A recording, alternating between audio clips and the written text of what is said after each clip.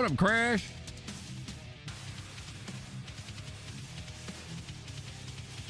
Woo.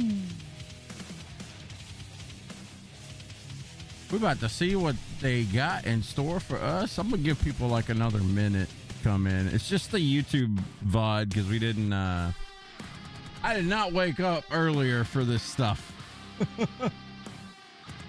What's up, dude? How's your day going?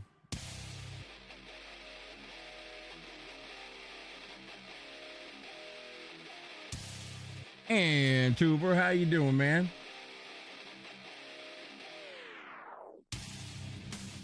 Oh, that first sip of coffee is so glorious. So glorious. Going well? Good to hear, man. One of them damn cats came in here last night and rubbed up on my mic. Got a few pieces of stray hair here. Not the fan.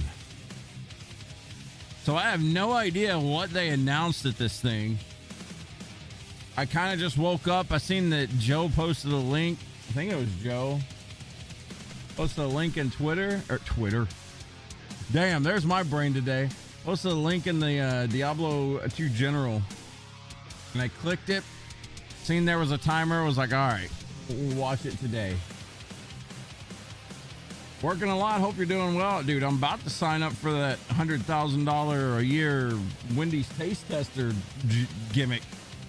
Kidding me? I get that thing, I'll be happy as hell. I'll be taste testing Wendy's products for you guys for days. I'm kidding. If I got that, I'd probably die.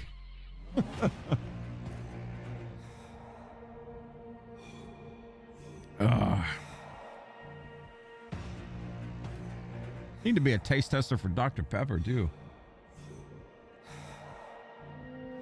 Maybe that's my calling.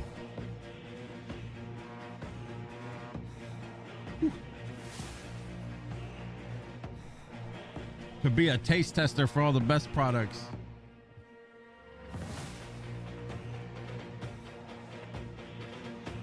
How long is this? This is pretty long. They talked about a lot of stuff. We got this thing is like an hour long, man. Holy crap. You know, all we're doing today is farming anyway. We can take a small break from D2 and watch this stuff. By the way, is the sound okay? Can you guys hear it? Do I need to turn it up a little bit?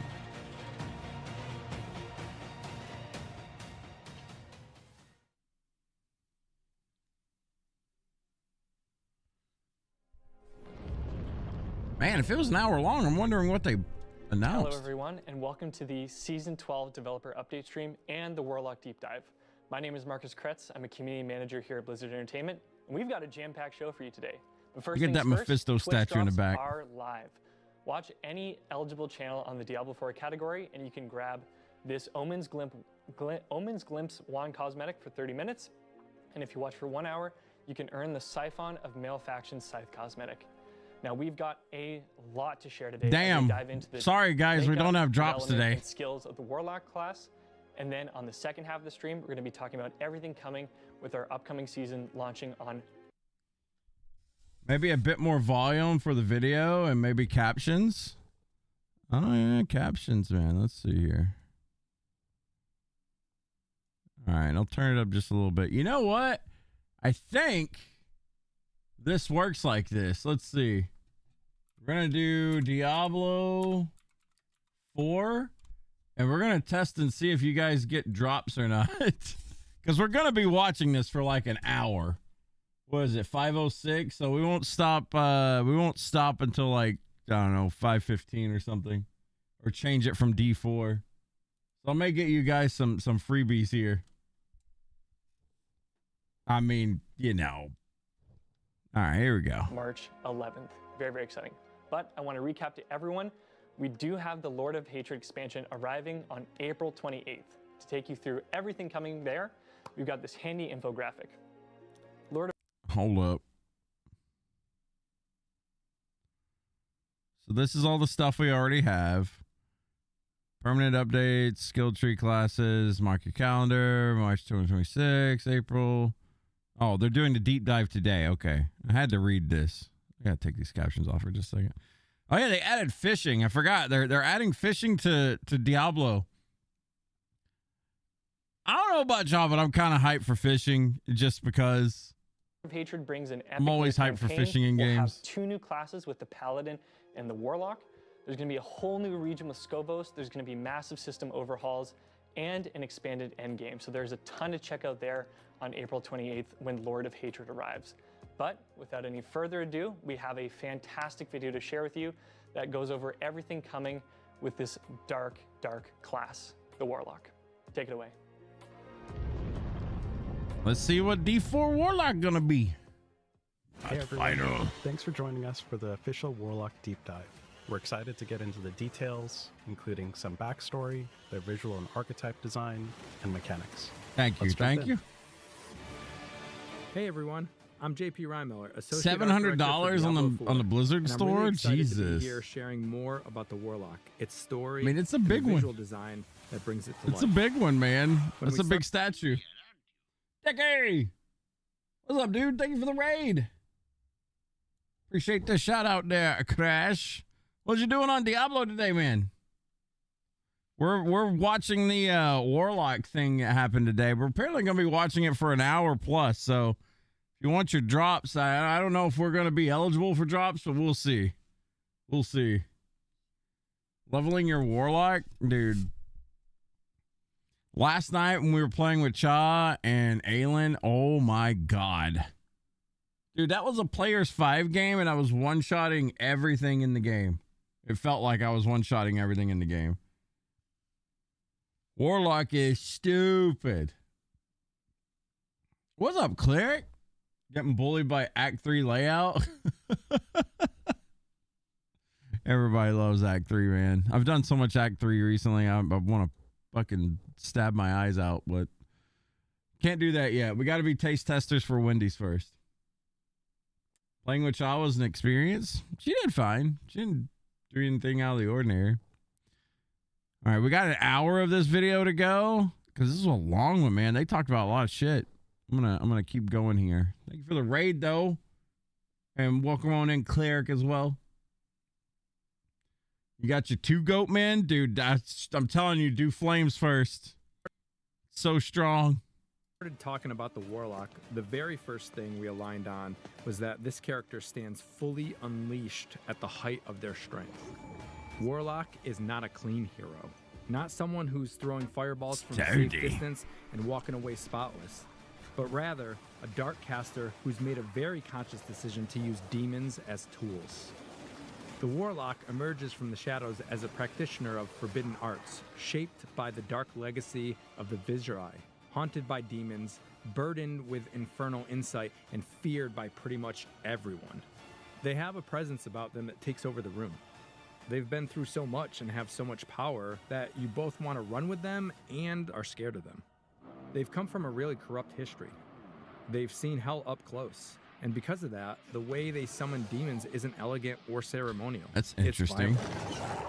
You're ripping something out of hell against its will and forcing it into sanctuary. You don't always know what you might get, and that struggle between this dark evil and the hero you are is core to the fantasy. What I love about the Warlock is that they sit right on that line between hero and something a little more dangerous. They're trying to save Dude, a giant hand that comes out? What is that? There's no regret about collateral damage. It's very much, that is so I don't have a sick. choice. This has to be done. And we wanted that to come through not just in the spells, but in how they move, how they stand, how they occupy space. They can take a hit and hit back in ways we've never done before in the Diablo game. That's really the heart of the class. You're asserting dominance over hell itself, and everything about the Warlock, narratively, visually, and mechanically, reinforces that idea. When we were figuring out the visual direction for the Warlock, we knew pretty early on we didn't want them to feel like a traditional fantasy Got a caster. spike in your chest. No flowing robes, no pristine silhouettes, no fancy elegance. The touchstones we kept coming back to were rebellion and metal. That feeling of someone who's been through hell, literally, and came back changed by it. Visually, we wanted the Warlock to feel intimidating. To be honest, a lot of that inspiration comes from metal music culture. It's loud and aggressive, and that idea translated really naturally into how the Warlock moves, how they cast, how they carry themselves. This is someone who's walked the edge for a long time. Like, That mean we're gonna mosh pit our way in? Shards until they found the right amount. So we leaned into the color vibe of working in a machine shop and having the oil and dirt on you. There's grit in the materials, texture in the surfaces, and weight in the way everything hangs off the body. Nothing feels ornamental for ornament's sake. They're not trying to look heroic. They look the way they do because that's what surviving hell does to you. Everything visually is there to support that story. Layered atop this is a visual design where strong demonic colors of VFX intertwine with physical motion that sets the stage for their lore as a caster, who bends demons and infernal forces to their will, giving the class an otherworldly presence. There's a unique aspect to how we crafted this hero. Character art was a huge part of this class from the beginning. With so many assets needed to be created for the demons, we had to work closely as a feature team to pair all the visual elements of VFX, animation, and character art to help make the demons feel a part of the class in a way that succinctly flowed through the Warlock's visual design. With a balanced approach to animation and VFX, the demonology, shadow, and fire bring that raw, unfiltered power to life in the Warlock. Every moment is deliberate, heavy, and echoes the physical toll of wielding hell's energy.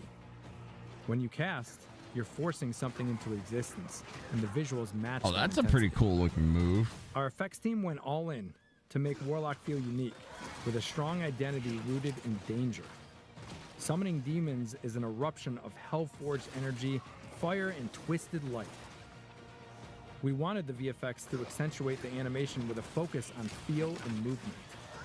That's why when you see the skills, they are crafted with aggressive shapes and relentless motion.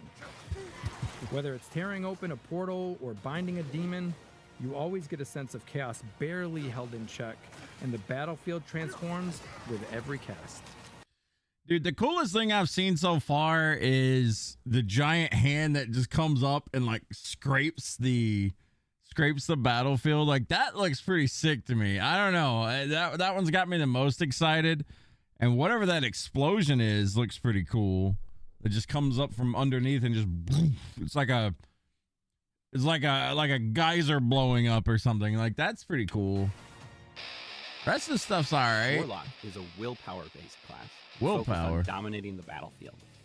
They use two different resources: Wrath to bring chaotic destruction, and Dominance to summon powerful demons. To define the Warlock as a class, we focus on what it will empower players to do and how they will interact with the world. First, you create. You're constantly bringing things into the world. Demons, demon parts, manifestations of hell. For example, you might command Fallen to path through the environment. Oh, that's kind of cool. You might block off areas with Wall of Agony, actively shaping the battlefield with your summoned creations. Then you control. A lot of your power comes from deciding where those demons go, how long they stay alive, and what state they're in. You're controlling the battlefield by positioning and commanding demons. Dude, these little turrets, though. This is where Warlock is really able to flex its willpower and feel a sense of deliberate domination.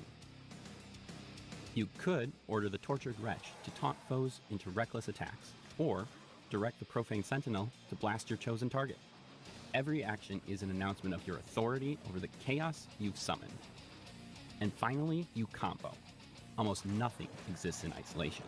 You're encouraged to chain interactions, summon something, modify it, consume it, detonate it. Wait a minute. Or use it to empower the Did next they just action. like Something did he chaos? did he make a wall You're and then encouraged make to them chain come out of the wall? summon Wow. something, modify it, consume it, detonate it, or use it to empower the next action.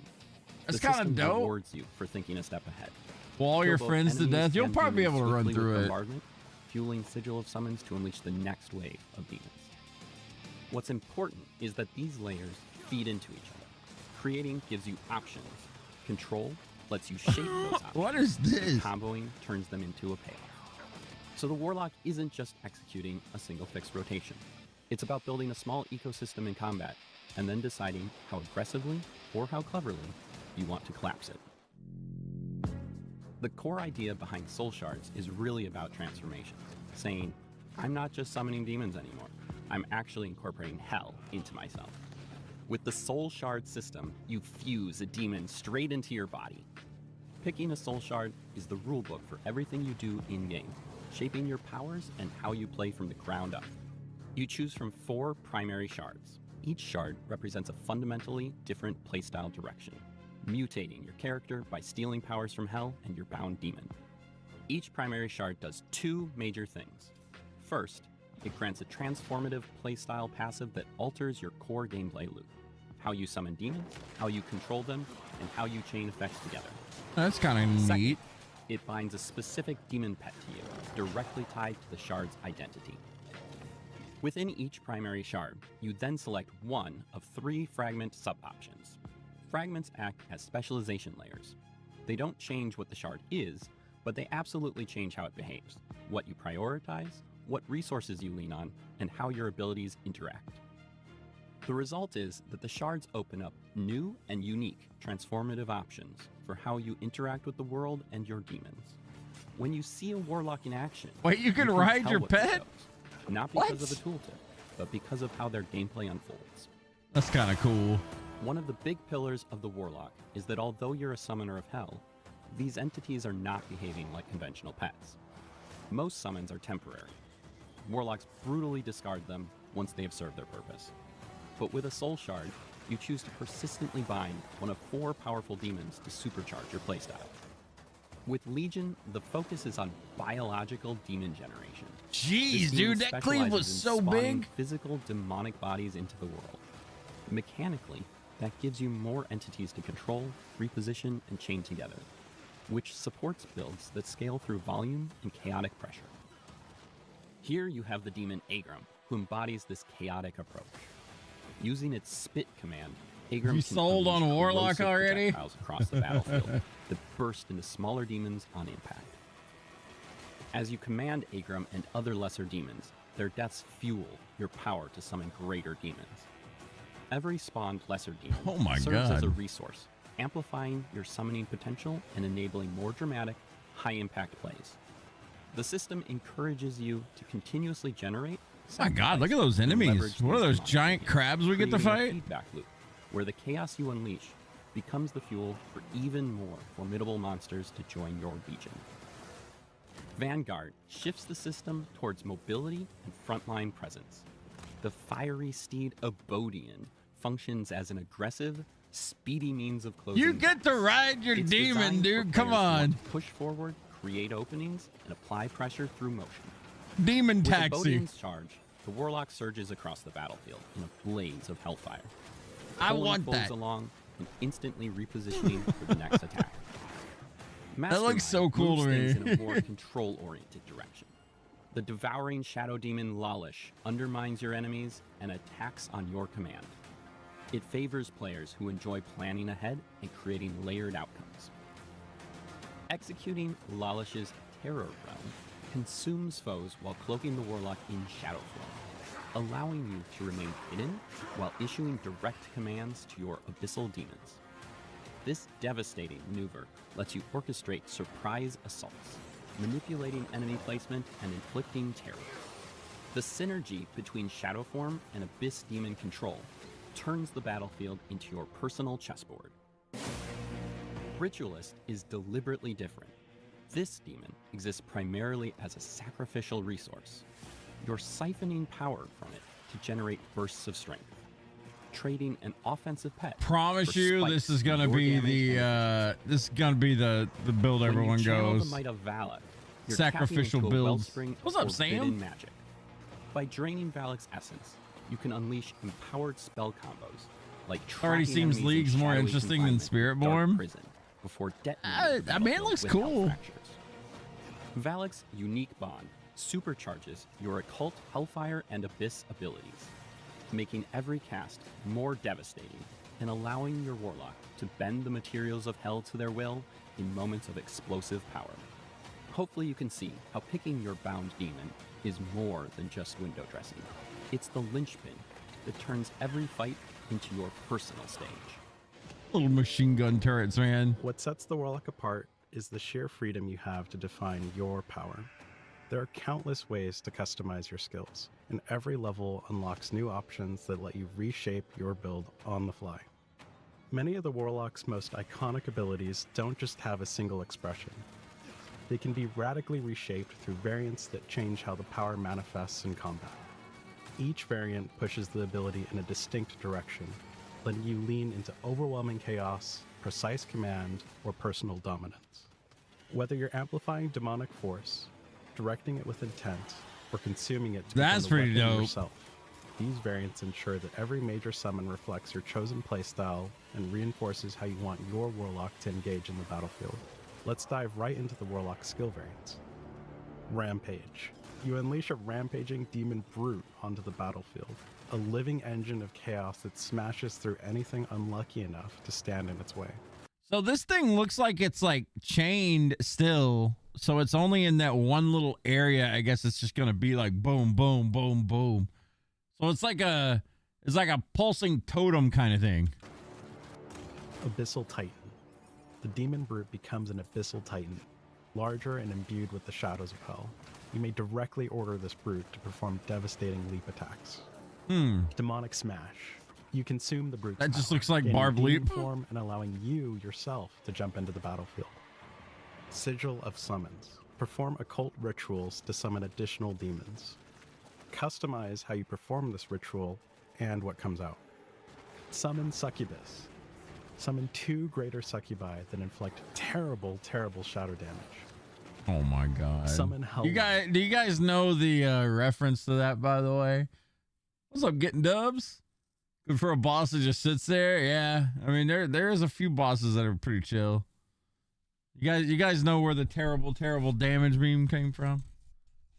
Dustin Browder back in StarCraft 2 days basically said it. There was like a battle cruiser or something. No, there was a battle cruiser in the story that took the meme as well, but that came from StarCraft 2. Summon a Hellworm. Terrible, terrible damage. Summoning even more demons. Fiend of Abaddon. You summon a towering demon juggernaut, wielding a massive hell-forged greatsword that cleaves through the battlefield in unstoppable arcs of destruction. Abyssal Colossus. That thing was big. That cleaved like half the map. Just whoosh, whoosh. You may now order the Fiend to perform an enormous two-fisted smash that pulls in enemies. Vanguard of Flames. This Fiend is now bound directly to you. Oh, and it follows you and allowing you to charge into battle with it. This is especially cool with the Rampage Demonic Smash variant, since you can leap yourself with this Fiend attached to you. We're so excited for all of you to shape your It's Warlock actually pretty playstyle cool, man. with your own devastating abilities and unique variants. The options are as dynamic as they are powerful. Dive deep and discover the combinations that unleash your true potential. Yeah, Warlock gonna be pretty Our Warlock exciting. deep dive for now. Thank you to our incredible community for your ongoing passion and enthusiasm. Your excitement and feedback have helped shape every step of our journey, and we can't wait to see how you make the Warlock's power your own. That looked pretty cool. Being able to like move with it. Also the leap move with it. There you have it, the Warlock. Hot damn, that looks amazing. Hot and damn. who better to get into everything than Colin and Bjorn? Welcome back to the stream. Awesome. Thanks. Hell yeah. So first things first, I gotta ask you guys, why the Warlock? Yeah, I think that's a great question. So, you know, Lord of Hatred as an expansion has this core theme of sort of heaven versus hell. Also, this sort of duality of old versus new. There's going to be a lot of returning things that you're going to see from older games, like some of the monsters you might have seen, as well as like new things like the Warlock. So, you know, we felt like when we wanted to sort of deliver 2 classes in this expansion, we felt what better way to sort of embody this idea than like the Holy Paladin who walks the light.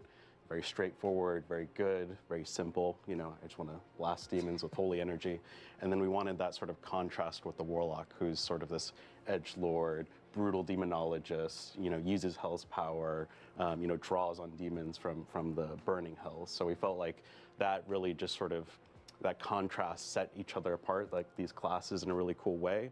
And I think, from the class design side, Bjorn, you designed the class. I think when we looked at it, what were some of the things we're looking for in terms of like carving out a new place in our roster? This is our 8th class now. Yeah, exactly. Yeah. When we're looking at kind of what classes can do, we're taking into account like each of their different play styles. And so with the Warlock, what we were really kind of honed in on was the ideas of like different sort of like summon-based gameplay that we hadn't explored as deeply yet. So with the Warlock, for instance, it's less about kind of the other things that you've seen before, maybe of like having like large standing armies that are constantly fighting for you.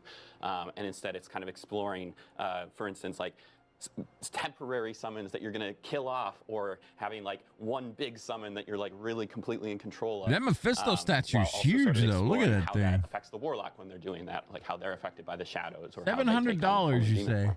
Yeah, like I loved it in the video how like the Warlock is not standing at the back. Like they're right in there flinging demons, like little meat trebuchets. Like it's pretty awesome to see. And I mean, yeah, there's so much to chew on with the class. Like what are you both most excited for players to get into?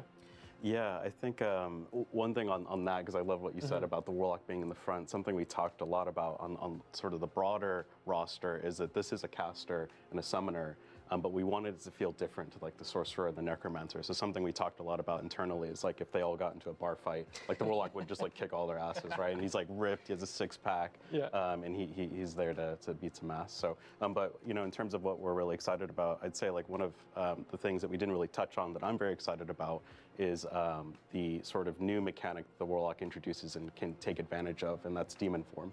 So Demon Form actually allows you yourself to turn into a demon and absorb some of the power of the demons that you can summon. You saw that on Rampage, where you can actually like leap yourself into battle. You just crush that demon, put it inside of you, and it lets you leap. Another is like you saw maybe in the video where you rip this demon head out of the ground and it starts spewing fire.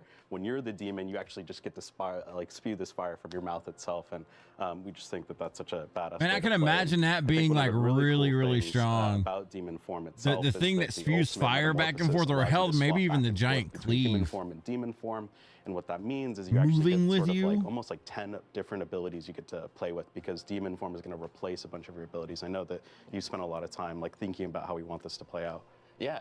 I mean, and even talking to kind of what you were saying of kind of leveraging the new systems kind of that we have. So specifically the new skill tree, having all the new variants in it too, kind of let us really explore that.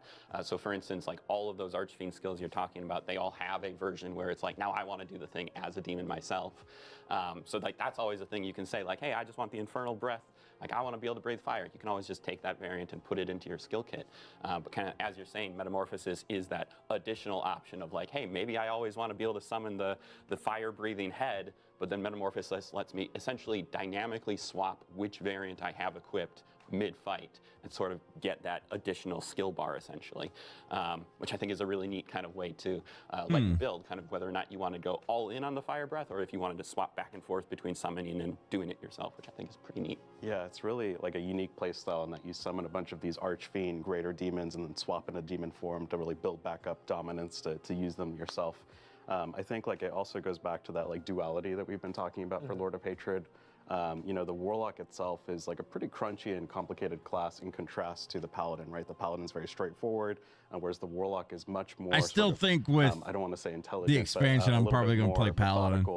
They nailed it with that class, man. That we're really excited to, I'm going to be sort trying have Warlock, of everyone course, play with. obviously, Yeah, I think but it's so cool that like Paladin, I liked what you said about like how the Warlock can embody demons. It's like the Paladin Warlock's not pretty gonna good. Not going to tell the demons to do anything he's not willing to do himself. Yeah, he's willing to get in there and get dirty. Yeah, and it really like you get to pick like, do I want to just do it myself, or do I want to tell the demons explicitly? You saw that with Shadow Form, where like the Warlock snuck up on a group of enemies. They didn't even know he was there and blew them all up. Or you can really lean into that like chaos of just summoning hundreds of demons that are all going to die and fuel your energy. Yeah, it's a super intense class fantasy, and Bjorn, I like what you said about the skill variants. Like it opens up a ton of different possibilities. Paladin good, with those man. possibilities, it also brings the question of like, how are you and the team going to approach class balance as the Lord of Hatred expansion comes out? There's going to be a ton to work with. Yeah, I mean, we want it to be fun, so it's going to tear shit up.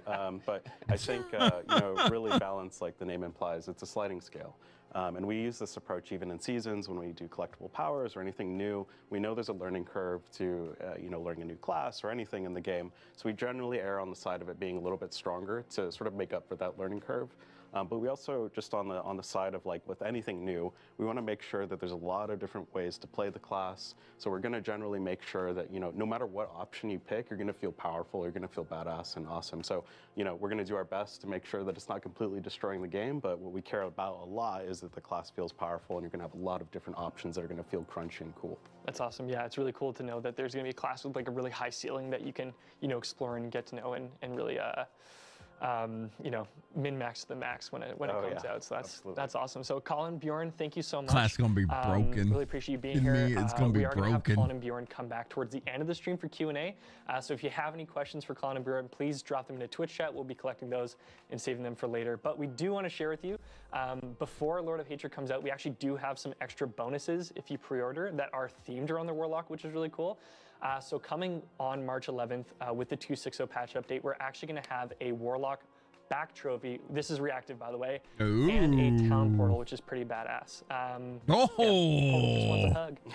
And then when Lord of Hatred actually launches on April 28th, I mean, we'll the town also portal have, looks this really Warlock sick. skin that you'll get as well from the pre-purchase the expansion. So those back trophy and town portal are going to be there on March 11th, and then more to come when Lord of Hatred launches, which is pretty awesome. And that is the Infernal Apostle Warlock cosmetic bundle. That is a chunky mouthful. That's a lot, yeah. Yeah, so you can grab that. So we will say goodbye to Colin and Bjorn, and we're going to bring in some new people to check out everything coming with our next season. So hang tight.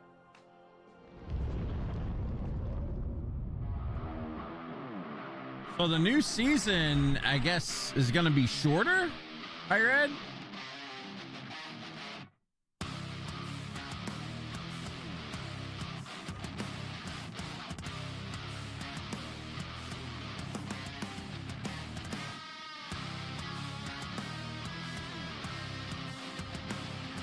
What the hell? Do I gotta wait?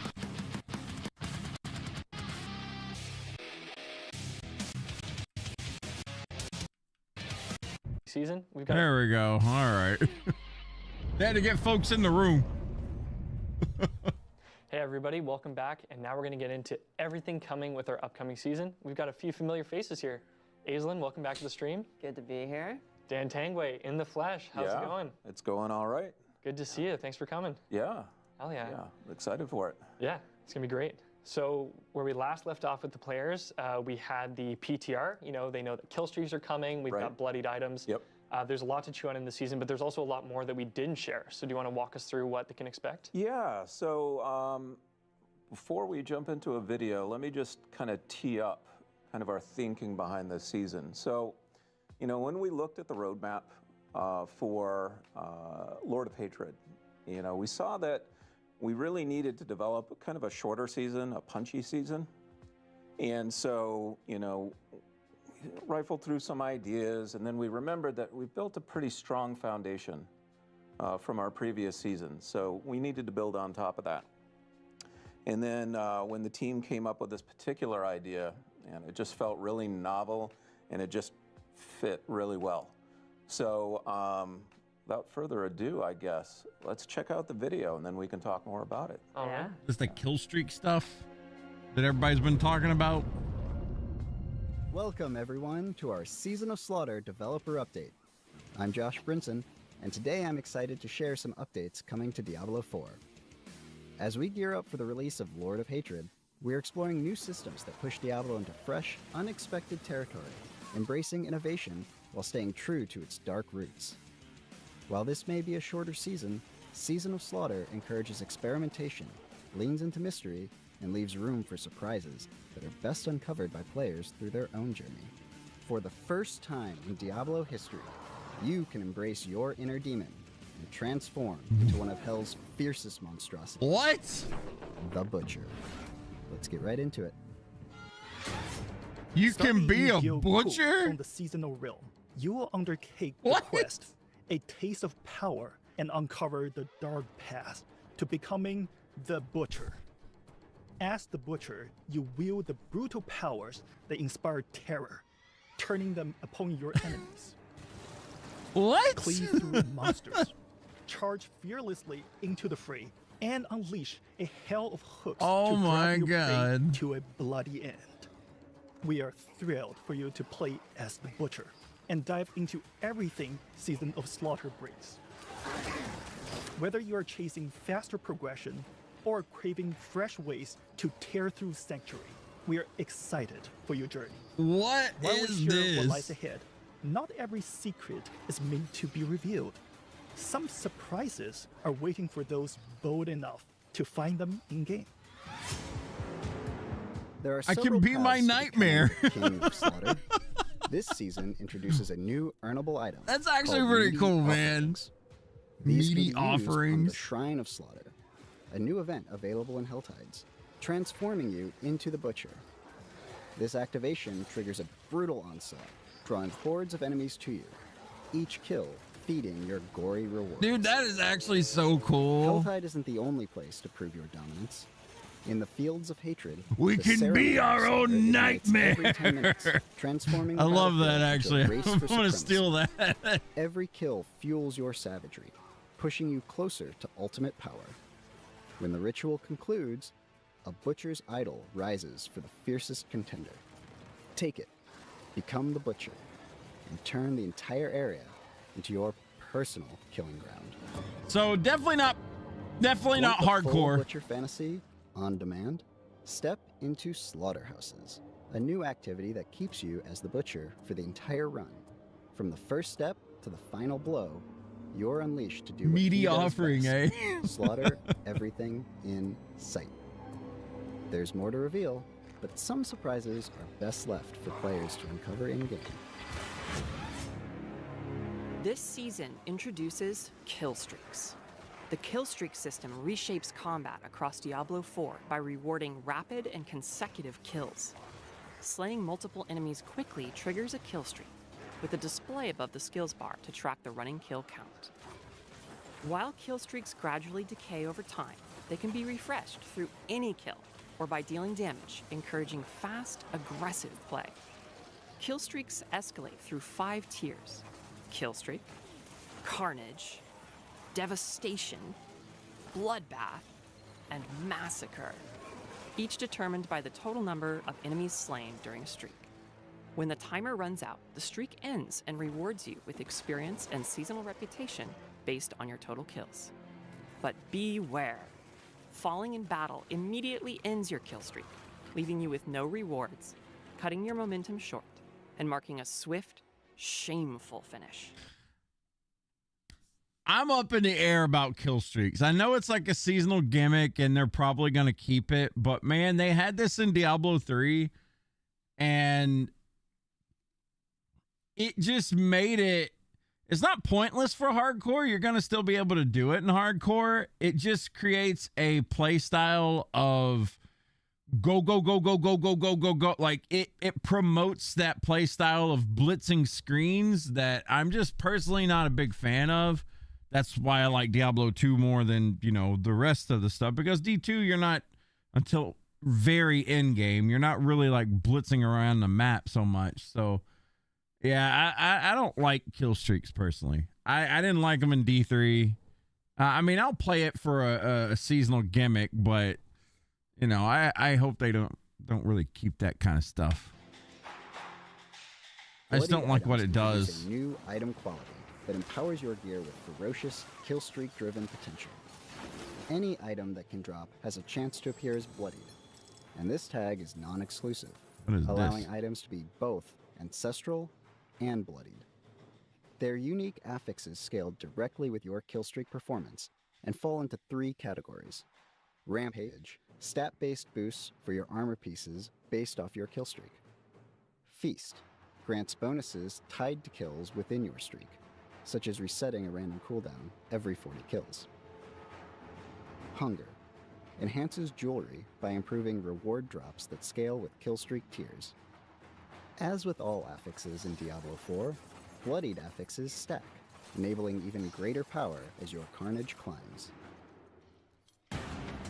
Bloodied sigils push your brutality even further, unlocking more intense challenges and greater rewards as you brave the rising heat of combat.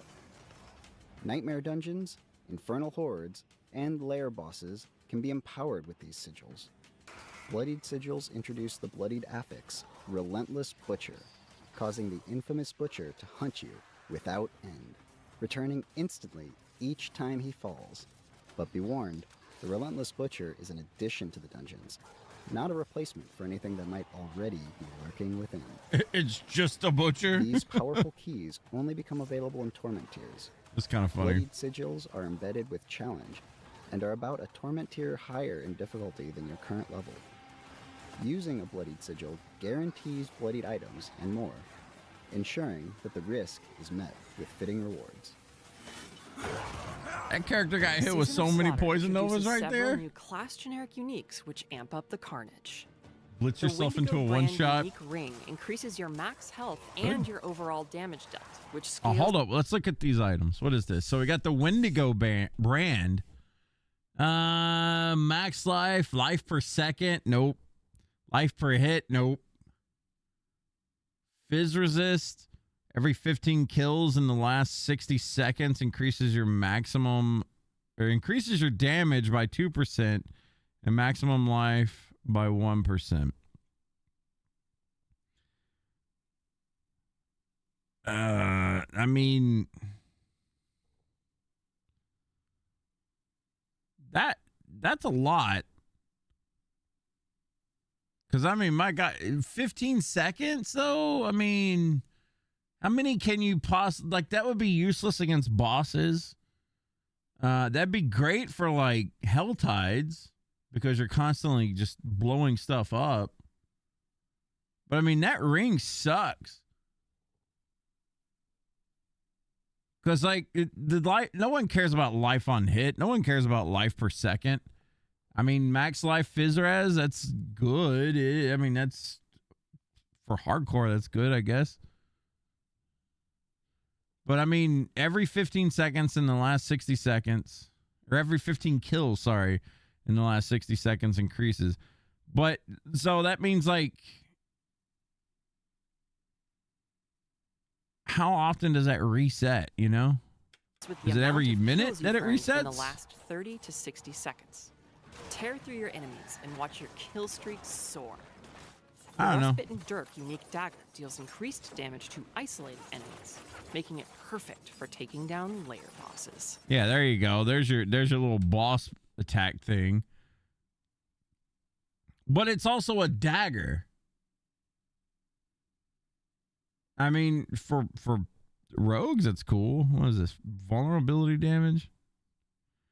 I mean, that's 100x multiplier for a fucking rogue, most likely. To isolated enemies, making it perfect for taking down lair bosses. The Thousand Eye Reaver. Oh, hang on. I gotta move the chat so you guys can actually read this shit, huh? My bad. Hey, what's up, Skinny?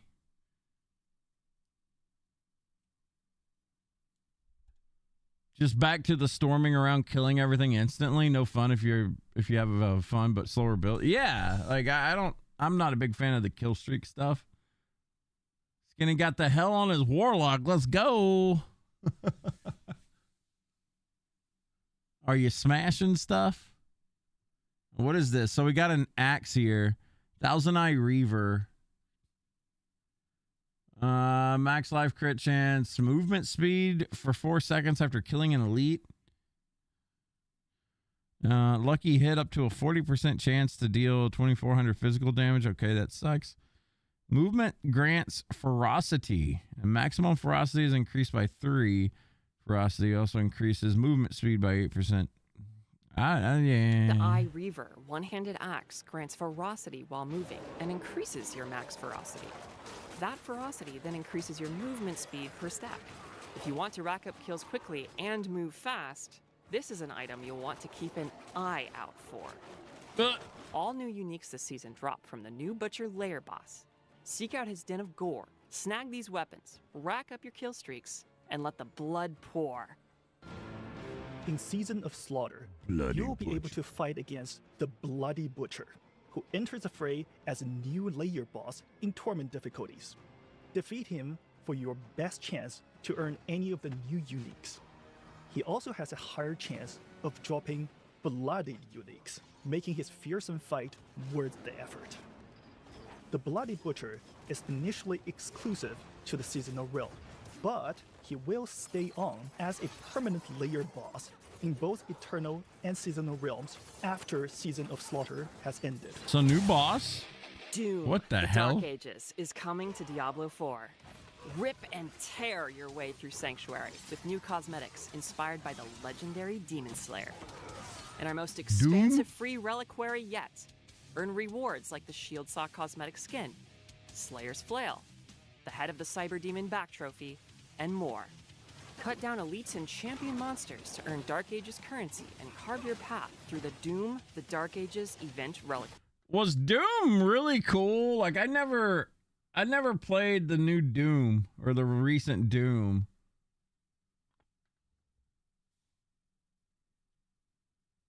You got sick, so instead of going to work, you just blasted through Act 5.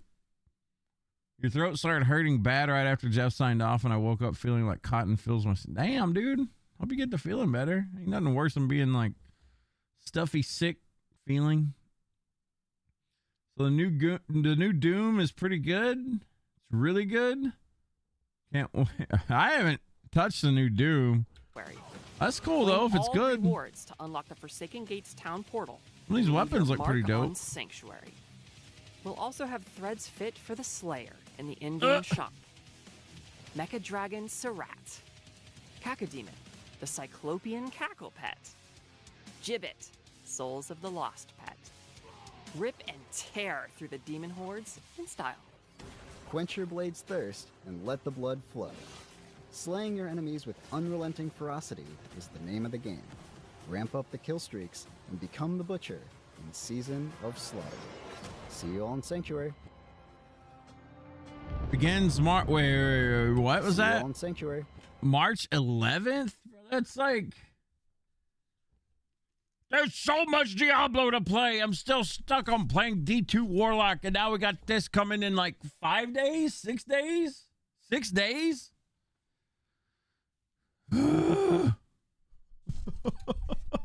Jeez, man. So much to do. What's up, Mr. Martenzo? You don't like how they dealt with Mick Gordon, but the games are fun? Talk about Doom. Deck, are you buying those skins? They look pretty cool. These look good compared to the Berserk stuff. I wasn't a big... I mean, I never watched or any of that, you know, got into, like, Berserk. So it didn't really, like... like I said yesterday, it wasn't up or down for me kind of thing. Is D4 limping along, or is this an actual improvement? Oh, no. D4's been doing good, dude. Like, I mean, it's a different game, right? It's not like Diablo 2 where it's a lot more slower paced, a lot more methodical. Itemization's radically different. But no, man, I would say since like December, Diablo 4 has been like not doing just good, but it's been popping. If you play Paladin, I have been like super into Paladin. When this season starts, I'll probably play Paladin. When Warlock comes out, I'll probably still play Paladin, but I'm going to try Warlock. Now, D4 is doing good, man. D4 is doing really good. Martenzo, how's everything? Everything's going glorious over. I'm catching up on the announcement stuff earlier today. I was asleep. I fell asleep about 2 hours before it went live because my sleeping schedule's a crazy mess right now. But no, honest to God, I know it's been an internet meme for years now, that D4 bad kind of thing, but nah, dude, D4's been doing really good. You just have to like separate it, right? It's one of those, I call it just new style ARPGs where you just kind of blitz around for a bit. There's always Diablo 2 to go back to if I want like that fine wine of ARPG. But if I want to like, you know, go grab a Red Bull and bang my head against like the wall or something for 2 weeks straight, in a fun way, not like a bad thing. That's what D4 is. You just got to kind of separate them. Once I separated the two, instead of trying to compare them all the time because, you know, they're ARPGs and it's all Diablo, it started to hit a little bit different for me. Is D4 something I'm going to sink years of my life into over the course of time? Sure. But am I going to play it back to back to back to back like I would Diablo 2? No. I mean, there's not enough. The content in Diablo 4 is a sugar rush. The content of Diablo 2, to me anyway, is like a, it's a steak dinner as opposed to, a bag of chips and a Dr. Pepper kind of thing. Does that make sense? You ever played Grim Dawn, Jeff? Yeah, I absolutely love Grim Dawn. Grim Dawn's a really, really good game.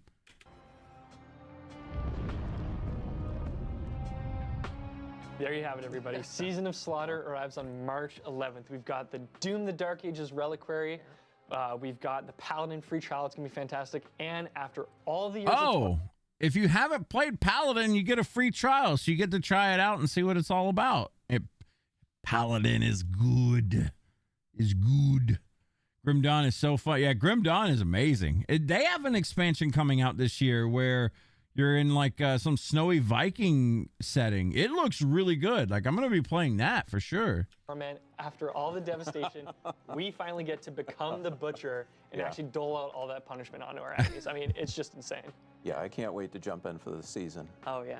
It's going to be so fun. Yeah, it's going to be fantastic. And I know this, the butcher is going to be the seasonal component of it, but we do also have a lot of changes coming in, more evergreen changes coming in the season to kind of like help heighten some of those, activities that we play over and over. And I mean, Aislinn, I've heard you got some quality of life queued up. What can players expect this season? Yeah, so of course you saw all the amazing stuff coming in Season 12, Season of Slaughter, but we also try to continuously update the game and make sure that it's better all the time. And so we've got something that people have been asking for a while. We gathered all the locksmiths in Sanctuary and we opened all the doors in all the Nightmare dungeons. So you don't have to go and click on them anymore. You can just break right through them, or they're already open and you can just go through as quickly as you'd like. We also kind of changed the way that traversals work, like when you're climbing walls or like descending ladders and stuff like that. It now scales with your movement speed, so going through the world just feels a lot more natural based on your own. So there is no slowdown at all anymore in Diablo 4. Because used to, it was like you're rush. You see a ladder. Okay, climb the ladder. I can take a sip of my drink. Now it's just like it's they're just speeding everything up. Movement speed. Oh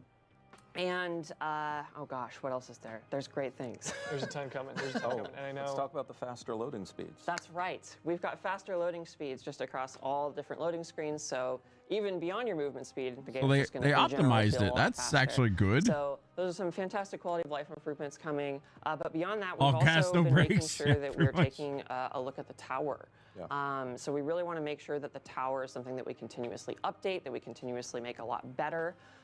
We know it's still in beta, and because of that, it's getting tons of changes constantly every season. Absolutely. I haven't even touched the tower. I wanted to just dive a little bit into that. So we've got exploit fixes. Like, for example, there was a way to extend the timer past 10 minutes. We don't want players doing that. There was a way to like kill enemies while you were still in the safe area. We don't want players doing that, so we fixed that. We've got 5 new tile sets coming to the tower, so there's going to be lots of like cool new places you can explore. We're even removing one of the tile sets because it was just like too narrow and kind of annoying to travel through in a competitive environment, so we didn't feel like it fit super well. And we've got 5 new bosses coming as well, which is really exciting. And we also took some time to make sure that the bosses were a little more balanced with one another. So you wouldn't go in and like fight a boss that had like way more HP or did like way more damage or anything. So they're a lot more balanced to kind of preserve the competitive integrity of the mode. And in addition, all the bosses hit a lot harder than they used to because we want to make sure that once you get to that end state, you're kind of having like an exhilarating battle to the finish, right? Instead of kind of a slog through like, oh, can I kill the boss in time? We'll see. Like, we don't want that kind of vibe. So yeah, those are some of the changes coming to the tower, but we also have some leaderboard changes. Yeah, that's right. So, obviously, Aislinn just covered a lot of the gameplay changes coming to the tower, but we saw a lot of your feedback on the leaderboards as well, and we spent some time improving those. So first up, you're going to be... Before we dive into this, how was in-game in Diablo 4? You never got to dive too deep into it.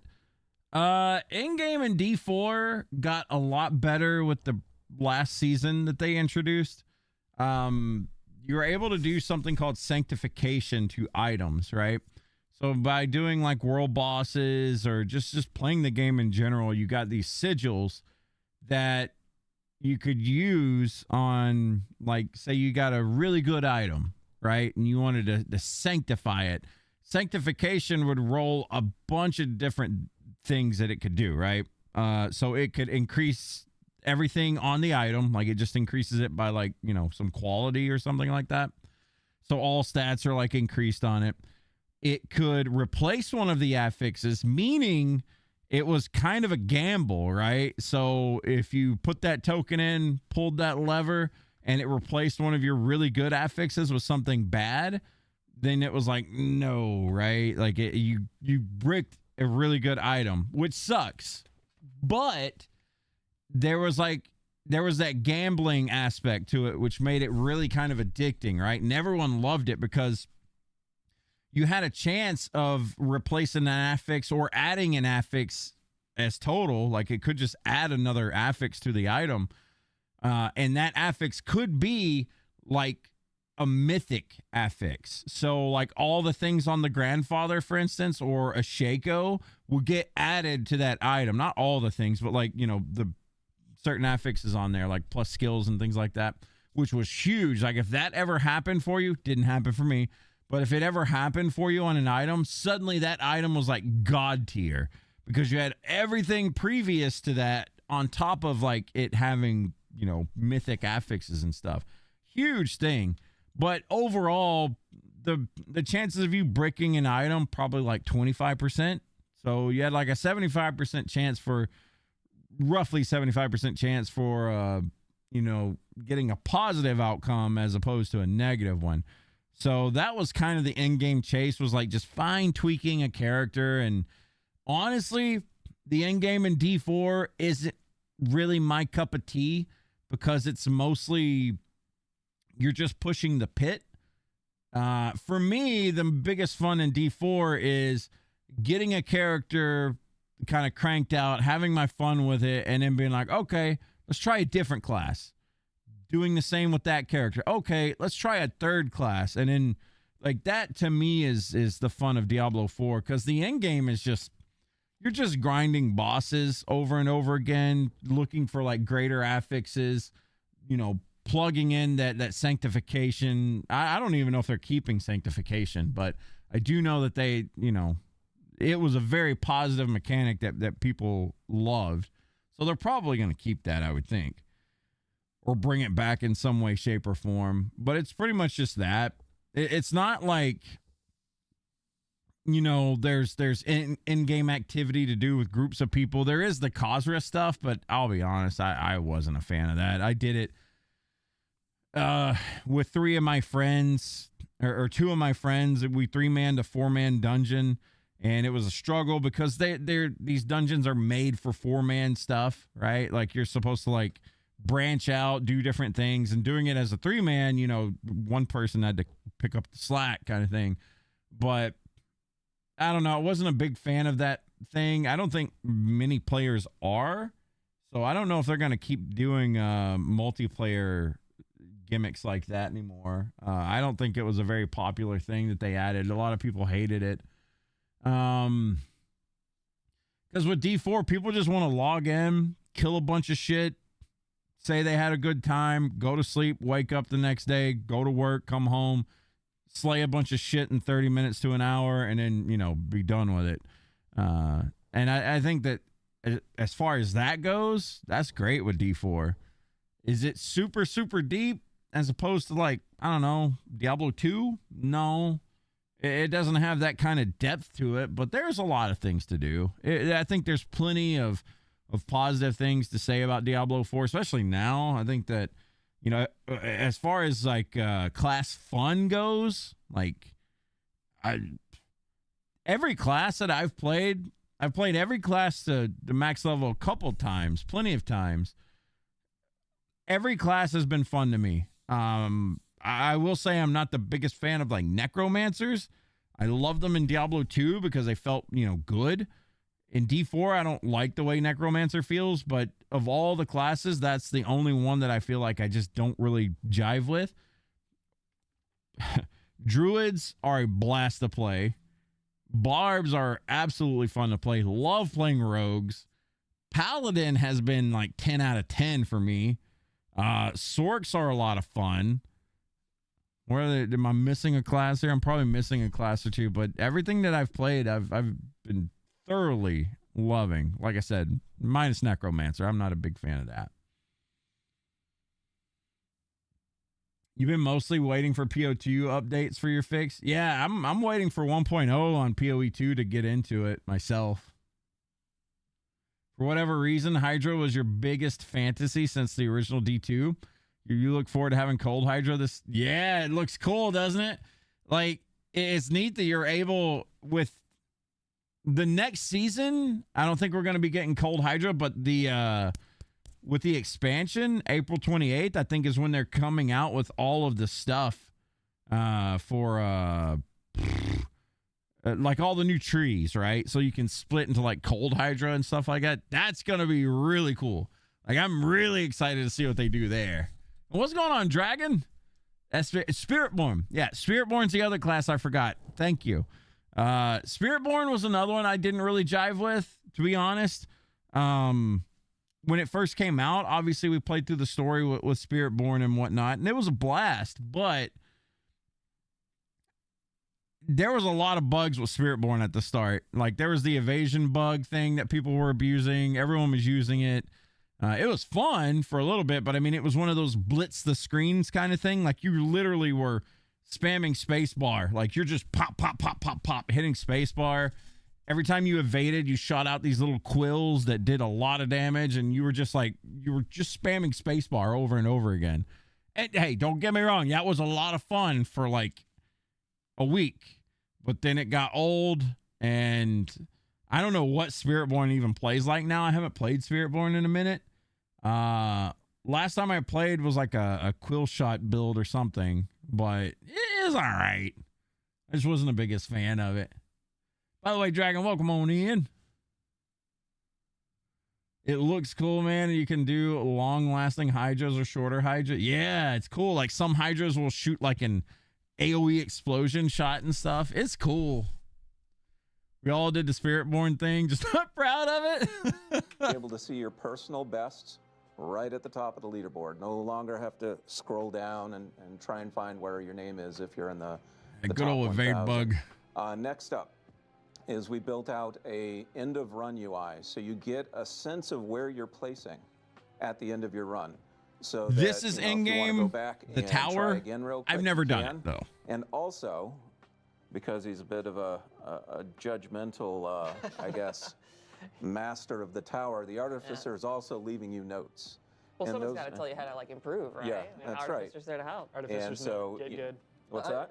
Artificer's note, get good. Yeah, pretty much, yeah. So, yeah, there's a bunch of notes every end of run that you'll see that will hopefully help you improve your run. Mm-hmm.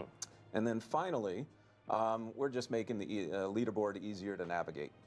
You've got a jump to me button, so you can go immediately down to where your position is. Yeah.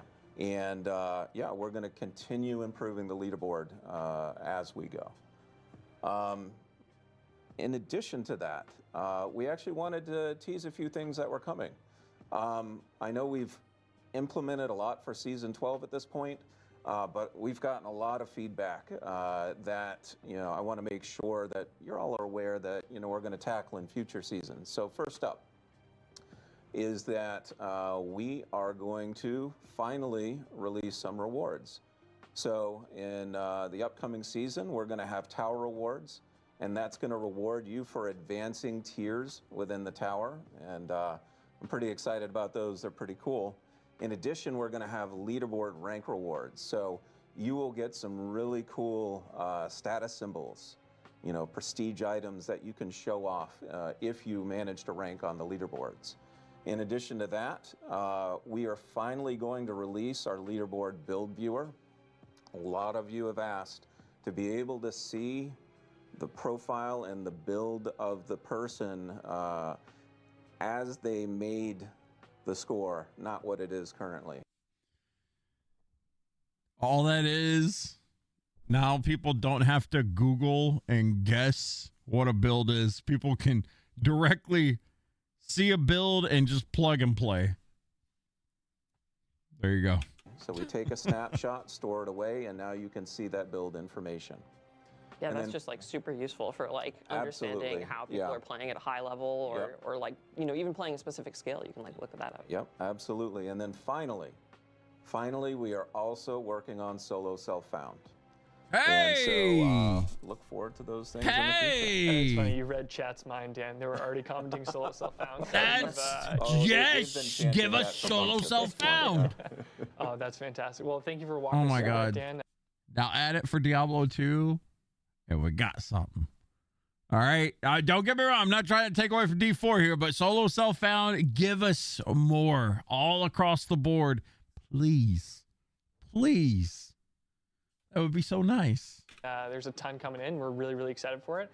And something I'm really excited to share with players as well. I know that a ton of people have been playing the Paladin in Season of Divine Intervention, but for those of you who have not yet purchased the Lord of Hatred expansion, we're actually going to have a Paladin free trial starting with on March 11th.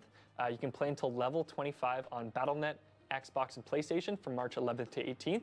You'll be able to play the Paladin up to level 25, and if you pre-purchase the Lord of Hatred expansion following the trial, you'll actually be able to continue your progression on that same Paladin character. I'm going to say this right now. If you haven't played Paladin yet, I'm not shilling. It seriously is a lot of fun. Now, you're going to hit 25 in no time. But if you haven't played Paladin yet, it is by far the most fun class in Diablo 4 at the moment, in my opinion. But yeah, the Paladin class is so fun. If you haven't tried it, this is a free trial. Like, I would definitely give it a go. D4 Paladin, good. Dubs, your hardcore solo self-found on D2R. You're loving it. It's so fun, right? Like, solo self-found, yeah, it's a blast to just do it. Like, it's almost like you're playing a survival game at that point. You're picking up a lot of things that you normally wouldn't pick up, but you're like, okay, I may need this. I don't know, maybe for a different like build or something you're going to try later on. Maybe you need to swap builds over or something like that. Solo self-found is so fun. That you used before, which is pretty great. So It's so worth it. The Paladin is seriously so fun. If you haven't had a chance to try it yet, now is going to be the time. Oh my God. Yeah. Look, I'm not trying to sound like an echo here, but she is correct. Like, Paladin is so good. Amazing. Yeah, it's an absolute ton of fun. And I'm also really excited because there's another thing players I feel like are always asking for. You're going to be able to pre-download the 2.6.0 patch starting on March 9th. So for PlayStation, for Battle.net, PlayStation, and Xbox, you'll be able to pre-download the 2.6.0 build on March 9th at 10 a.m. So then when it launches, you'll be able to jump right into the fun, which is pretty great. Hell yeah. So yeah. We're now going to head into the Q&A portion of the stream. So hopefully you've been dropping your questions in Twitch chat.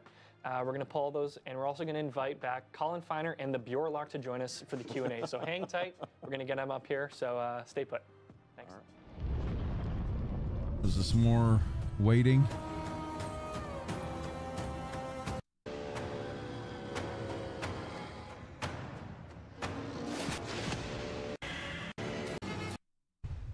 All right, everyone, welcome back. Oh God, to they got the Q&A gang portion here. of the show. We got the whole gang here. And first things first, Aislinn and Dan, I got to ask, what was it like among the development team when someone pitched, hey, let's actually have the Butcher as a playable character? Like, I mean, that must have been nuts. Yeah, no, it was one of those things where somebody came up with the idea and I wrote it down. I'm like, I don't know about this. But, you know, when we look. My goal for my plan, I am probably going to play the next season when it comes out in 6 days. I'm going to play Diablo 4. I'm going to complete my season. I'm going to have my fun with it. And I'm going right back to Diablo 2 until, was it April 28th, I think? Yeah, April 28th is when the expansion comes out. Then we're just going to go full-time D4 until we get we're going to eat from that plate until we're done. And then, I mean, we'll sprinkle in some D2 here and there because, man, I'm not gonna lie, I'm absolutely addicted to D2 again.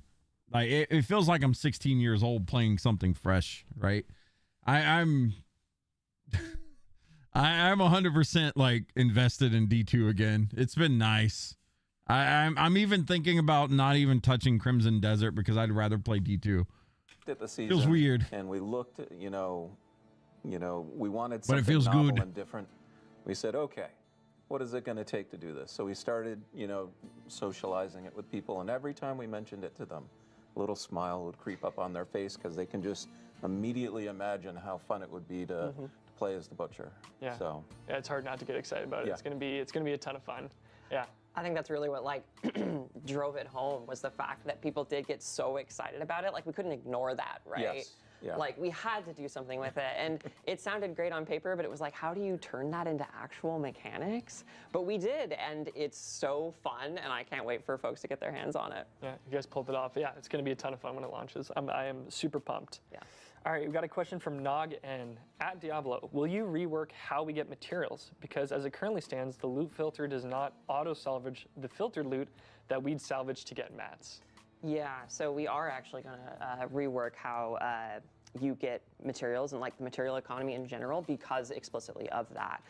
So I don't know if I would say it's necessarily like reworked from the ground up, but that has been taken into account, and like the materials you need as you go into higher difficulty tiers and like the way your loot filter kind of naturally evolves is intended to support that. So you're still going to be like earning the materials you need, and like when you finally decide like, oh, I never want to see non-legendaries anymore, or I never want to see non-ancestrals anymore, you're probably going to be in a place where you actually probably don't need those materials anymore at all. Like you already have like a fantastic stockpile of that stuff, so you don't really have to worry about it. Yeah, we all know that point you get to in the game where you're like, okay, this is credit to me. I no longer need you. I'm done playing with you. Yeah, that is that true. point. Awesome. Question from Ignition. Yeah, you're right, How will you address Martenzo. kill streak tiers dropping off before getting to a big boss, like in the pit, the tower, or the infernal hordes? Yeah, so we actually did work a little bit on the amount of time that you will be in a kill streak, and also like how loading screens affect a kill streak, just to make sure that it is actually possible to like maintain it and get to the end. That's awesome. Yeah, good, nice feeling to be able to chain that kill streak throughout a whole dungeon or activity, Yeah, for sure. Absolutely. From X-Drift Ninja X, is probably one for Colin and Bjorlock. Can you constantly stay in demon form? Yes and no. So it's really going to depend on how you build your character. A big part of the skill tree is going to be customizing kind of what you want your character to do. So you'll find when it comes to demon form, there are bonuses for swapping in and out of it, or trying to stay in it as long as you can, that sort of thing. So most of the variants will give you like a couple seconds of demon form. So that's more of like kind of a temporary thing, but you could chain them back to back to try to keep that going. The caveat would be Metamorphosis, which we spoke on a little bit before, which is the ultimate. That baseline allows you to swap into demon form, but replaces your entire skill bar.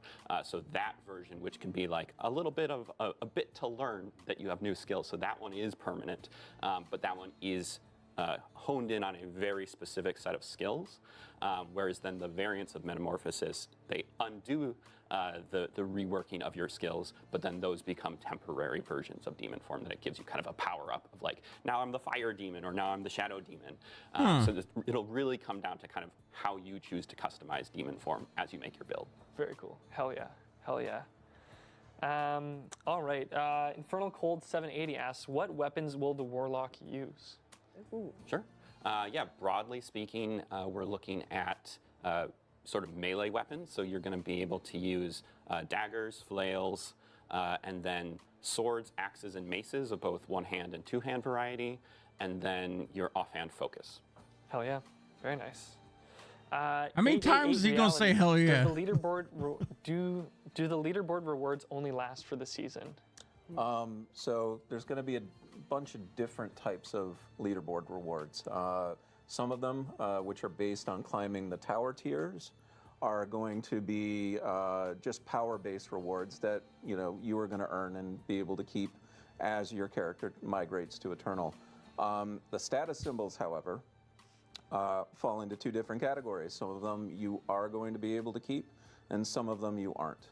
And so, I don't want to spoil too much yet, but it's a nice mix of things that basically allows you to both show off in the moment and then kind of memorialize the fact that you were able to achieve something, that difficult, I guess. Yeah, it's always nice to still have something you can kind of peacock around and let everybody know. Yeah, hell yeah. Finally, Marquise, or Marquise, however you pronounce it. At Diablo, what about other classes for class balance? Like the Druid, will it get some love around when Lord of Hatred drops?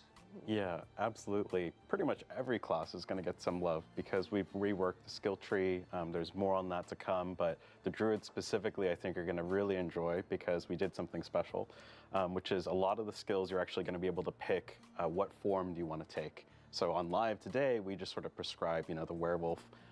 Let's just say Shred, for example, can only be used as the werewolf, or Maul is a good example as well, which is the Druid bear attack. It's a basic attack.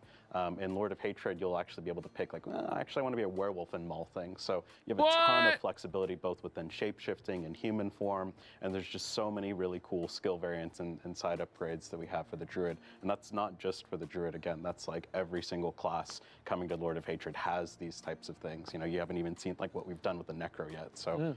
Dude, that is so cool. So now, I mean, we've been playing Druid since like day one, but being able to use like werewolf skills as a werebear and vice versa, that's actually really cool, man. Because there was a lot of, look, we played werebear since day one. All right. There's a lot of cool skills on the werewolf tree that I would love to use, but we play bear, so we can't use them. But now I like that.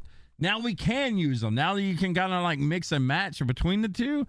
That's a really neat idea. I'm excited for that, man. That's a really neat idea. There's just like a lot of stuff that we have in store, and it's all going to be balanced. We've been playtesting it a bunch. We've been hammering on this for like a year, so we think it's just going to be a really fun moment. That's a really cool thing. You're gonna have really cool stuff to play. Oh, yeah. Druids lame. Druids are so cool. Tender loving care in Lord of Hatred. So I love my Druid. Regardless of like who you play, like you're gonna come into Lord of Hatred and be like, holy shit.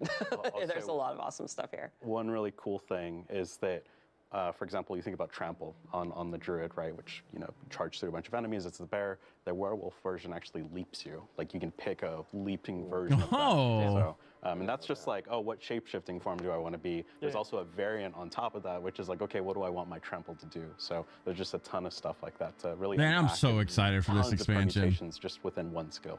Wow. Okay, you heard it here first, everybody. And I really like what you said. I'm looking forward to this. How we're just kind of scratching the surface. Like, we will have a whole other live stream to kick off before Lord of Hatred goes live. So we'll definitely have another spot to kind of get into all those details. But there is, like Colin said, a lot cooking for all the classes under the hood that we're really, really, really excited to share.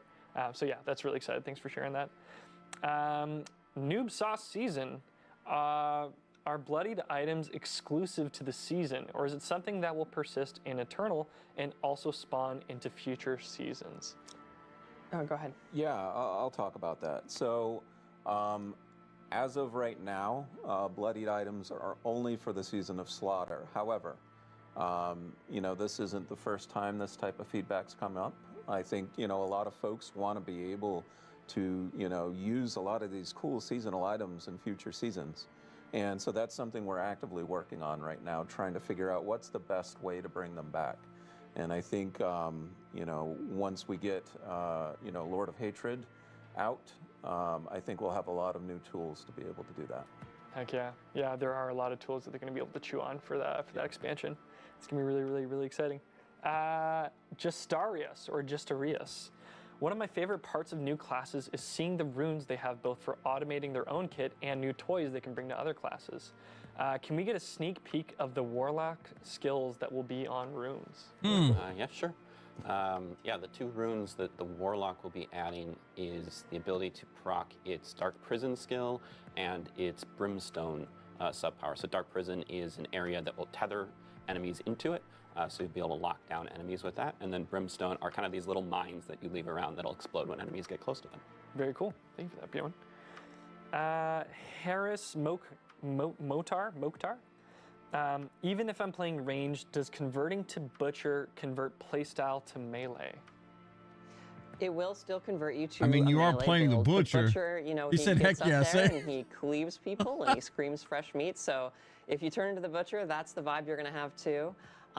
So I think we're really excited about the way the Butcher plays. Yeah. Like, he's just so much fun to just cleave through enemies. And he's also very burly and tough. So like, if you get up in melee, you're not really going to have to, like, typically, you're not going to have to worry too much about dying. There are some situations where it might happen, but yeah, can't wait for players to try that out. But His yeah, Furnace Blast is like basically ranged too. Like it like, is, eruption, yeah. it's the whole huge. screen, Yeah, and it's huge. like, attacking reduces the cooldown. So Yeah, Yeah. I guess the hook is kind of ranged, but then makes it close range. You know what I mean? It's like Yeah, so there's that nice blend. But yeah, the Butcher is definitely not a bow and arrow kind of guy. not a bow and arrow kind of guy. Not waving a staff around and slinging spells. Yeah, no shot, no shot.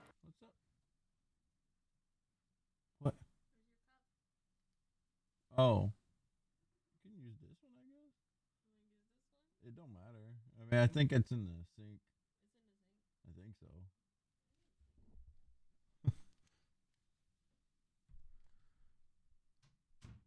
Okay, timeout. Did this guy just say no shot?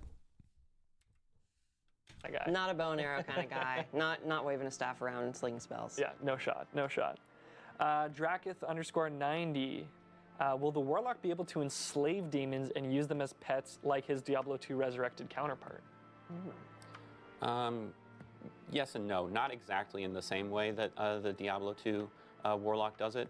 The main focus we have is, so with our class mechanic, specifically the 4 that you can directly bind to yourselves. Those are He is trying a little too hard. I think this is the first time we've seen him in an interview. He's the new community manager. Remember, before we had Adam, or Pez Radar is what most people remember as. And he was great. Like, Pez Radar was like 10 out of 10. That guy is actually funny. I think this guy's just, he's probably nervous. He's trying to do the whole fit in thing. Maybe, I don't know. But yeah, that's kind of cringe. sort of his primary demons that he's going out and then he's capturing. And then technically there's also a couple of ways to like dominate enemies' minds and kind of control them around the battlefield, but nothing as a direct one-to-one with D2 because they're just kind of slightly different games. Yeah, nice. I think one thing to touch on is for the class mechanic it is this quest. We've made a really cool quest for it. You're going to go across Sanctuary and dominate some of these really powerful like arch demons, right? Like they're more than just like, oh, there's a goatman over there that I'm going to possess. It's like, no, there's a devourer deep in the caves of, you know, this really ancient place that you're going to go and like bind this specific demon. And the whole quest line has a really cool, I'm not going to spoil the ending, but a cool ending to it. So that's sort of the take we had for the D4 Warlock. Hell yeah, it sounds badass. We got another question from Loathburger. Loathburger. Loathburger. Does becoming the Butcher put you into PvP mode? We know him. No, not necessarily, though there is a mode specifically in the Fields of Hatred that has some PvP elements to it that involve the Butcher.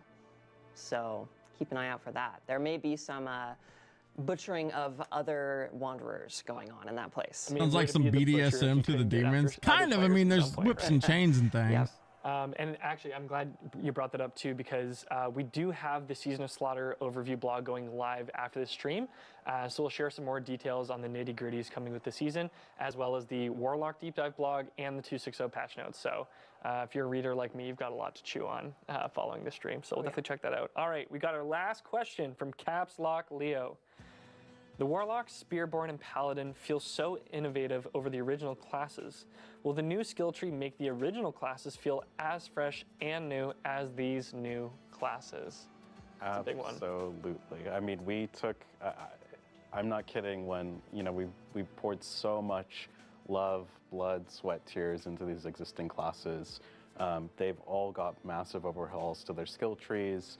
Again, I'm not going to spoil too much. Like some of the classes have even gone further beyond like the Necro and the Druid that have these really cool things. So, you know, all these classes are going to get the same number of variants in Lord of Hatred. They're all going to have tons of side upgrades to help tune and fine tune and customize things. We've also pretty much looked at like every single legendary and unique item in the game, like not exaggerating, like everything has been touched and fine tuned, and all that we've learned over the past several years of D4 has really just gone into this skill update. So it feels like a completely different game. I'm looking forward to how they're going to change things up, but also I do feel like Diablo 4 is... In the beginning, I feel like they tried to make it a lot like Diablo 2 because it was a lot more slower paced than normal. And I do feel like the people that were playing D4 were complaining that it wasn't fast enough. And now they're just like blitzing it and trying to make it like, it's very similar to Diablo 3 now in a way, as far as like play speeds and stuff goes. But familiar, you know, like if you're I playing do a sword that believe still like has these Diablo really 4 is awesome turning things of into like pyromancy, Diablo shock, 3.5. frost, and your master of elements. Not a bad thing, but there's it's just also so many ways to play with it. Like, you I know. want to spawn an icy meteor instead of the current version of meteor, right? You can do that, and It's you can a bit also overpower speedy. the meteor so that it's bigger, and that you can dump all your mana into it. There's just like so many different ways to play. So I would say yes, we've taken so much of the learnings from Spiritborn and Paladin and Warlock and poured it into these classes that we all know and love. No classes left behind. Oh, absolutely. No Like every classes left day, behind. we go into the office and people are just debating. I like having that Colin conversations. guy. They're talking He's- about he's good. how can we make the existing classes like better and elevate them to the level of like excellency that the 3 new classes have reached. They are on the same level and they're really awesome. Yeah. No, it's phenomenal. And yeah, Oh, I'm just so excited absolutely. for all these Dubs, features to come absolutely. in with Lord of Hatred on the 28th. There's just going to be so much to chew on. It's going to, like you said, Colin, it's going to feel familiar. It's still going to have that class identity, but also be, just a totally different feel. So it's really, Even really if you exciting. don't like the Warlock or Paladin, you loved your base class, it's an awesome time to come back. Yeah, we all know those players who are like, no, I always play the Druid, and the Druid is all that I'm ever going to play, and I'm only going to ever play the Druid. So We have it's cool. the Druid guy working on the Druid. So Hey, there you go. Yes, we do. He's a big werewolf enjoyer. So Hell yeah. Yes, yes. Hell yeah. Unreal. Well, I want to thank you all for coming out and being on the stream today. This has been really, really fantastic. And I've got something really excited to share with everybody back home. If you're a lore nerd or really love the narrative around Diablo, we've actually got a copy of our next novel coming to the Diablo franchise. This is The Lost Herodrum, written by Matthew J. Kirby in close tandem with the development team. It launches on April 21st, and it covers the story of the Lost Herodrum, and it is the official prequel novel to the Lord of Hatred expansion. So if you want to know everything that was kind of going on leading up to these events, this is definitely something you're You guys buy these books? Like, I mean, genuine question. Have any of you ever bought like any of the Diablo lore books? I'm curious, like, how good they are. I've never purchased one myself. Finding a 3-star ancestral where 2 stats don't even matter. Fuck off. Yeah, D2 drops definitely hit that dopamine. It's a good thing you didn't start this as a drinking game where I take a shot every time someone says a cliche soundbite. I'd be under the table by now. God, dude, the hell yes and no shots. You're not a read a book kind of nerd. I've never tried them. I've never read them. Tuber, you have all of them? Are they good? Where's the Diablo smut books? going to want to check out now. Beautiful Pre-order Lilianas. is live, and the book comes out on April 21st. Argonian right maids. ahead of the Lord of Hatred expansion. So, I mean, I'm sure people are going to bomb through this in a week, but it's a great little prepper for when the There's expansion more than goes one. live. Oh, there's a lot of them, yeah. And just to give a quick recap of everything coming with the Lord of Hatred expansion, we've got a really handy infographic that takes you through everything. Like we mentioned, the campaign, the classes, the region, and a whole lot more to get into. And we'll have more details in that live stream that we're going to have closer to expansion launch. I'm ready for them to dive in. I know you guys can't see it because it's like right here on my shoulder. I'm ready for them to dive into this right here, that where my arm is. The war plans. I'm ready to see more about that. I'm really interested in the war plan stuff. I mean, everything else is cool, but the war plan stuff has my interest like pretty hard. In April. And then for Season of Slaughter, it launches on March 11th. You're going to be able to become the Butcher. There's All right, hang on. We got to read stuff here. What do we got here? Let's take off CC real quick. All right, Season of Slaughter. This is starting in 6 days. You can be the Butcher, which is really cool. Let's sit up here. So 6 days from now, you can be the Butcher. You got Bloody Billy as a seasoned journey pet. You got kill streaks. You got bloodied items. I'm kind of interested in bloody items. You got new uniques, which are kind of fitting into this whole kill streak thing. I can't really zoom in over there. You got the Doom Dark Age gear, and you got new reliquary stuff. I'm curious how much stuff we get to do this season, because this season is an abridged one. Like, it's quite short, I guess. So I'm really curious what we're getting with all that. Kill streaks, butcher skills, like, a new reliquary. the season journey. The Dark Ages, new unique, and of course that Paladin free trial. And when Season of Slaughter goes live on March 11th, Paladin you'll actually free be trial. able to grab this Twitch drops that's going to start with the season. It is the two-handed. Oh, sorry. We've got free reliquary items coming with Doom: The Dark Ages. That Shield Saw cosmetic looks pretty badass, and of course, if you collect all of these in the free reliquary, you will get this town portal in the bottom right corner, which looks just absolutely insane. And then when Season of Slaughter goes live, you will be able to grab this bow cosmetic starting on March 11th. Just watch any streamer in the Diablo 4 category that has drops enabled on their channel. For 2 hours, we'll get the to drops grab this enabled for badass you bow guys. cosmetic. And of course, on March 9th, you'll be able to pre-download the 2.6.0 patch update on Battle.net, Xbox, and PlayStation, so you can load right in, and then when 2.6.0 goes live on March 11th, you'll be able to jump right into Season of Slaughter, which will be really great. So I want to give a huge thank you to everyone who's been here. Thanks for hanging out and answering all the questions. You're welcome. You have all the StarCraft novels, WoW novels, and Diablo books as well. Show as always. Oh. And I want to thank everyone at home for tuning in and checking out How's the your stream. interest We're really hard? excited to get, Season of Slaughter. I guess I could have worded that March better. 11th. So we'll see you all. The cosmetic, hell yeah, no shot. So fun. I mean, that was good. I'm glad I went back and watched that. I am sad that I missed it earlier, but what the fuck? What is this techno music? We're gonna put a pause on that one. I'm glad I did go back and watch that though, because I don't know. It was. I'm kind of more interested in the season now. I was more interested in when it was gonna launch. I guess in 6 days. That's not very far from now. But good stuff, man. Good stuff. We're gonna be actually doing some Diablo 4 in the coming, well, I guess weeks. We're gonna be playing it. But oh, thank you, baby. But yeah, for now it's D2 still. Yeah, D2. You wanna play? You wanna play on stream? Huh? Oh, you gotta cook dinner? Well, if you want to play on stream, let me know. We'll play the Warlock thing on stream. It'll be fun. No? Shot's so anti-stream, man. Busy. All right, let me change my stuff back to Diablo 2. If you were watching from the start, you should have gotten a Twitch drop. We do have drops enabled on this channel when they allow us to do it, you know.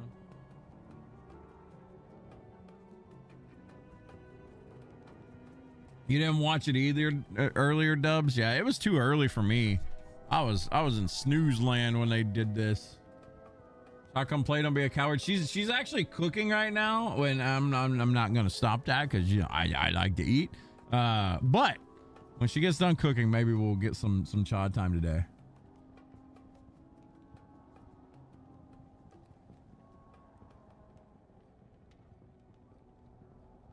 That's a good woman. Yeah, she's been good. She made me a smoothie.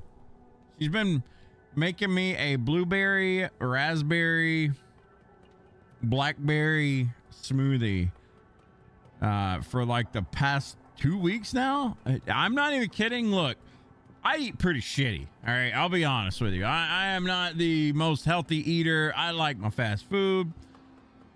I like my chips. I'm not the healthiest eater. We've been trying to change that because, you know, I am 40. It's time to start, you know, watching that blood pressure and stuff. And this is kind of step one. I've honestly felt so much better since drinking these. It's taken like 2 weeks to kick in, but like I do feel better. Like when I wake up, I'm not just like groggy and falling over myself kind of thing. I'm actually like awake, ready to go, you know. Starve in the name of the grind. Well, I mean, that helps you lose weight. I don't see color. That would just be a smoothie to me. It's just a little purple thing.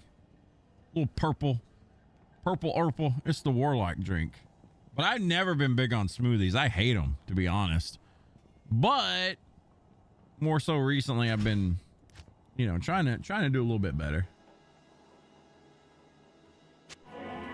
What are we doing? I got plenty of characters. I was thinking about just Terror Zone farming today. Currently River of Flame. I got my Necromancer. This guy's got to get to 99 by the end of the season. That's my goal. I'm not really too worried about him dying or anything. You know, it could happen, but, you know, not really too worried about that. But I thought about just doing some Terror Zone farmings because, for one, this character needs some gear. His cold resistance is pretty shit, too, to be honest. But I was pretty much just going to be doing random farms and stuff. Good day. Terror Zone will be good for XP. Decent for XP. Inevitably, I am going to get multiple characters leveled up and ready to go. But that is neither here nor there. That's going to be a minute before I get all that. Like I said last night, it's going to cost me like $240 to get all my characters, you know, or get all the keys I need to constantly have an 8-player game. It's going to be a minute. Dub's weight loss feels amazing. You lost 35 pounds, 232 to 197, working out 5 times a week. Feels like you do. You feel radically better. And I've lost like 20 pounds more so recently. Went on like a 4-day fast and just started like eating better. And I feel way better. You know, it's a beautiful thing. What's up, Joe? How you guys like the Warlock presentation? It was good, man. I'm excited for it. I'm going to get some skeletons real quick. Now, my Necromancer is not very well geared, so just FYI. I can kill shit, but when it comes to bosses, I'm kind of mid. It'll get better, though. This was actually my solo character.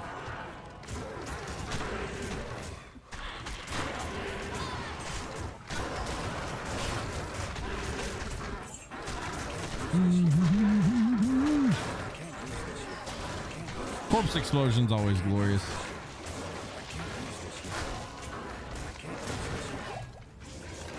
I can't use this yet.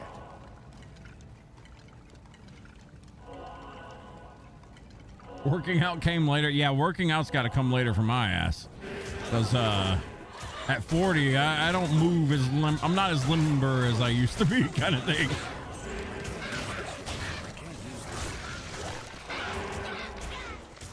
Warlock looks broken as fuck. I mean, it's gonna be, because, you know, they gotta make the sales happen, you know.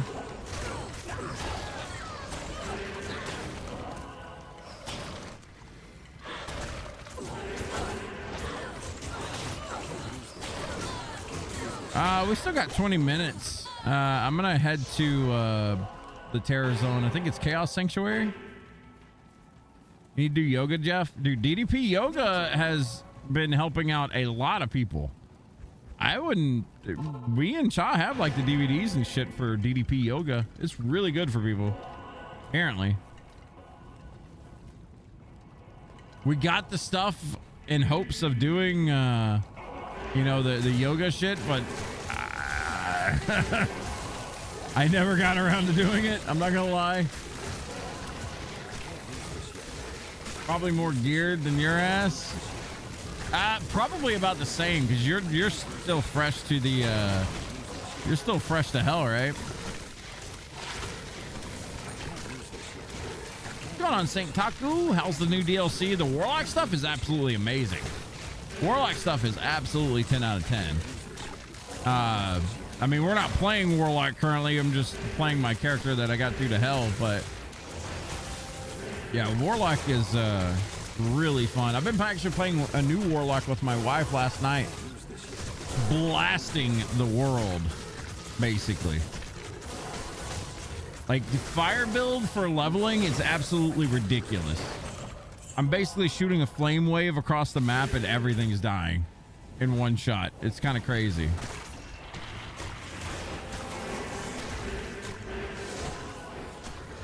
But I'm going back to my first love. This is my Necromancer. I'm trying to get a 99 hardcore ladder character because I've never done that before. And this is going to be the character that gets it. Inevitably.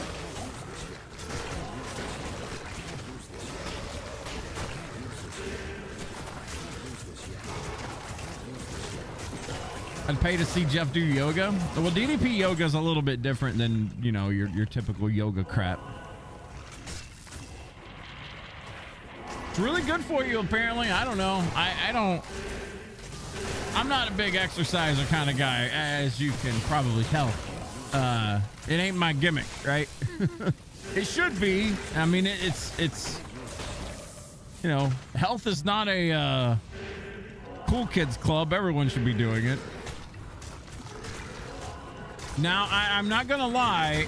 If I get the job to be a Wendy's taste tester, exercise out the window. We're gonna trade exercise for baconators and heart attacks. All right. I'm just saying, $100,000 a year to be a Wendy's taste tester with no prior experience needed. I think I'm gonna do it. All right. I'm gonna make my video and shoot, you know, shoot my shot.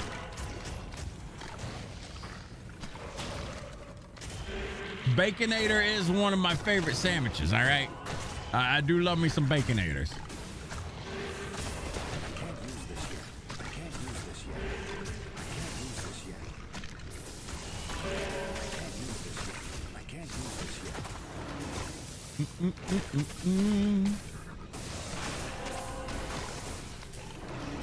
This is the worst part about fucking Necromancer. When your skeletons are in the way of your merc, and your merc is the only form of damage that you have.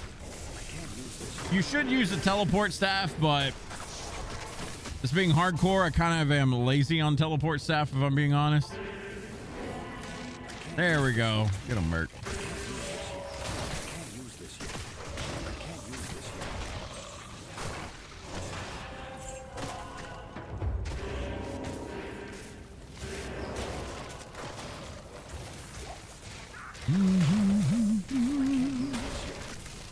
And of course, everything getting stuck looking across the river.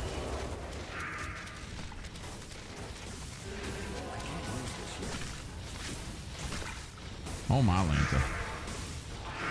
Drag him back. CEO doing hamburger testings. Well, I mean, if you look at the McDonald's when the guy looked like he didn't even enjoy it. Like it was not a good look. Like the guy took one bite and he's like, that's a tasty burger. Like, bro, no, you're going to eat that and then you're going to take another bite because it was delicious. Not take a bite and put it down. I'm going to finish this off the video. Like, no. You're not. It looks to me like he took a bite out of it. Yeah, a bite. And then like spit the food out. That's what it looked like to me. That was actually such a bad look for McDonald's.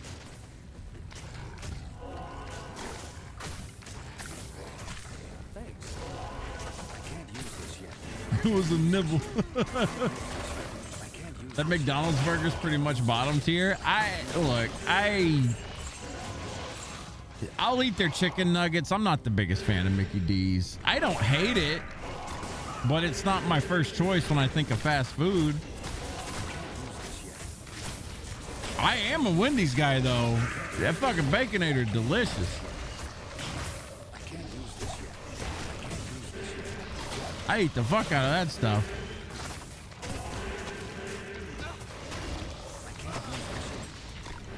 Your merc just eat shit? He did.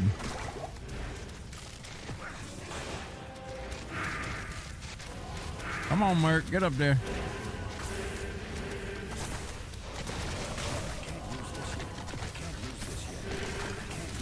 I can't use this shit. I can't use this shit.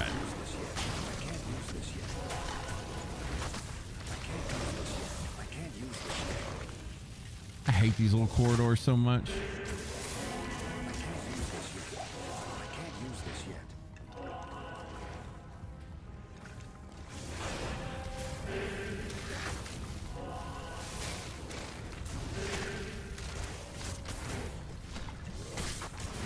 You don't have Wendy's here, sadly. Would love to try it. Wendy's all right. It's not like, you know, again, it's fast food. You kind of know what you're getting your hands on with that, but...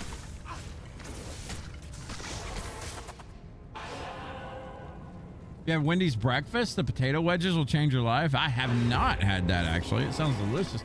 I'm a sucker for anything potato related. I love me some potatoes.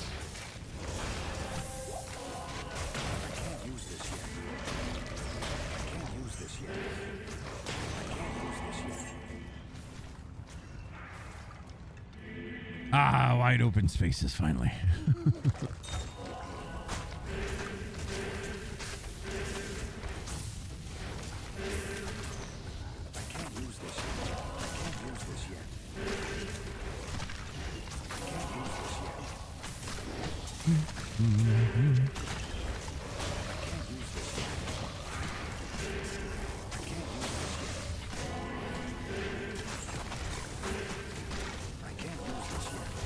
Careful, Decky. No dying.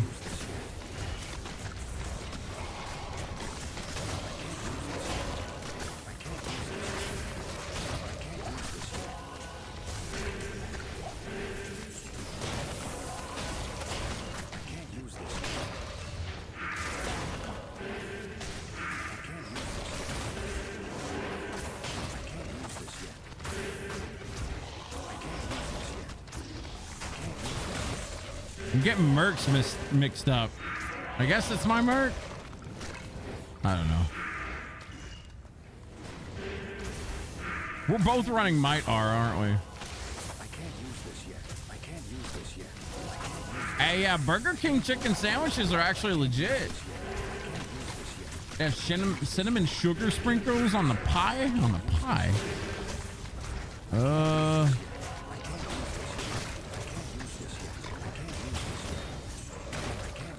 Oh God, Stone Skin, bro. This is gonna take a minute.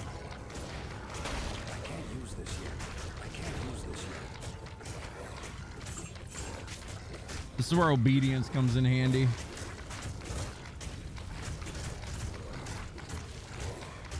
Yeah, apple pies. They actually took apple pies away from our local McDonald's. You haven't had more than 10 carbs a day over the past year. Oh man, going on one of them keto diets. Me and the wife did keto a couple of years. I felt great. It was great, but I mean, I did miss my potatoes. That was the biggest thing, potatoes and, you know, just a sandwich every now and then. You kind of crave it. I mean, I'm a sucker for Dr. Pepper, obviously, too, but...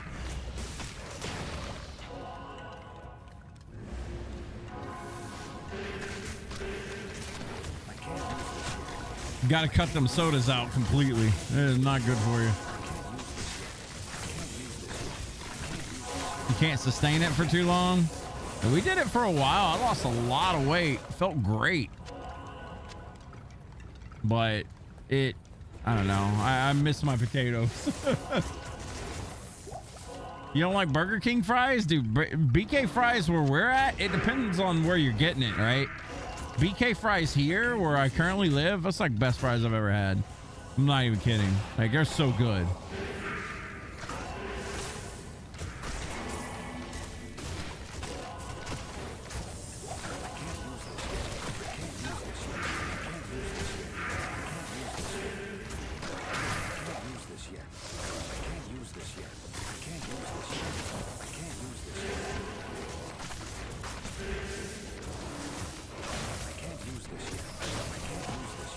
Oh my God, the amount of I can't use this yet.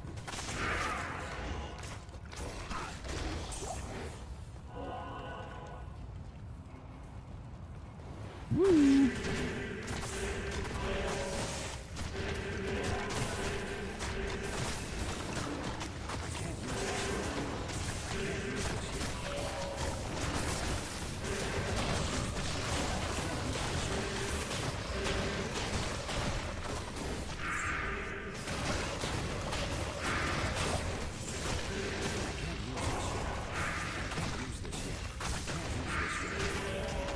Is there like some kind of error thing that you can take off? I know you can do it in WoW. Potatoes are everything in Ireland. Do love me some anything potatoes. Hell, I've been into making my own homemade potato chips recently. We got like a little deli slicer, and I've been using it on potatoes to slice them really thin. And then I will put them in salt water for, I don't know, like 20 minutes. And it kind of gets the excess starch out of the potato slices. And then I'll pat them dry and throw them in some hot grease. Oh, man. Those things are so crunchy, so good. All right. Pop this.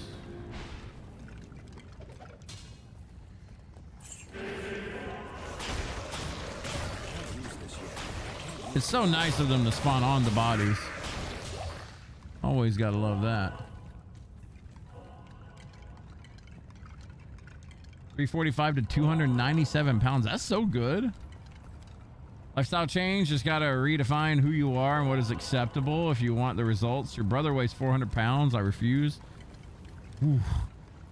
I've always been kind of a bigger person. Like I've always been, I mean, I'm 6'3" and I'm shoulder to shoulder as fucking broad, right? Like I'm a big person. I've been 230 pounds ever since high school. And here recently, when I quit smoking, I ballooned from, I was about 270, 260. And when I quit smoking, I went up to like 290. And I've been trying pretty hard to keep it. I've never like breached 300, but I've gotten close. Now I'm back down to like 268 to 270-ish, somewhere in that range. I'm trying to get down to, I would love to get down to like 250 again. Because if I get below 250, I look sick. Like I do. I look like I'm, you know, I look like I got something wrong with me. All right, Deku, get over here. He's the same broad big dude. Yeah. Let's see. All right, here we go.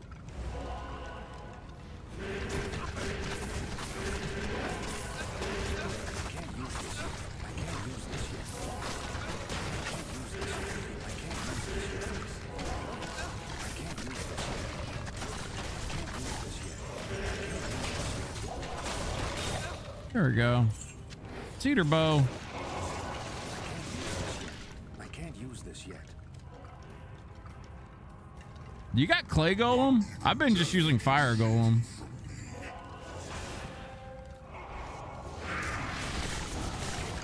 Woohoo!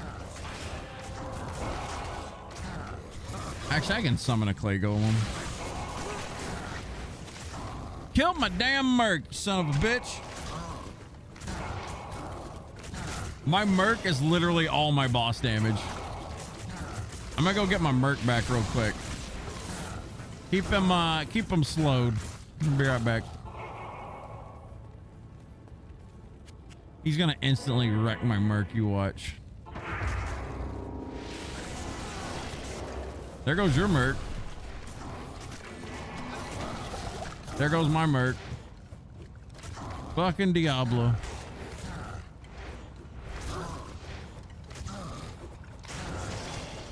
All right, I'm gonna go get my merc again. I can't use this yet.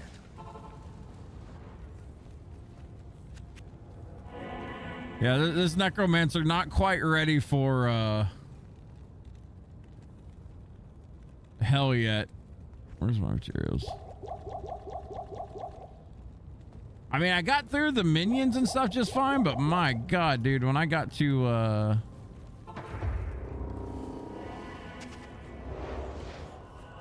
when I got to bosses, it was a fucking struggle, dude. There we go. Slow that motherfucker down. No. You son of a bitch.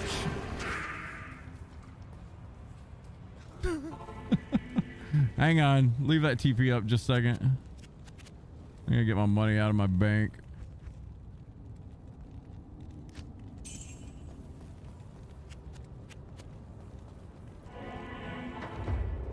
Woohoo!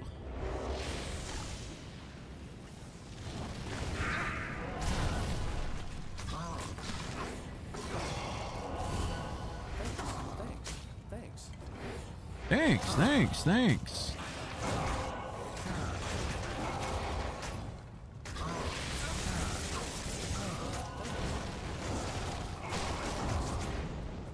I'm just like fucking feeding this fool so many of my rejuves. It's pathetic.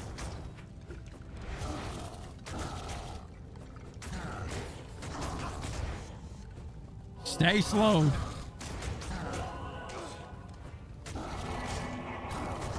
And don't use your damn lightning hose, for Christ's sake.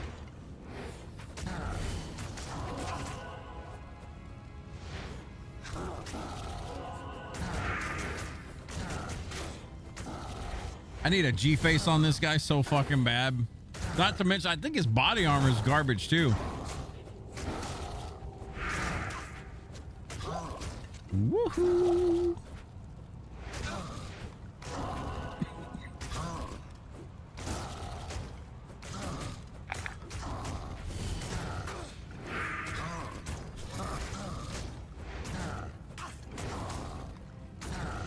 It's a slow burn. You son of a bitch. I can't use this yet. I'm gonna grab some skeletons. Hang on a second. I can't use this yet. I can't use this yet. We don't have any bodies around here. Keep them decrep. I can't use this yet. I can't use this yet. Yeah, but goddamn. Ain't got hardly anything.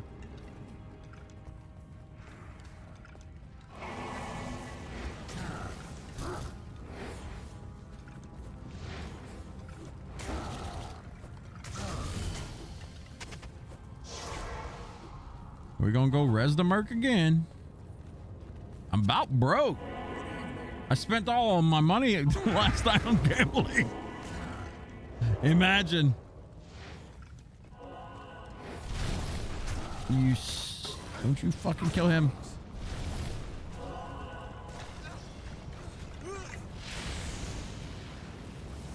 Oh, Diablo. All right. Back to fucking Act 1 to get some skeletons. Jesus fucking Christ. I'll be right back.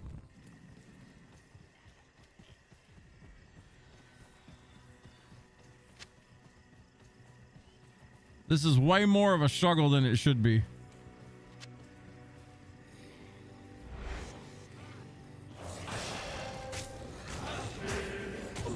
Oh, God. Hang on. Leave your TP at Act 4, by the way. Been doing nicotine pouches instead of smoking for years. Quit pouches 6 months ago. Been the hardest thing to keep on your diet under control. It's hard. It really is hard. It's one of the harder things I've ever done was quit smoking. Think we ain't doing Terra Diablo? Oh no, we ain't gonna keep doing it, but I'm killing his ass. He ain't living. He dies.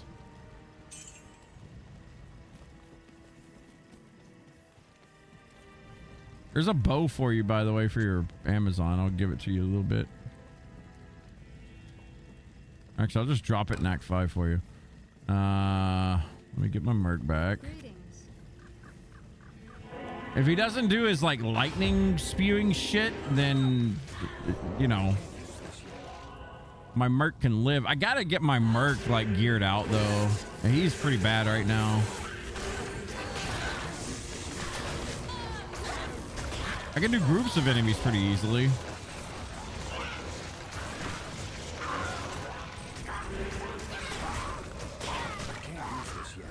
All right, I'm coming back.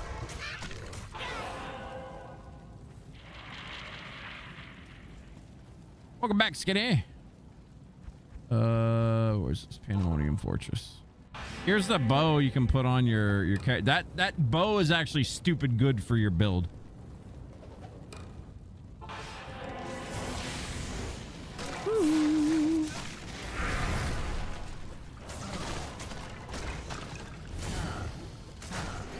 Get up there, Merc. Oh my God, Merc is hiding. There we go. Beat his ass.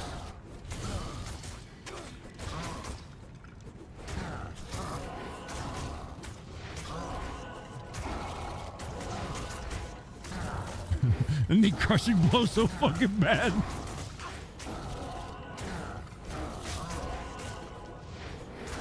Hey, what's up, Skinny? Welcome back. Oh, my fucking Merc died again. All right, Decky. We're gonna hope that your Merc can do something other than run back and forth. There he goes. Be smart. Be smart. Promise. Damn, dude, your Merc is so dumb. Is his name Emilio?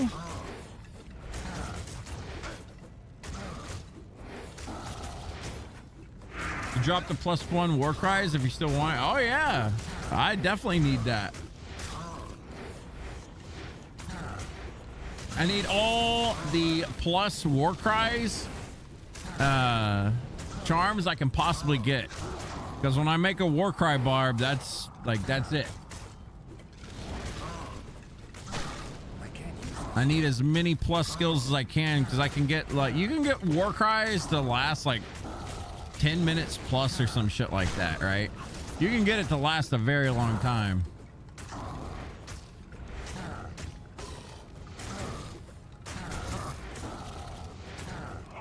And if I can get it to last that long, it'll be gravy.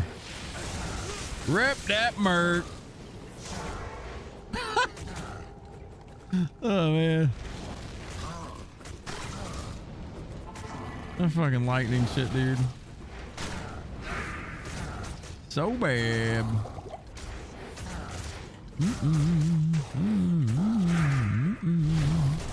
Oh, about to be Rip Merc again.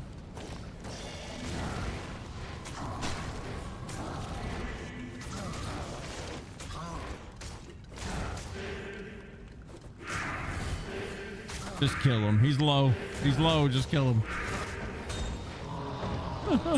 Not worth. Not worth.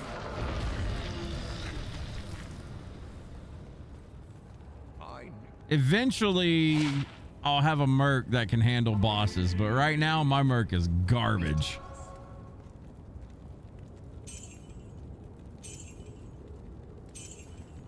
Because minions can't do it. It ain't like Warlock.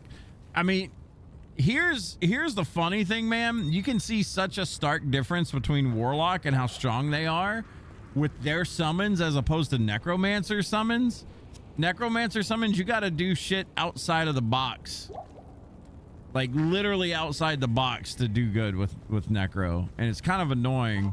Like, I wish they would buff like something. Honestly, allowing us to teleport our minions around would be fucking 10 out of 10. Because you can do a baseline with, whatchamacallit, you can do a baseline with your summons on Warlock and be fine. Like, you don't even need plus skills to smash shit. Necromancer? You need your skeleton to be up there, man. If your skeletons aren't up, like, you know, 30 plus, they're kind of useless. Careful.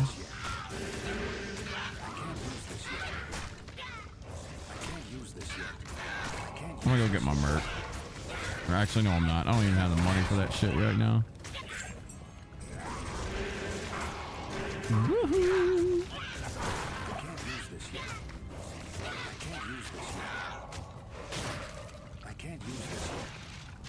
I'm gonna go make some money. That was so ass, dude. It's when your Necromancer gets into hell, if you don't have gear for a Merc, it's a struggle. It's just how it is. You eventually reach a point where you're fine. Bro. Did we just ID that? Who needs Warcry sticks when you got Warcry clubs? Yes, we just rolled a fucking +3 Warcry. I mean, 133 strength requirement, but whatever. We just rolled that. Let's go. I've been looking for that. You didn't even know that was a thing? I'll be honest, I didn't either. I always just bought like throwing sticks and stuff for that. But hey, give me 1 minute, guys. I'll be right back.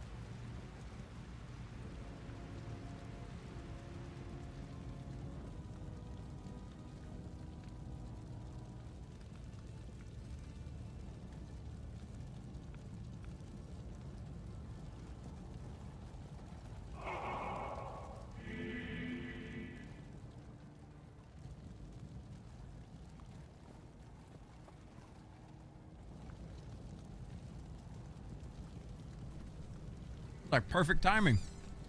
Went to go take a leak. Dinner's done. Got some cauliflower, some rice, some tomato, and some fish. What's up, Ant Boy? Who the fuck is that? Oh, we got a warlock. We got ourselves a warlock. Oop. You can just drop it on the ground, Skinny. I'll pick it up. Appreciate you, man. That war cry shout will go on my baba. Thank you, sir.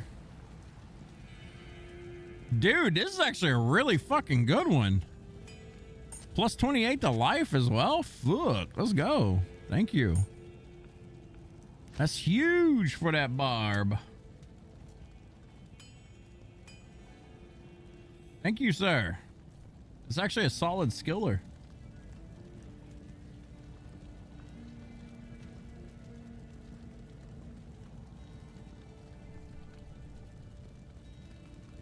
Got yourself a server room, congrats.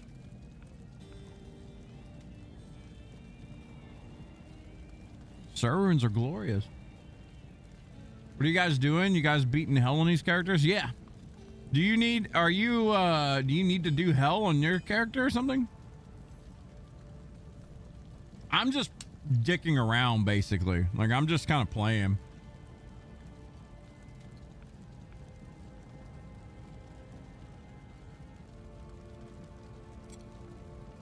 I don't mind helping you progress though.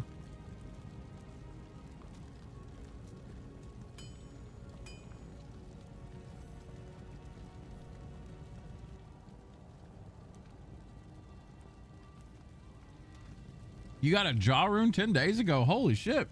Get that look. No burr. I have yet to see a I've yet to see a jaw, a burr, or a sir, or any high level. The highest rune that I've found so far on this ladder has been an ist. That's it. Go on act 1 on that guy. You just saved came. Make a game, Skinny, and we'll jump on in there. I'll play my barb since Deku's got a necromancer. That way I can boost your health and stuff. We'll get your warlock through hell. Yeah, I'll play my barb so I can actually like give you some war cries and whatnot.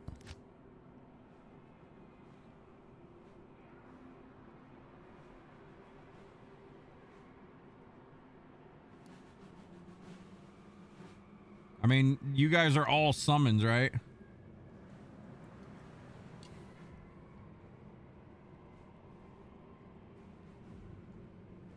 Or what? You cannot join that game with your current character. Oh, Skinny, when you create a game, just match these. Let's see. Allow friends, do that. I guess this is how it works. Actually, no. Level difference. Just uncheck that. And make sure you have a like random ass game name, random ass password. Or what you can do is to make sure that only your friends are going to join you. Click play from here. Like from the character select screen, just click play from here and we'll join on you from there. I think that creates a private game.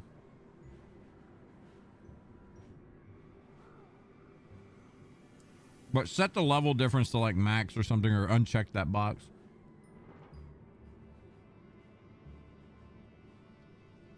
Still no XOJ or SOJ? I need to find some Bullcathos rings myself. I need any kind of rings like that for my Necro. Try now. There you go. There you go. I'll be ready soon. I'm gonna finish eating though. Oh, it's hot.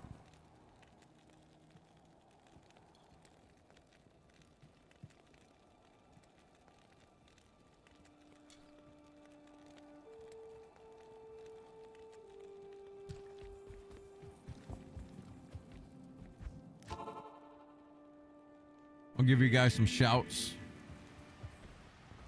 Where that Wool Club at?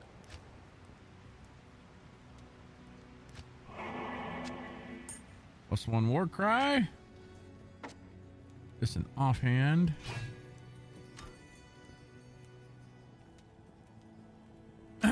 What's my battle orders at?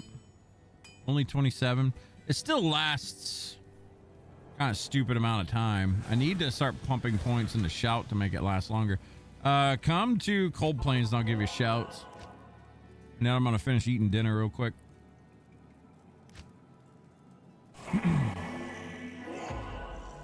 1, 2, 3. There you go. All right, and I'll join you guys real soon. I'm gonna finish eating.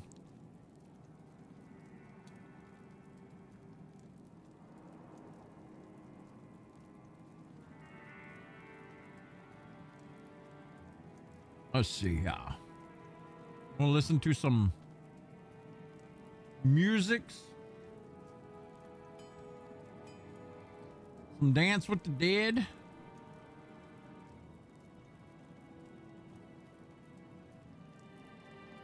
Oh God, I didn't know I had this whole soundtrack. We've played this game before, guys. I want you to, I want you guys to guess this. No using Shazam, all right? No using Shazam. Hopefully this isn't too loud.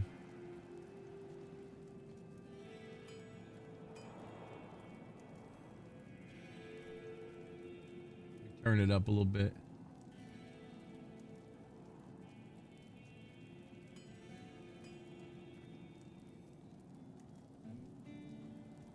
Hopefully you guys can hear that.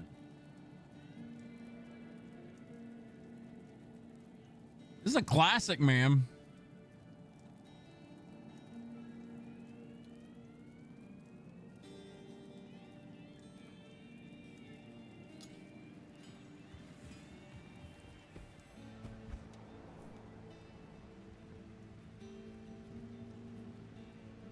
Legend of the Red Dragon? Nope.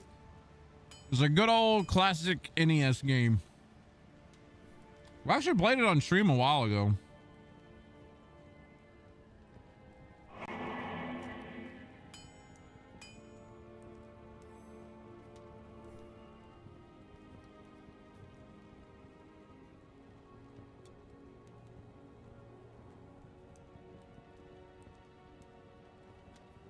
A hint?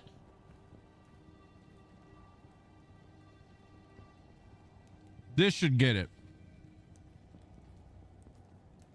The hint is a different play or different song. Nope, not Chippendale. There you go. Yeah, Blaster Master. I had to play the iconic stage 1. Blaster Master's so good, man.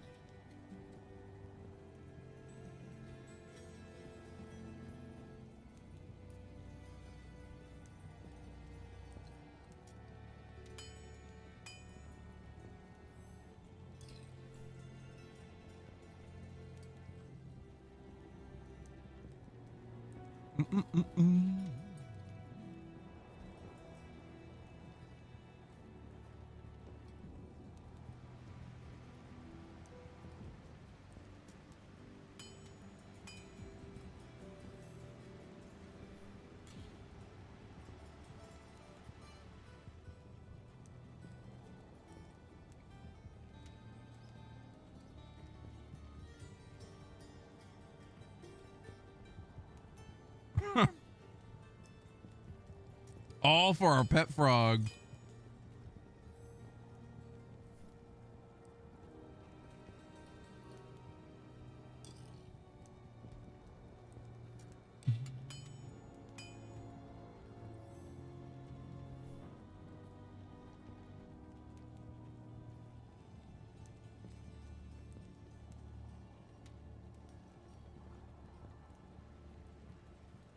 Dude, I had a full list. I have a full list of Nintendo game music here that I meant to add as a VLC mix, but I never did because we got hit with copyright strikes every time we did it. I mean, not enough to give us like a literal strike, but I mean, we got hit with copyright every time we played it. Now that we split tracks though, man, we got Blaster Master, Castlevania, DuckTales, Kirby's Adventure, Mega Man 1 through 6, Mike Tyson's Punch Out, Tiny Toon Adventures. We got all kinds of shit. We're gonna have a chiptune music tonight.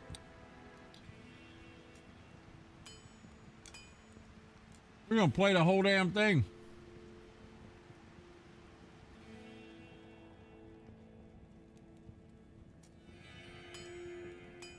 Let's do it. Yeah, I mean, it's fine now that I got the settings set up where we won't get hit with a copyright strike. But yeah, that music, chiptune music's actually like really aggressive on popping you for that stuff. No, we can do it now. I'll fire it up. We're just gonna go through the whole damn list here.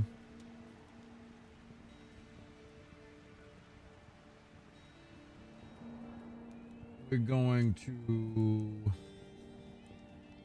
grab this And play. It's gonna be mixed up, so it shouldn't all be in order, but we'll see.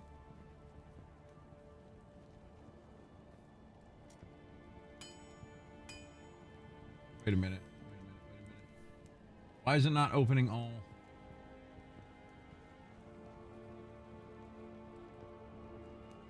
You're supposed to play all. What the hell, game?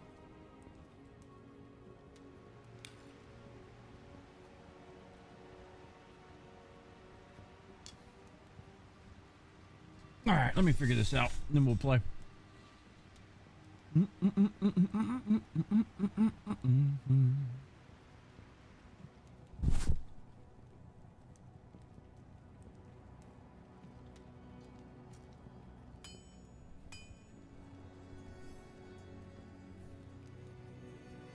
All right, we're good. All right. We're going back to Castlevania days. Pop me a TP, guys.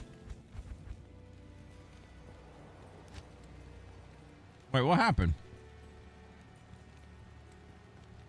Deku left our... Deku didn't die, did he?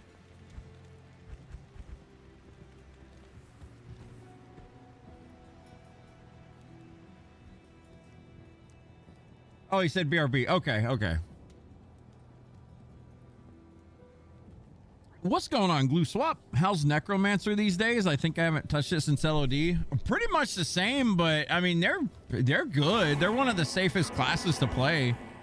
I don't know. I really like Necromancer. Warlock kind of outshines everything right now, but Necromancer's really fun. It's still my favorite class.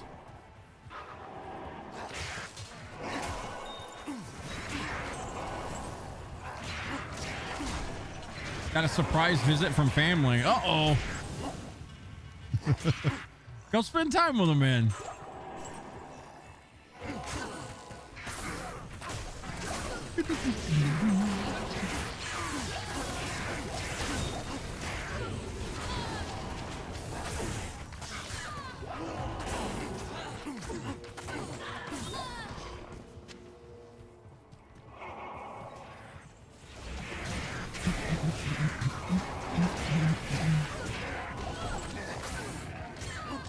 It's kind of wild how strong Warlock is currently. It's insane. Be back in a bit. All good, man. Take your time. Time with family is way more important.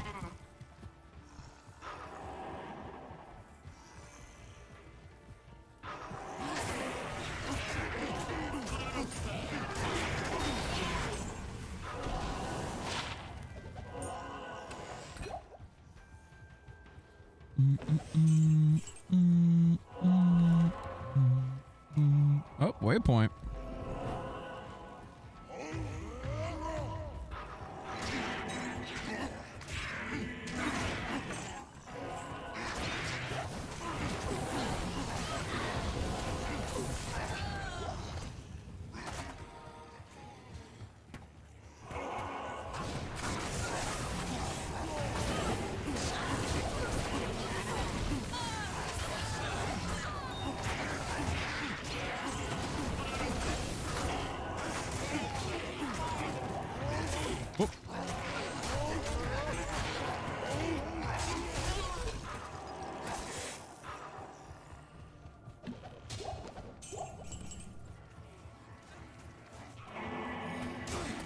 I guess it is all going to be in order.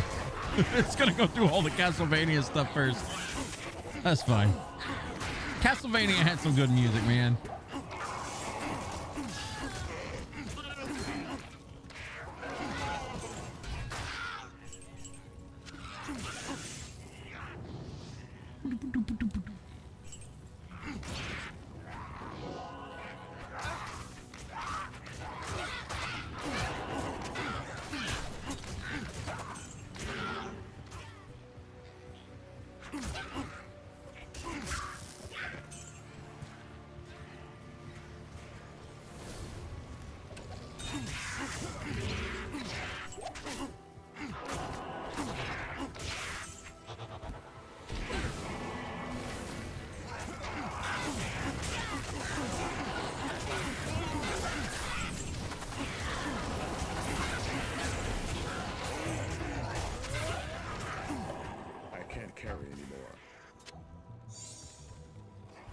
Do we got another base here or what?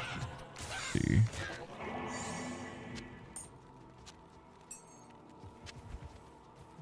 Five socket.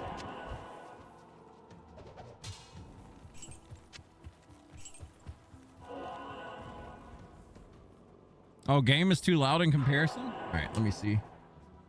Yeah, I'm playing this from VLC mix, so it's going to be a little bit different.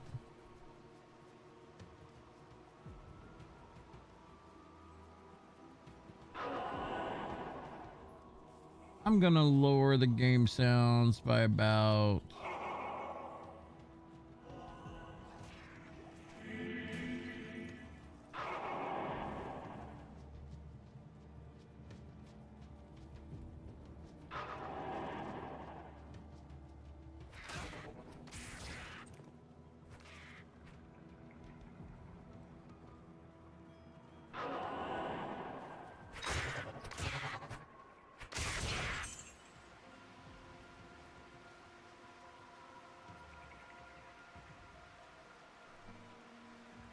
See how that sounds. Still a little loud, isn't it? Okay, let's go ham with it. I'm gonna drop it by like 18 decibels. That should be fine. You found the tower, pop TP? Okay.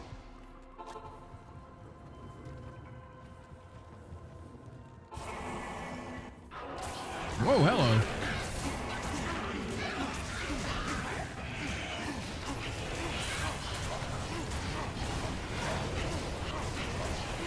Is that a little bit better? If not, I can still lower it by quite a bit. I feel like when stuff is happening, it's probably really loud.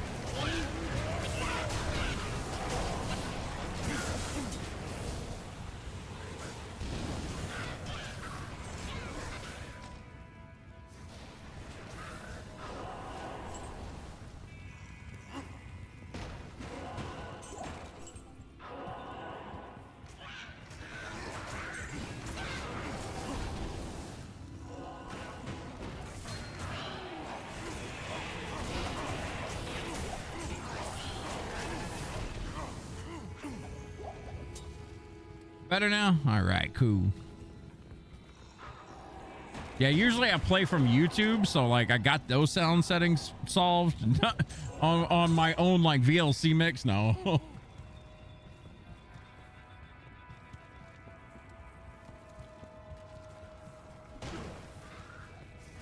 Still gotta go through all that mess.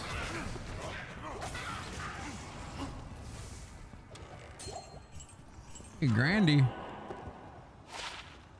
Gold.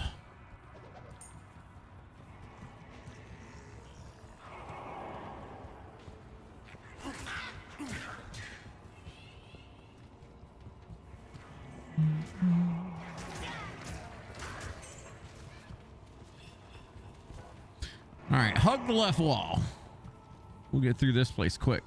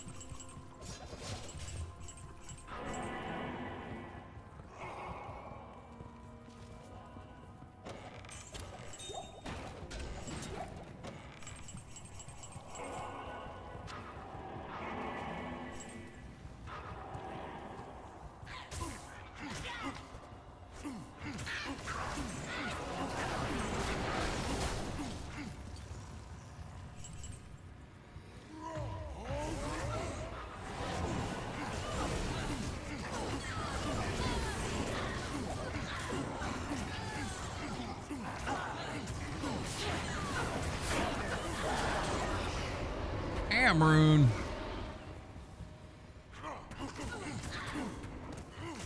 Bad luck bears on that one.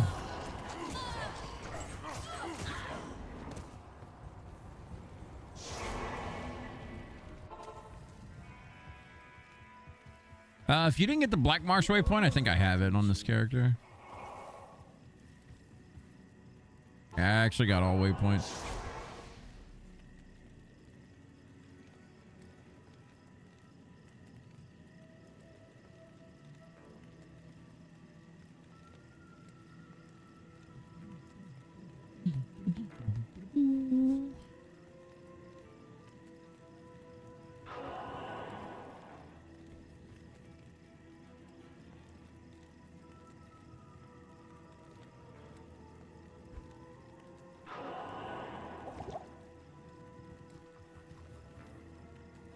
I have Outer Cloister too if you want to go there. What level are you? 65. That's a good level.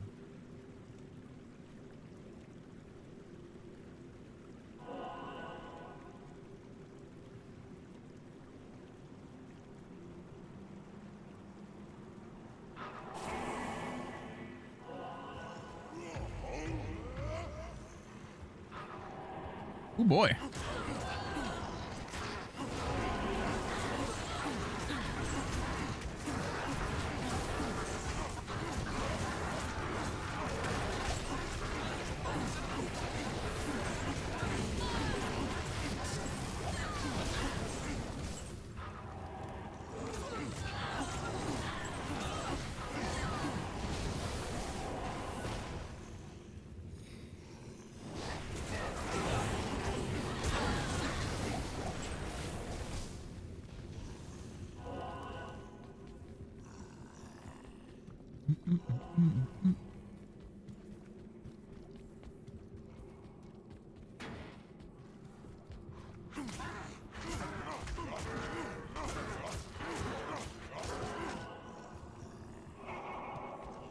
Damn, double dead end.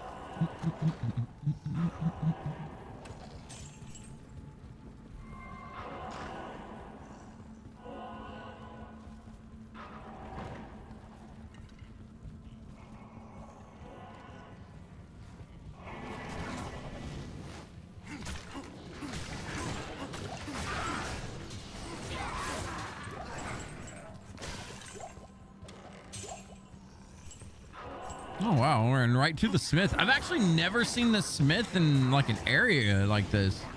Kind of weird. Huh. He's in such a weird area where he came in from the northwest.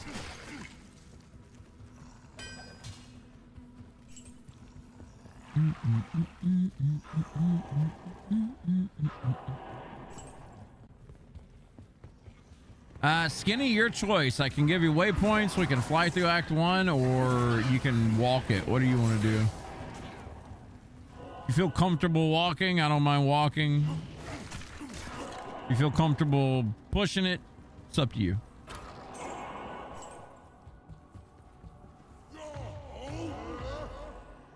Blast it? All right.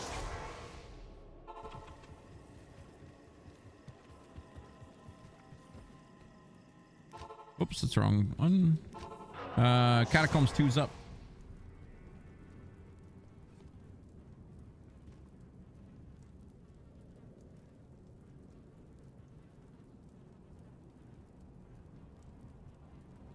What's up, Amir? Are you ready for war, War Machine?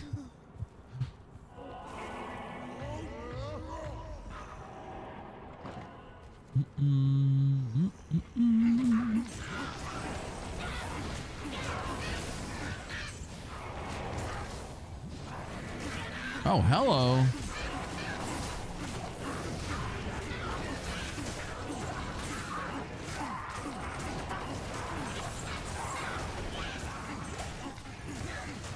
Get you some rejuves there.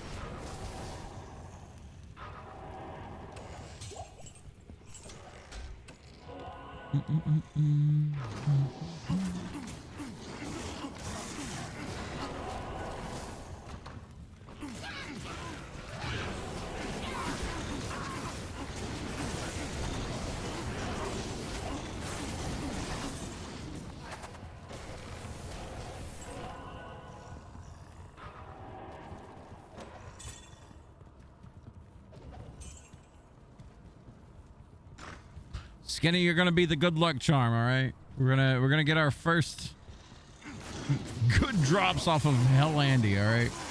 I believe. Looking for SOJs. We should be farming Nightmare Andy for that, but I guess for the sake of progress, we're gonna get it here.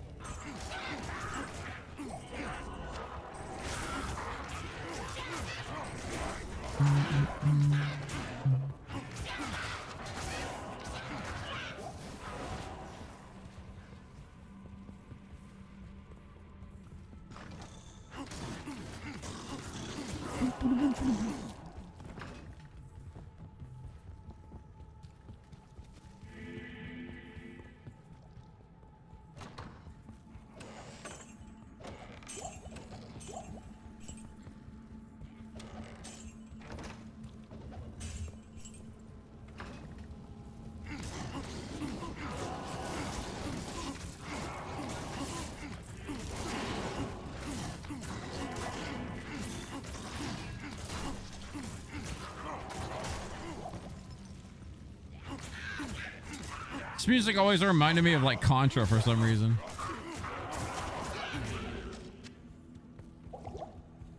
I can't carry anymore.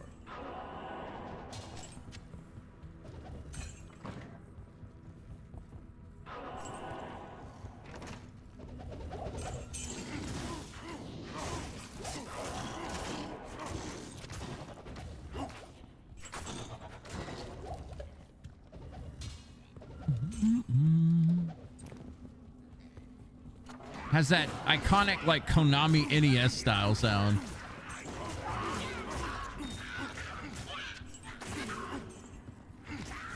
Oh, did you find the exit? Okay. I'll take your TP.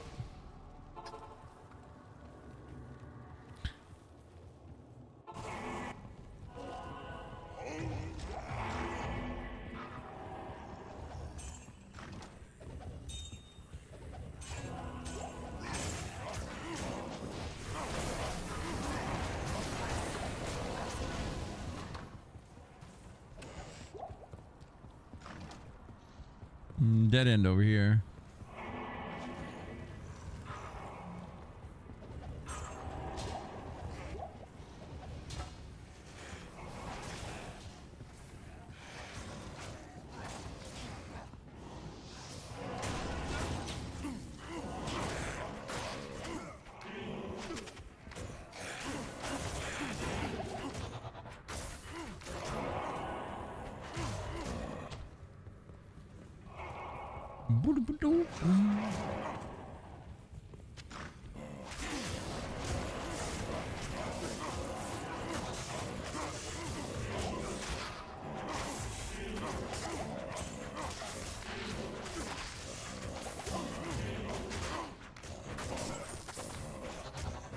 Grandy.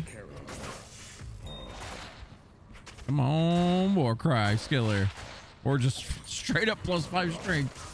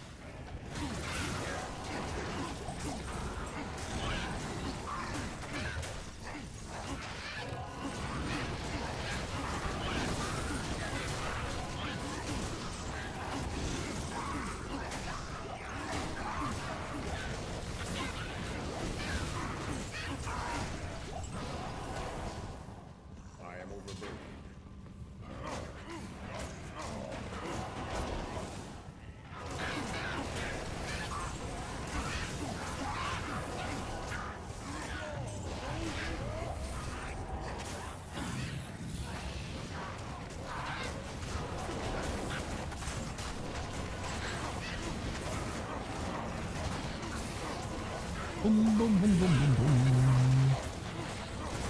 Here it is. A twisted essence? No, come on. I can't carry it. Oh, come on.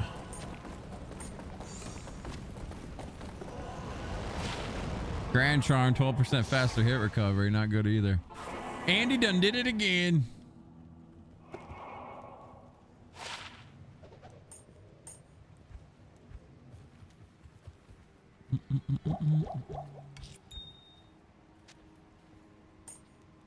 I have so many charms I need to actually just put up on this character. Let me look real quick. Keep the 17s. Don't need these 2 health charms.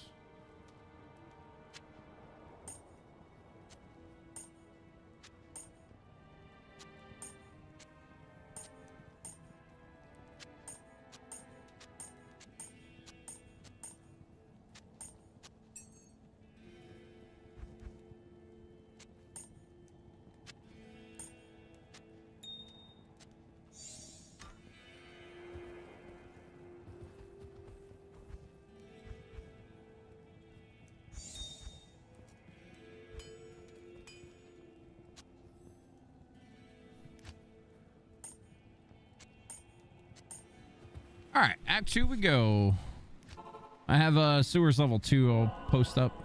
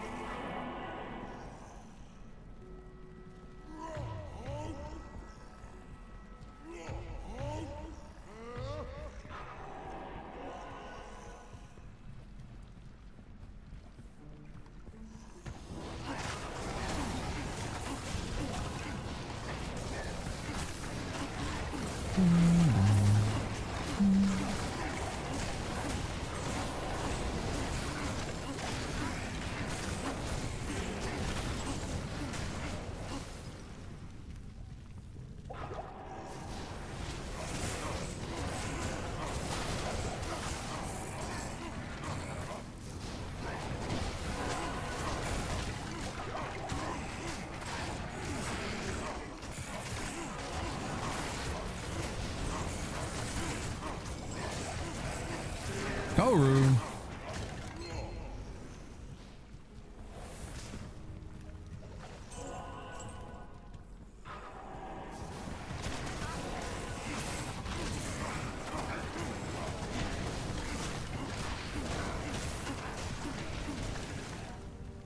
Wild guess, but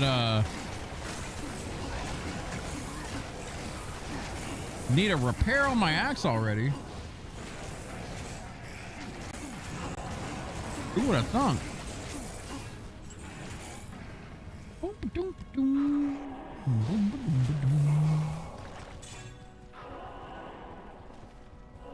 Oh, this is level 1.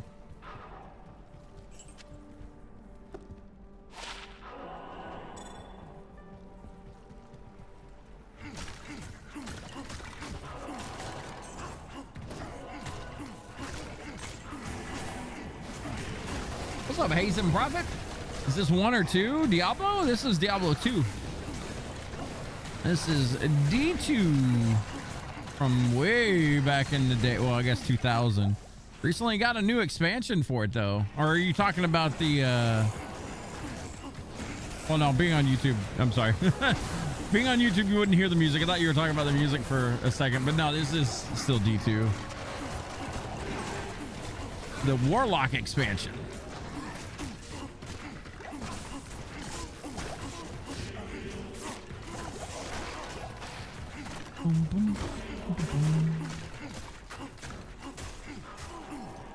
Damn.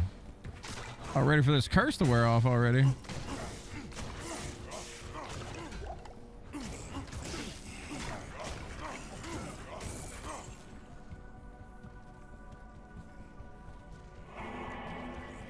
right, when we zone in, I'm gonna be right back. I gotta go repair. When does this game release? This is a yeah, this is a Diablo 2 remastered. But they also released an expansion. What was it? 3 weeks ago now? It's been about 3 weeks. They released a new character, all kinds of stuff. I think since Warlock, which is the new class, was so well received, we're probably going to be getting some more new content with Diablo 2, which is awesome. Terrible night to go sit in a corner until a tornado comes and picks you up. Good old Castlevania 2. We haven't done a playthrough of Castlevania 2 on stream yet. That'd be fun. Need to do that. I actually enjoyed Castlevania 2. I know there was a lot of hate, especially like angry video game nerd watchers. And I mean, there was a reason it had some hate for it, right? But I don't know. I like Castlevania 2. The exploration was fun. I haven't played through that game in so long. It would probably be a fresh run for me.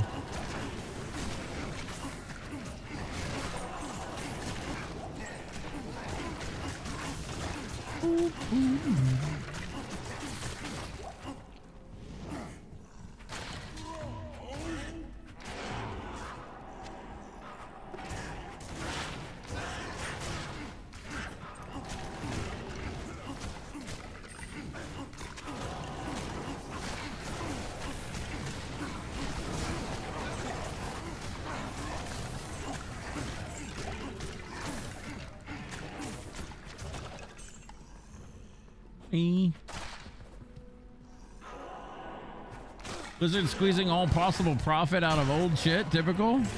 I ain't complaining. I love Diablo 2. If they can give me more stuff for D2, I will eat that up in a heartbeat. This is revitalized my love for Diablo 2, so I'm for it. Honestly.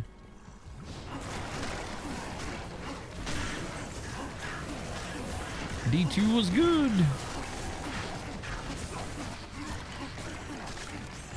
Only Vania game you don't like was on the 64, at least one you played. Yeah, I wasn't a big fan of Castlevania 64 or any of the 3D Castlevanias, honestly. I liked all the 2D ones. I'm really excited for the new Castlevania game coming out. That one looks really good. Looks a lot like Bloodstained. Which I think that's getting a sequel too, right? Bloodstained? That was a fun game.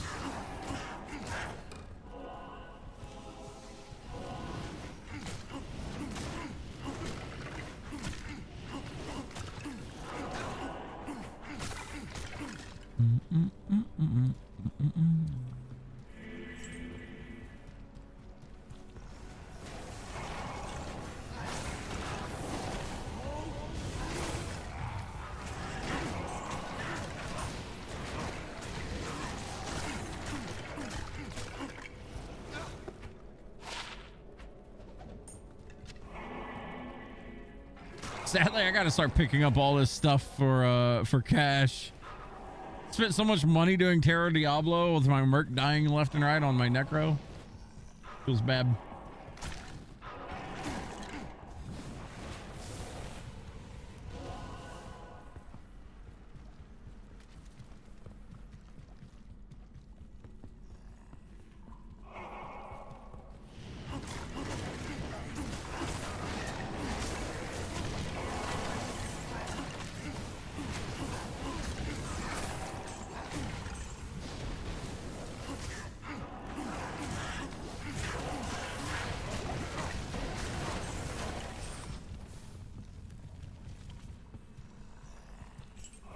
Here we go.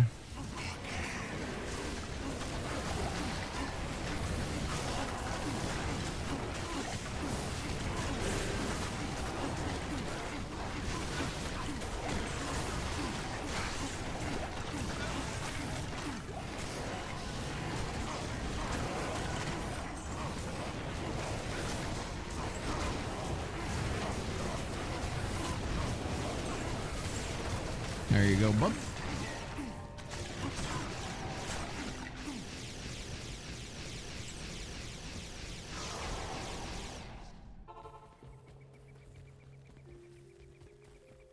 It is an honor to serve you.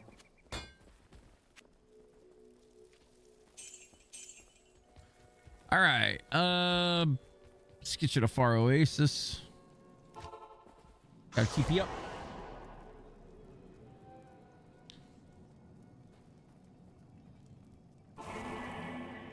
Hope you're ready for some maggot lair, but at least it's not that bad on Warlock.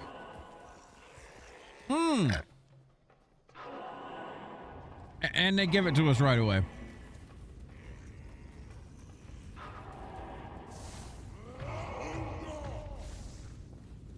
I'm gonna let you go first because you can probably handle this faster than me. I'll split push. Here it is. Here's level 2. Maybe we're gonna get lucky here.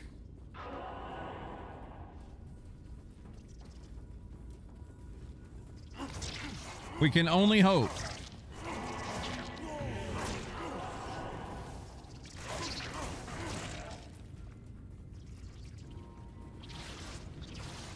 Bunch of shit in here.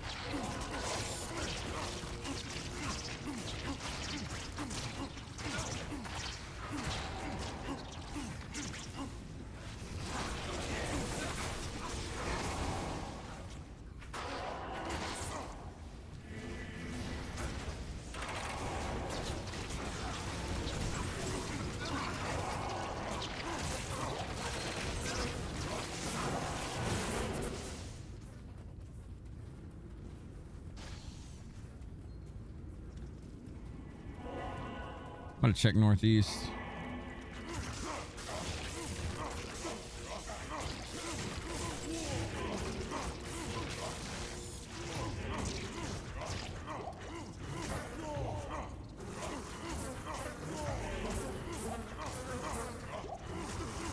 Welcome back, Deku. We got to your favorite place. We're kind of halfway done with it.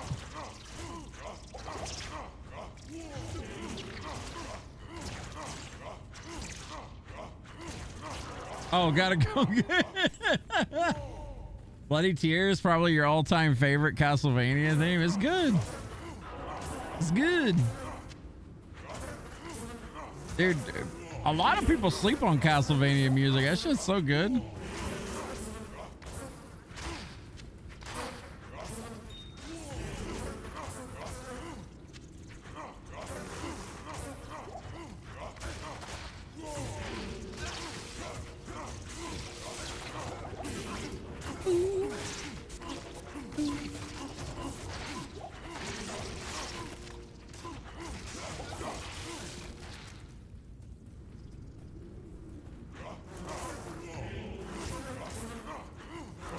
Hope the new Castlevania has good music. I have a feeling that Castlevania is going to be really good.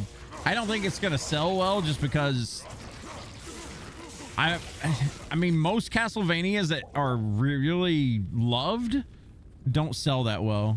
Skinny, I got a TP up for level 3. I mean, Symphony of the Night didn't even sell that well when it first came out. It was like a sleeper hit and it grew over time, but I feel like that's what the new Castlevania is going to be like.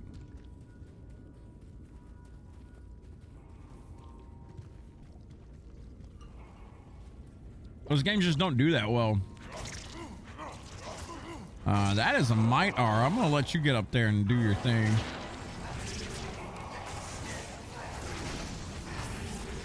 It better sell well, so help me. I guarantee you it won't.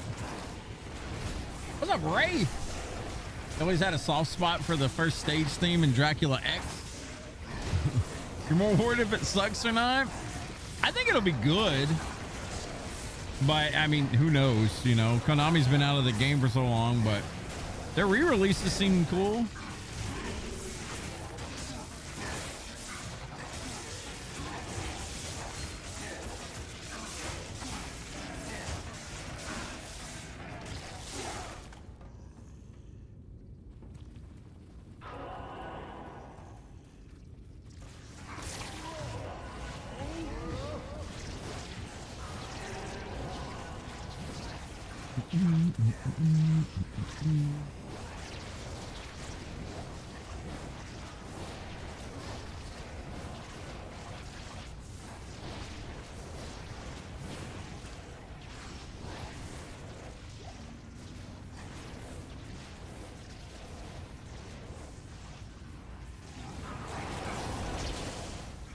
Here, let me up front real quick. Once we get to this bigger room.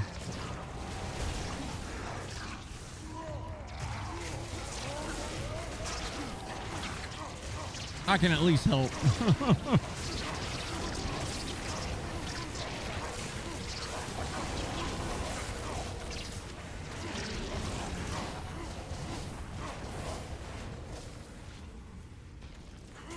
All right, here's the room.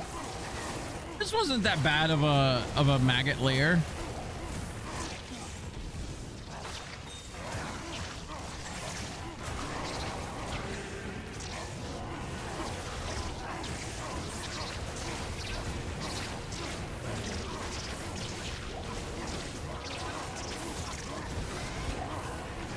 Scarab shell boots.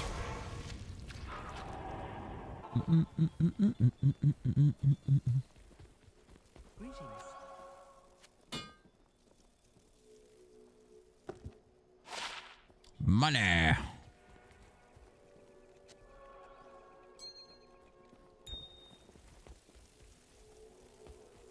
Good evening. All right, next up is what? The Viper Temple. Lost City waypoint up.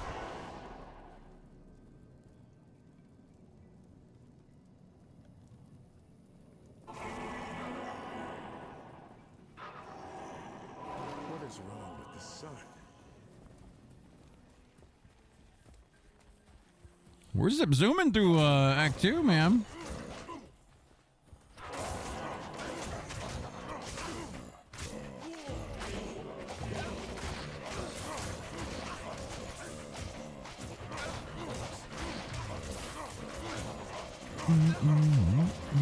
Oh, they're immune to magic. I was like, why are they taking no damage?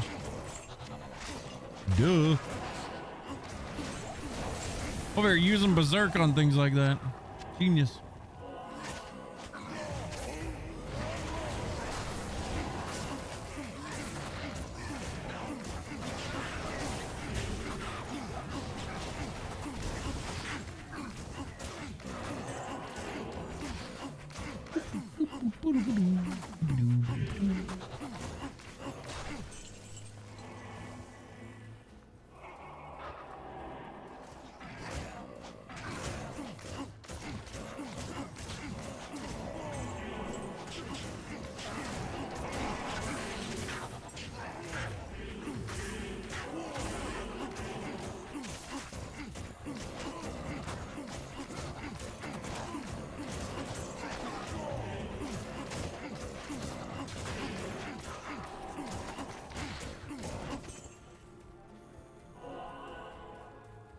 Our oasis.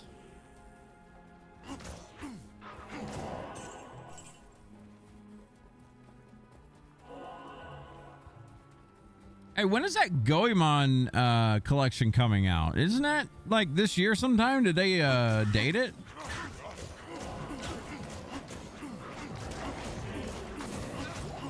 The mystical ninja stuff? They didn't date it sometime this year.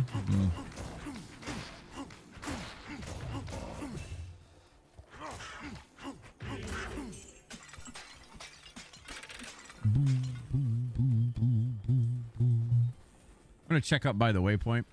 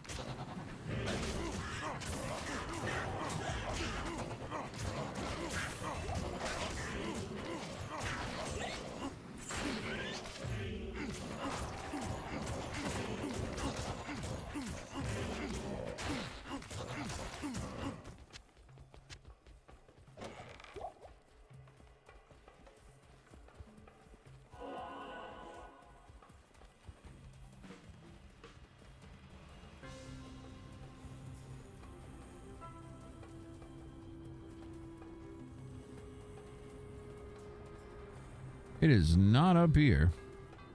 Oh, you got it? Okay. Underway.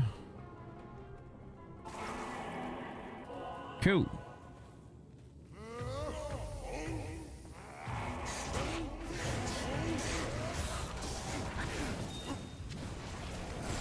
Boom, boom.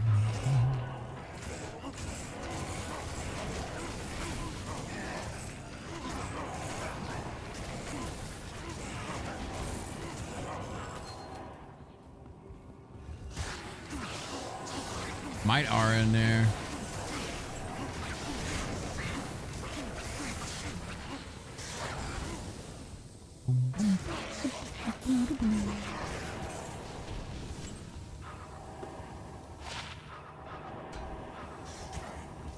Might are there.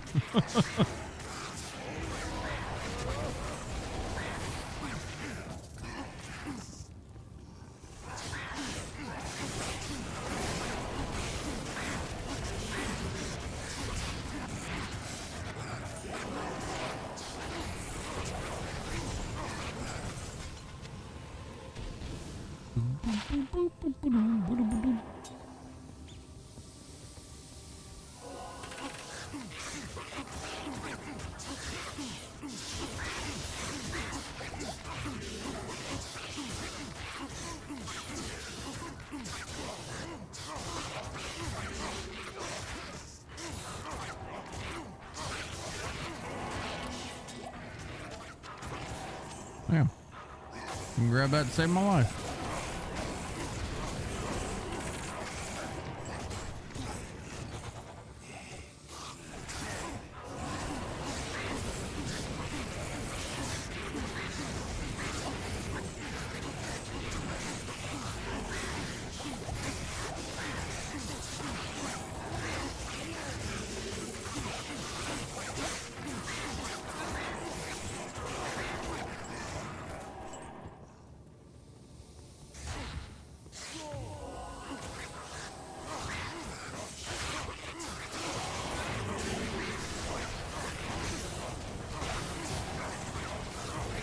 Jeff getting north the runes tonight? I am stealing them.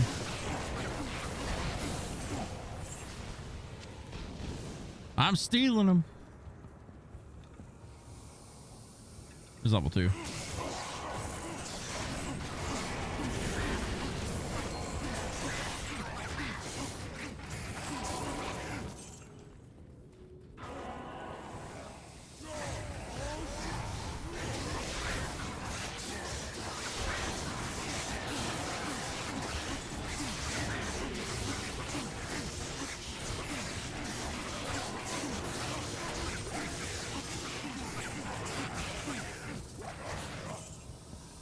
Okay. Oh, there's another guy over here.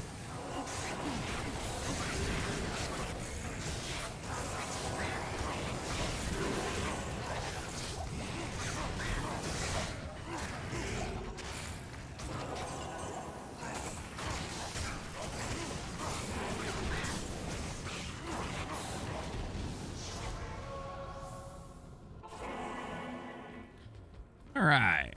Make your Wadric staff.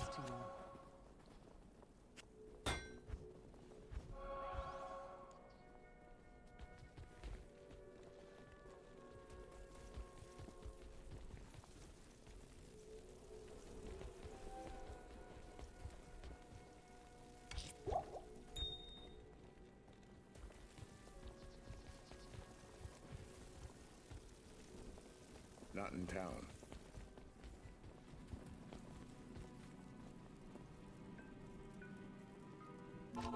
I don't know if you can take this waypoint TP or not. I don't think you can, but you can try.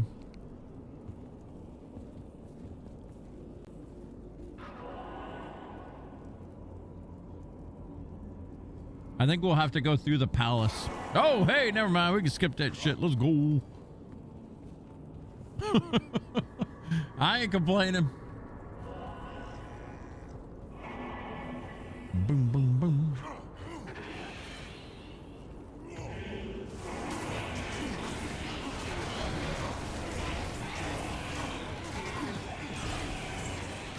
grab a mana potion to deal with these damn things.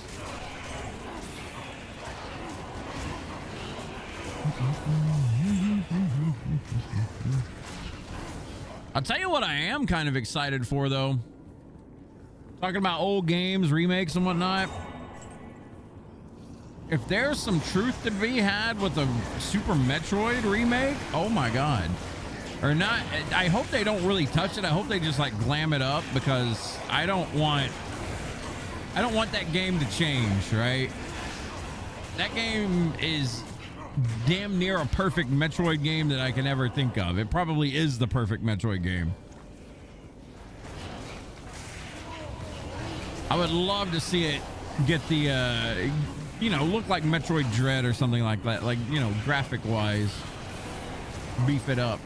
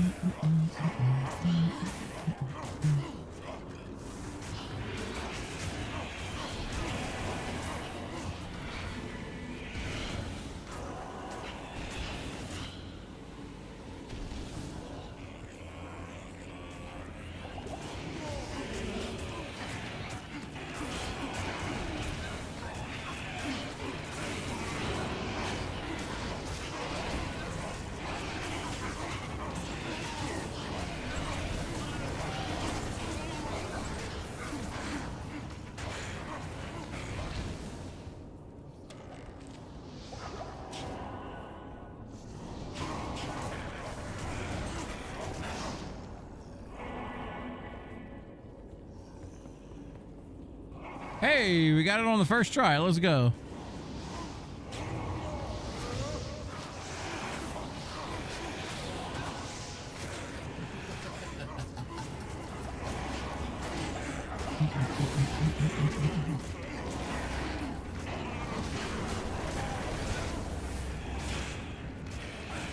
One and 4, and we do it. Dread might be up there for me. Those are 2 peak Metroids. Yeah, man, Dread's good. Dread definitely is like, if it's, I know it's a lot of people's number 1. For me, it's like probably number 3. Like Super Metroid, definitely number 1 for me. But then like, I would honestly say Metroid Zero Mission is my other favorite. Like, I love Zero Mission. I don't know why. It is the game that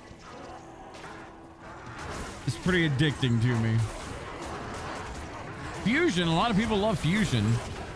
I never was big on Fusion though.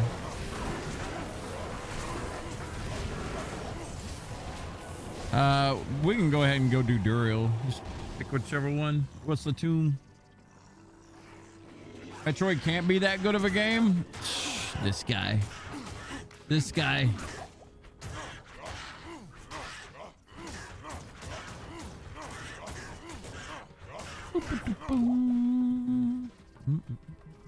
What makes it so good?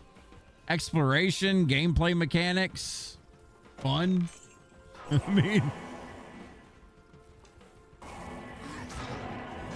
to me, it's the atmosphere of the game is a big deal. Like that feeling of being alone on a alien planet kind of gives you that feeling.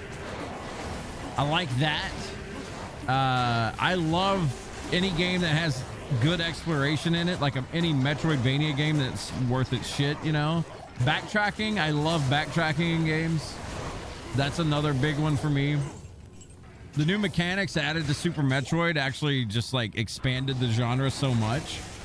being able to wall jump, being able to break the game, being able to go, once you fully master the game, being able to sequence break it and beat it in so many different ways. Like, that's another big perk to Metroid games in general. The new power-ups you got in Super Metroid are pretty game-changing. The whole grappling beam, the speed booster was really cool back in the day. That stuff may seem trivial now, but you got to think, back in 1994, when you played a Metroid game, you had Metroid 1 and you had Metroid 2 Return of Samus. Neither of those had like cool things about them, really. Like, I mean, the cool beams and stuff were there, the groundwork was there, but the additions that they added with Super Metroid were ridiculous. Shine Spark, power bombs, wall jump, grapple beam, speed boost, super missiles, X-ray. All that stuff was so neat. All seriousness though, because I've heard of Super Metroid, but you've also heard it's pretty difficult, and the Prime games are especially. Nah, Super Metroid not that bad. It's one of the easier games, honestly. I mean, your first time through, you may die a few times, but it's not a hard game. Prime games aren't really hard. They just kind of jank at times.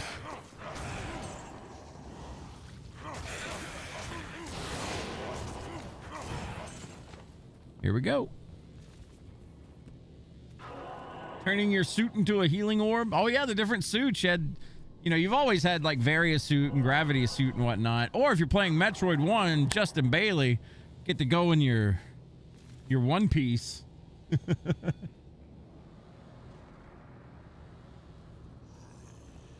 Mm-hmm. Yeah, charge beams. Like, that was cool, man. That was another form of discovery, in my opinion. Finding out if you had your power bomb selected. This is how neat this is. Finding out that if you have power bomb selected and you turned off all of your weapons except for one, so like you only had wave beam, you only had spacer beam, you only had plasma beam. If you only selected one of those and then charged it up, it would do something special.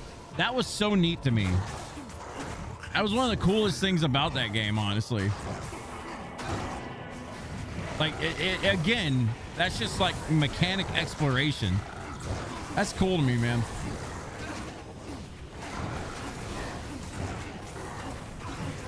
Yeah, Super Metroid's only hard if you're like in areas you should not be in. But other than that, Super Metroid's an easy game.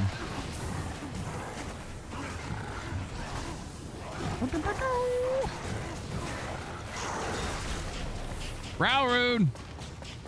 Oh, that's an amulet. Hold up. Hold up.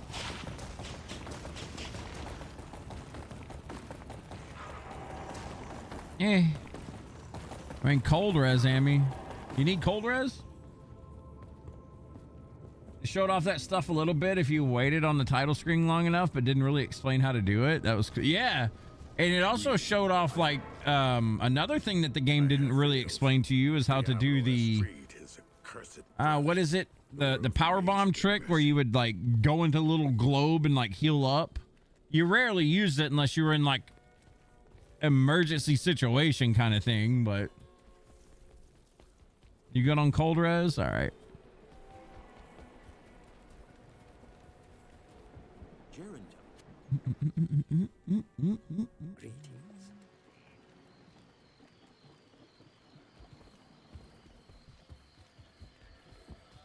Now, sadly, Skinny, I can't really push you through Act 3. We're gonna have to go about this one.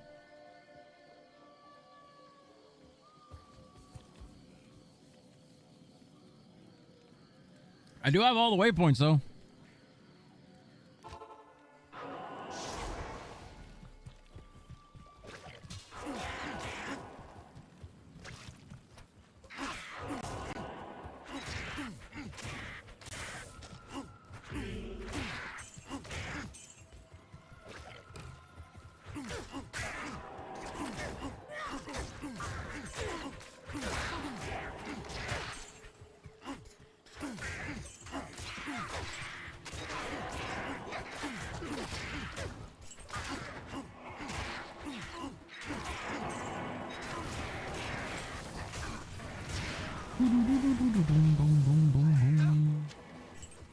I think you needed pretty much no health left and an empty reserve tank to get that one to work. Yeah, like you had to be in trouble and you had to have time to set it up. Like if you were in trouble in a boss fight, I don't think you could do it. Maybe you could, I don't know. I think another cool thing, I didn't even touch on this, but like if you think about the upgrade from, you know, Metroid 2 to Super Metroid, man, look at the bosses. Like that was another form of exploration, was figuring out bosses, and some of them even had hidden mechanics. I mean, remember the boss in Meridia, the giant like shellfish thing, or whatever you want to call it? There was a point where like you could let it grab you, and then if you use your grappling beam on an electrical node that was on the sides of the arena, it would literally be stuck on you, holding you while you're shocking it to death, and you're hurting yourself as you're doing it. But that's just so neat to me, man. I love little gimmicks like that. And it was a quick and easy way to beat the boss if you had the health to survive it. I loved how Ridley was just like a slugfest too. Like Ridley had so much health that it was a fight kind of thing. You pumped him with like 50 super missiles, or, you know, hundreds of regular missiles before he would go. Like, it was cool, man.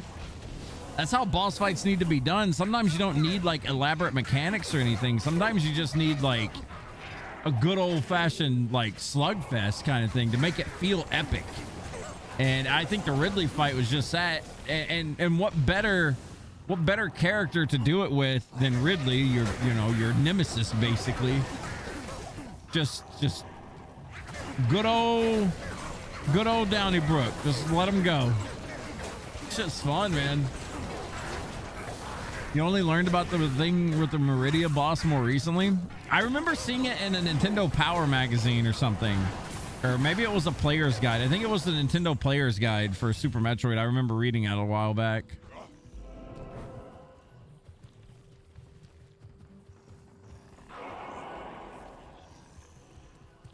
But I mean, that's neat, you know? There's so many little things like that that just weren't really that much talked about, to be honest. It was just something you kind of figured out. That was so cool. And there's probably little gimmicks like that's... Super Metroid is easily like probably my third favorite game, right? I would say like number one is A Link to the Past by a mile. Like I just that's always going to be my number one. Then it's probably like, you know, Chrono Trigger, and then number three's definitely Super Metroid. Like it's right there. It's easily like up there.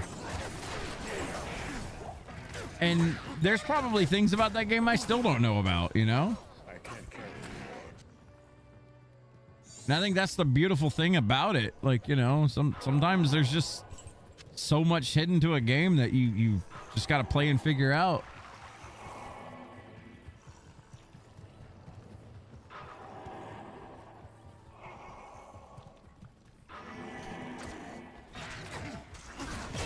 It's like kind of the same with Diablo 2, to be honest. There's so many little nuances to this game that people don't do.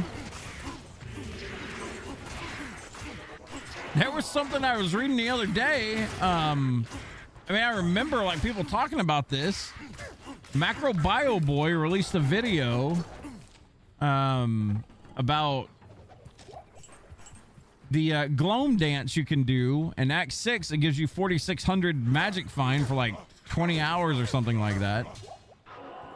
My friends were talking about this and I had forgotten about it, but I remember seeing a video on it a long time ago.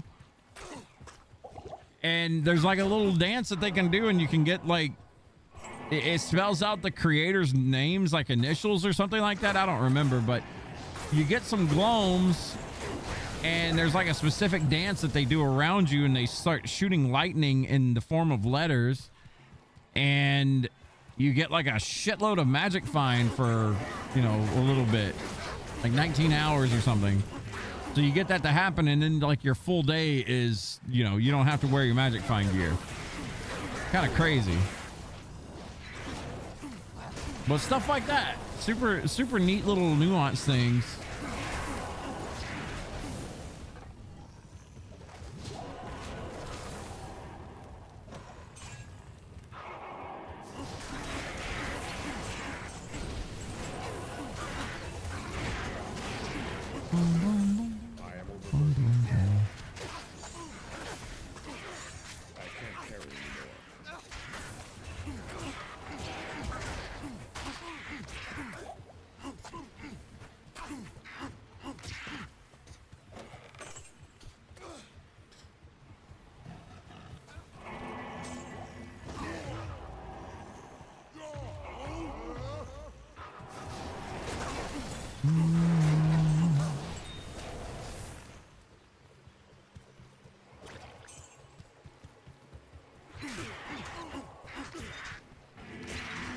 Bro, I thought we were gonna have to go all the way back for the spider cavern, and then here it is. I can't stand this act. I cannot stand this act.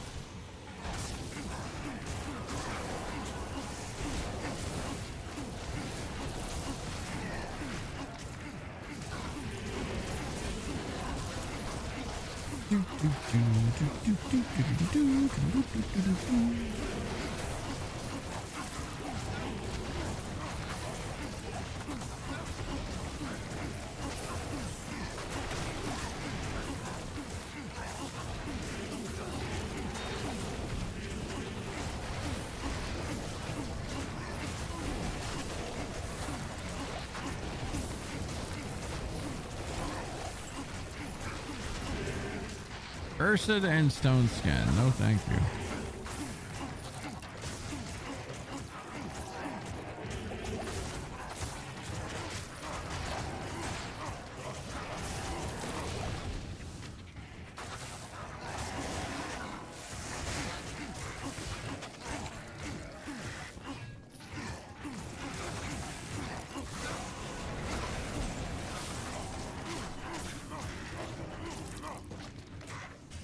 Get me out of here.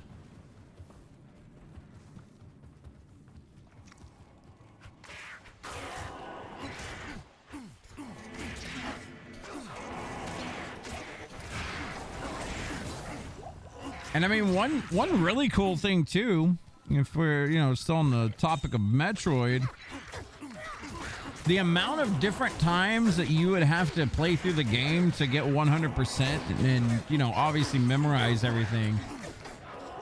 E-tanks are pretty simple, right? There's only a certain amount of those, but to get every single like missile tank and everything, that was kind of a grind and a test of memory. Only reason I can go back and do that shit 100% now is because I played it so damn much as a kid.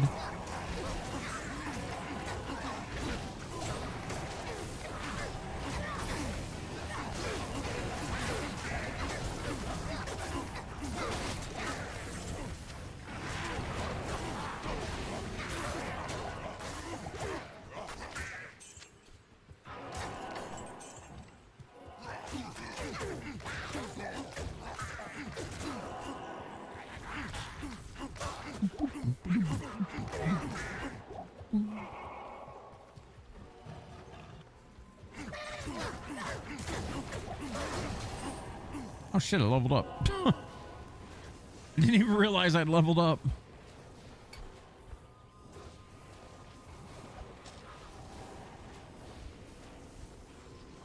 Honestly, I think I'm good at 15 Berserk. I'm gonna start putting the rest of my points into Shout. This is not the Shout Barb it's gonna be running with me, but I'm leveling that up on the side.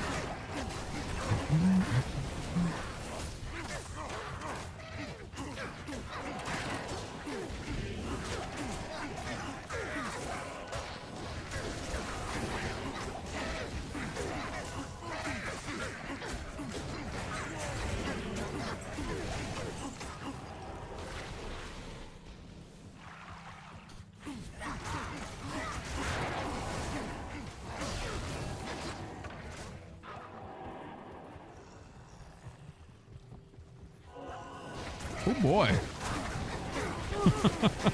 Seen that holy freeze, like, hold on a minute.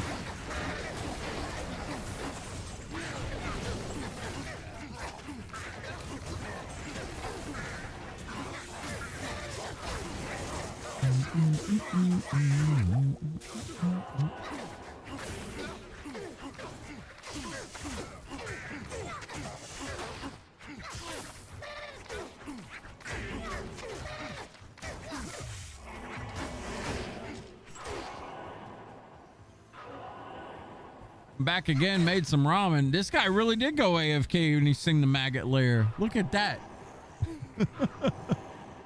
We're making our way through Act 3 right now. You sure you don't want to make another ramen?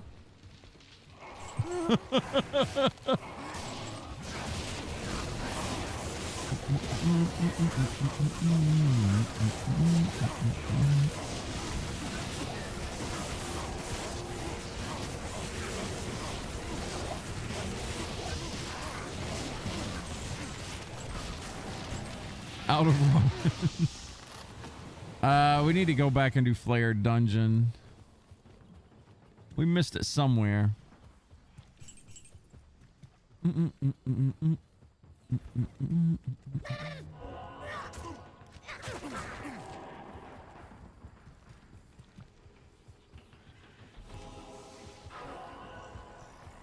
Here's a TP decky.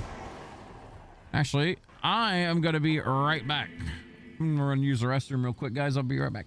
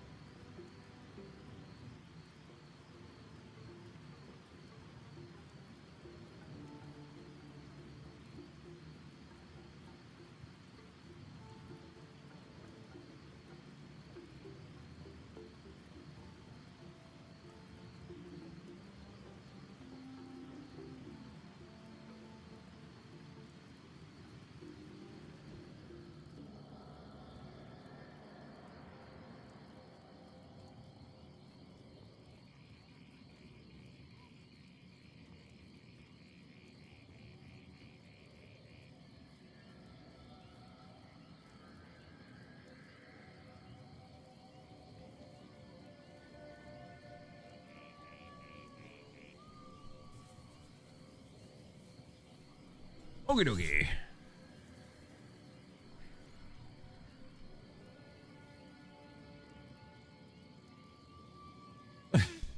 We need to summon chair 6 more times for 666. We're close. We're close. Nice boxers. Boxers. My PJs. My glorious PJs. I don't think my boxers were showing.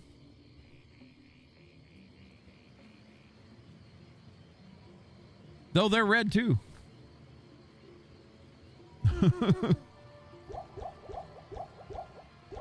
The best thing about being a streamer, you go to work in your pajamas and it's amazing.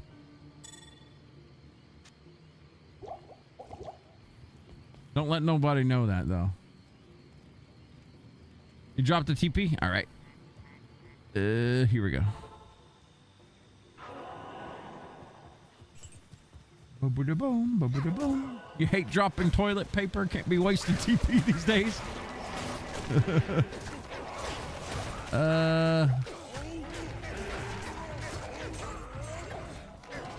Give you guys some shouts so you don't die.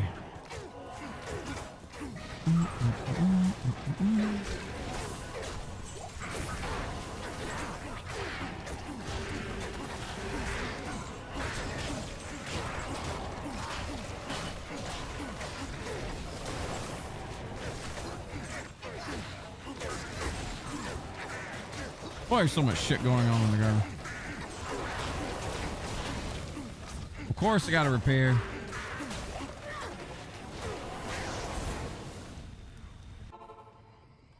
All the repairs.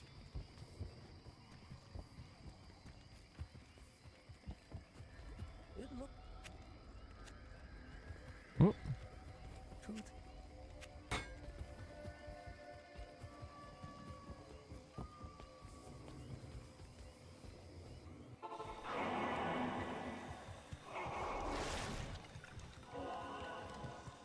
Impossible. I can't. Skinny, you gotta pop Gidman. It's your quest. If you want a rare ring.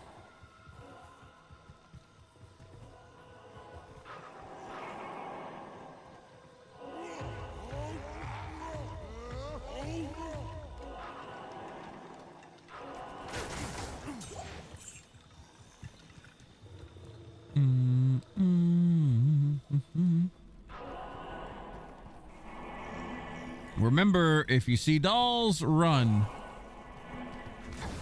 I don't see any dolls yet. Because we are in hell difficulty, so if you see dolls, they can kill you. FYI.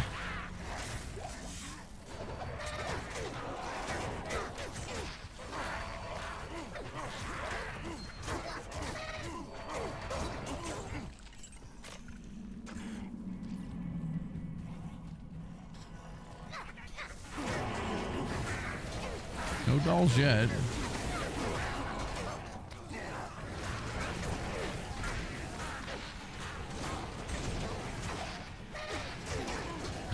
Those aren't the worst.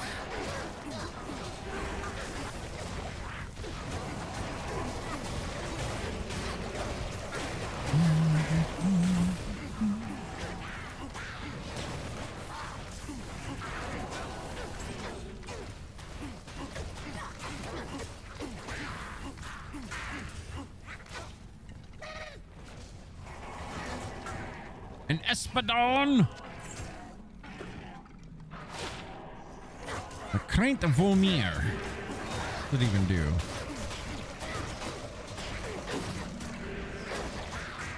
Slows target, minus monster defense. I mean, not bad for a starter merc, I guess. You're doing Act 5 at the beginning.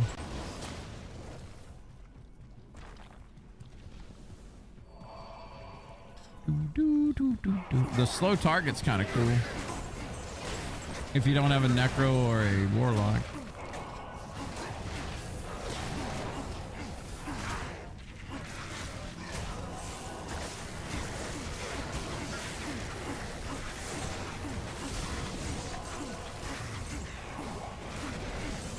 Man, Cha and I watched a like a history thing of Castlevania. Is Cha playing tonight? Want to level your Blade Assassin? Yeah, maybe. I don't know. I haven't asked her yet. But we watched it was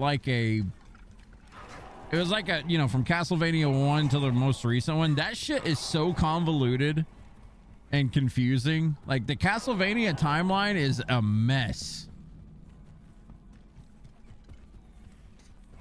Well, I ain't fucking with all that. Yeah, pretty excited for Warlock and D4. Looks sick. It does look good, Buddha. I'm excited, man. We watched the announcement stuff earlier, and it looks good. I'm excited, man. we're going to be able to play the Butcher next season. Come on, that's exciting enough. But yeah, the Warlock would be pretty cool. Some of those moves looked really cool. I love the giant claw that came out and like scraped the ground. That looks so sick.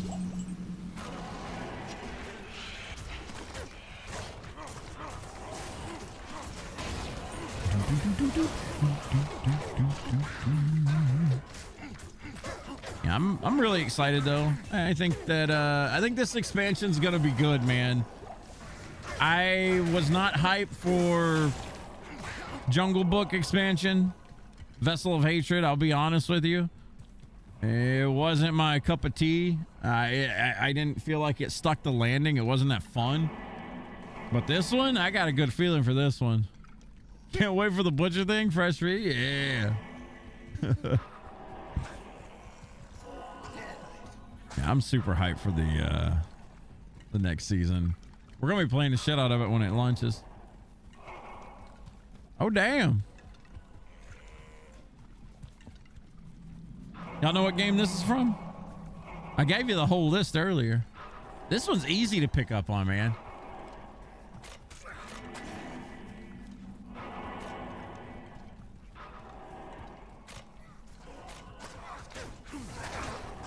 As good as Capcom was with their music back in the day,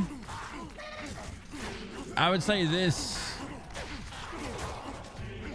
soundtrack actually stands like different from the rest.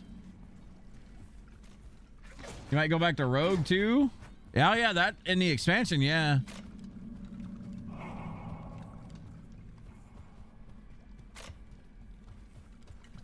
Yeah, the tree overhaul is going to be really cool to mess with. I'm excited. It's going to make like all the classes feel different, so.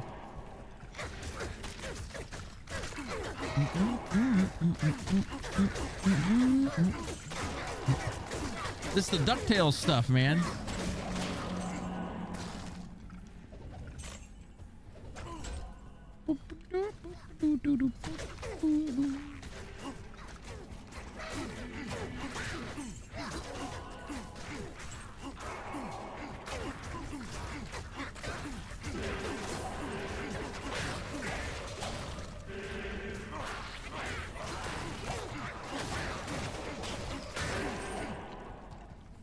All right.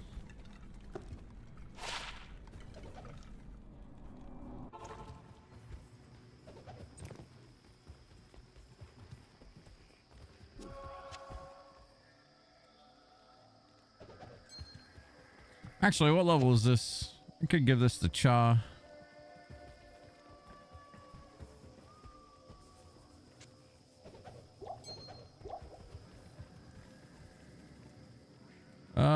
Opening up Cross Bazaar.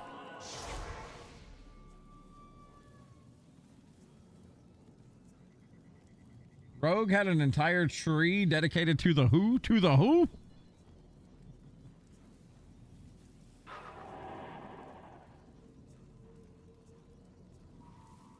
What's going on, Wizard CF? Diablo? Yeah, this is Diablo 2. Diablo 2 Resurrected, and with the Warlock expansion that they just released like 3 weeks ago, 2 weeks, 3 weeks ago.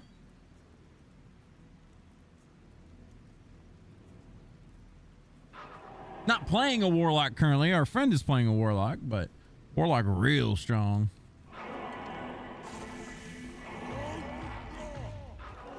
All right, let's go find the sewer boys.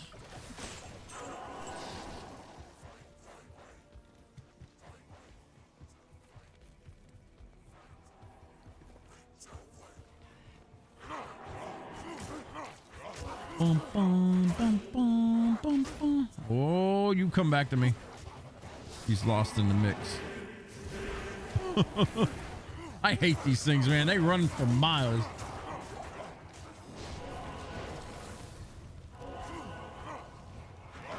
All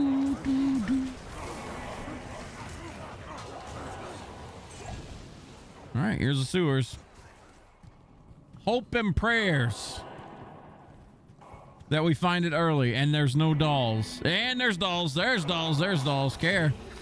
You care.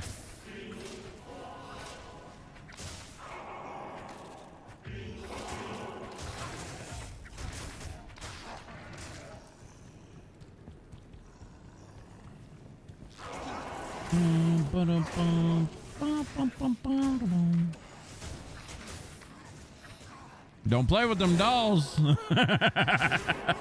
I'm telling you. These damn things are cancer.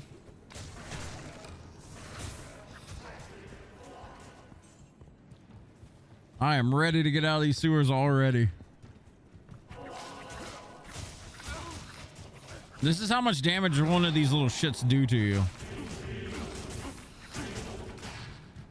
That was like 500 damage from one of them, and that was not a big hit. Careful.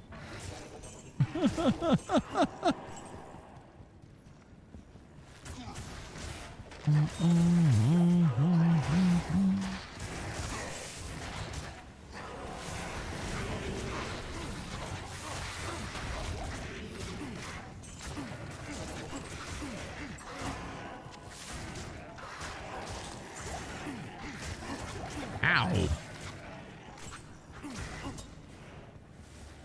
Something half shot me there.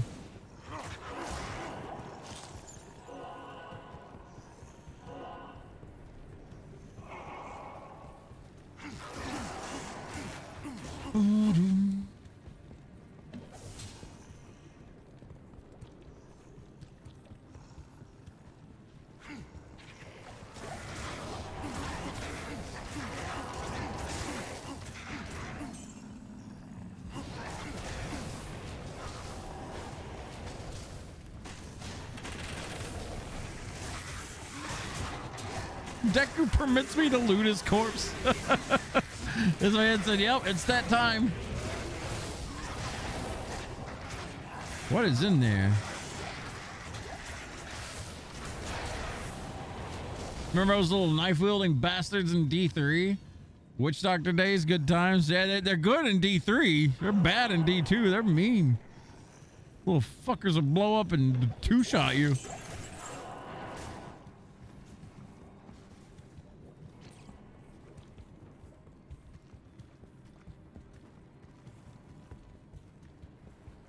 Whoop, whoop, whoop, whoop, whoop, whoop, whoop. Nope, nope, nope, nope. I was running back to my merc.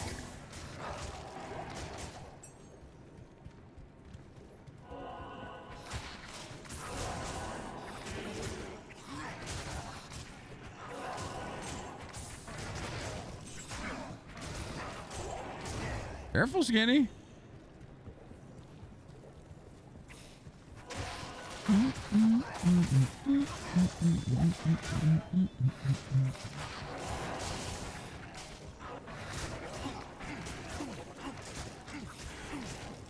Look at that.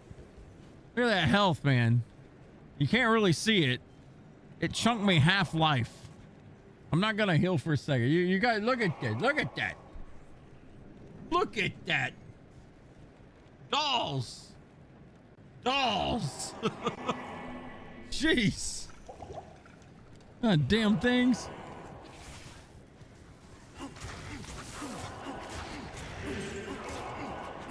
All damage is so real. Why they do so much damage? Because they do like a 100% life explosion when they die. It's like 100% physical something or another. It hurts. And it's based off of their health. So in hell, it scales immensely.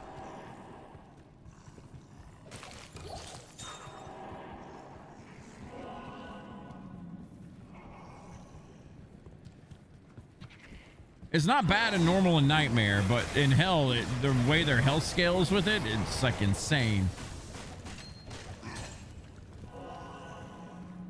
I was blowing my nose and one of those fuckers blew up in your face.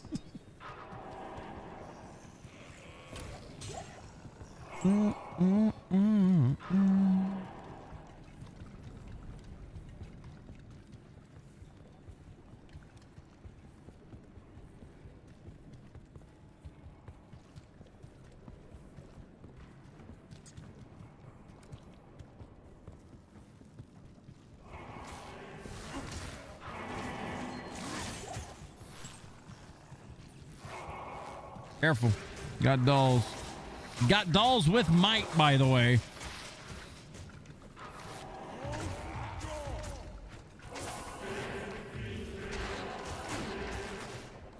Little bastard.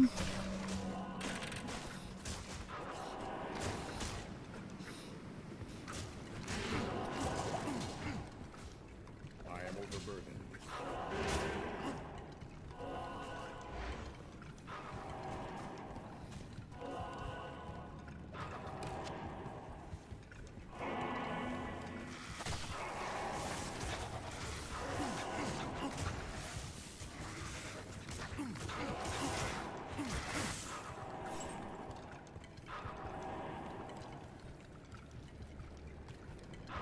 Maybe down there. Little fucker.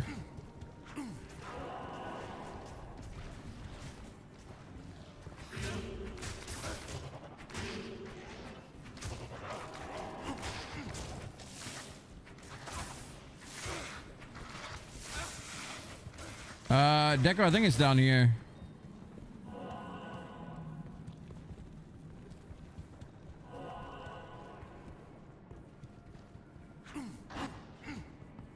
There's a champ pack of gloam bats I'm messing with right now.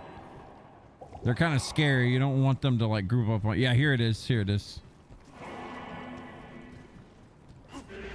I don't want them all to hit me at once. That's trouble.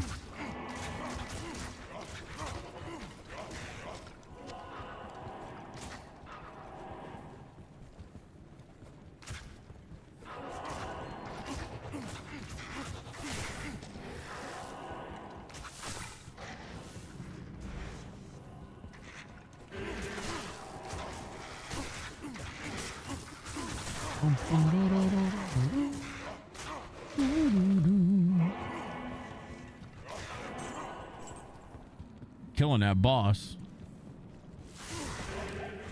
Thing was pissing me off.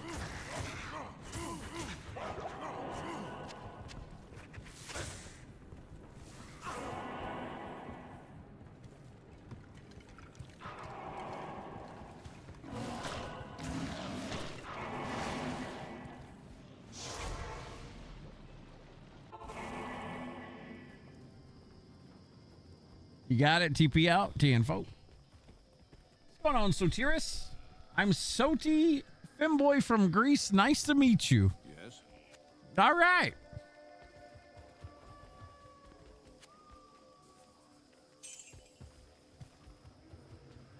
Boom, boom, boom. Nice to meet you.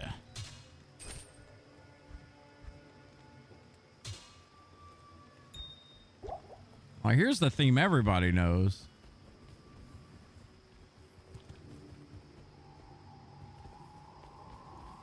Where the hell is Kane? There he is.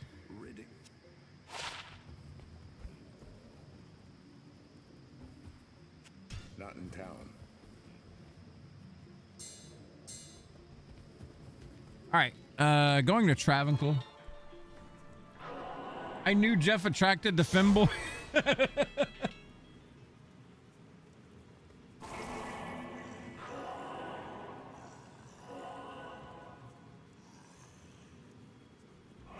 A little bit loud. DuckTales. DuckTales so good, man. All these songs have been DuckTales.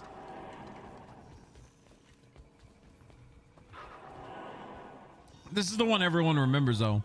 Space theme was so good.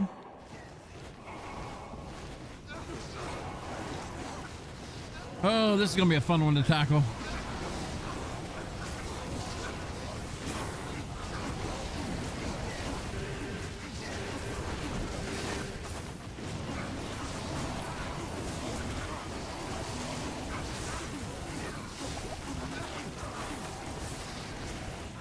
Oh, now you got Coco's favorite.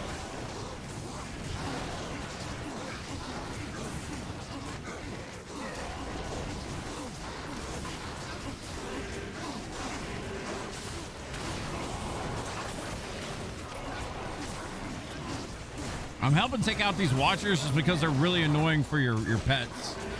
Your pets will like focus on that shit and not hit them. There we go. Now if I can figure out what the hell is in here. There's so much crap on the ground.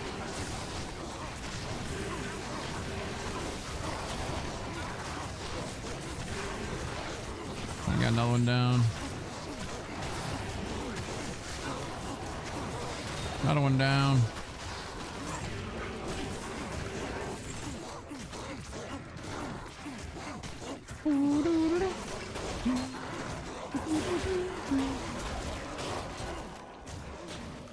Jeez.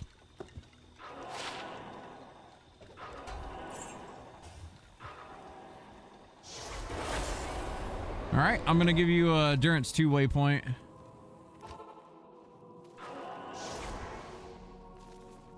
Is this gameplay hardcore? Yeah. This is we're in hardcore mode, meaning we die one time, we lose that character. Cannot die. All right, let's go do Mephi. Watch for dolls. Dolls already. I knew it. We got dolls out the gate.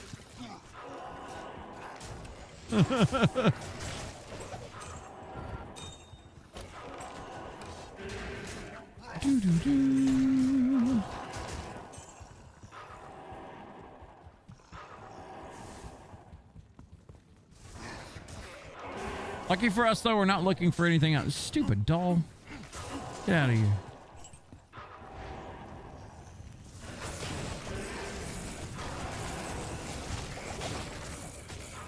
Something in there popped.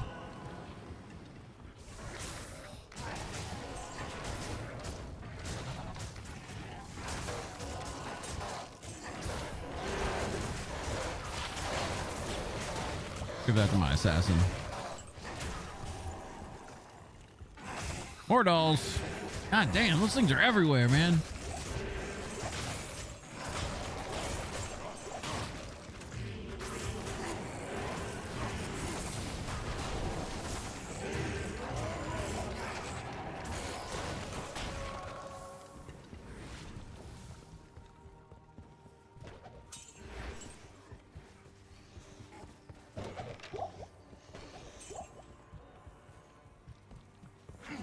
More dolls. Careful.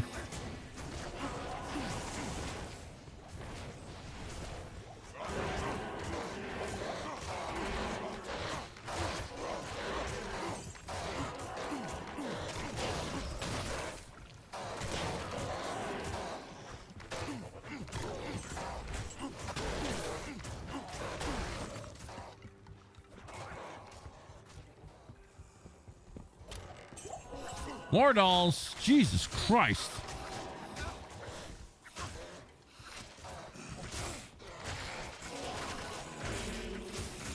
I'm just watching my merc at this point. I count 4 dolls already. If they split away, I'll do them, but I ain't jumping into that hole. Here we go.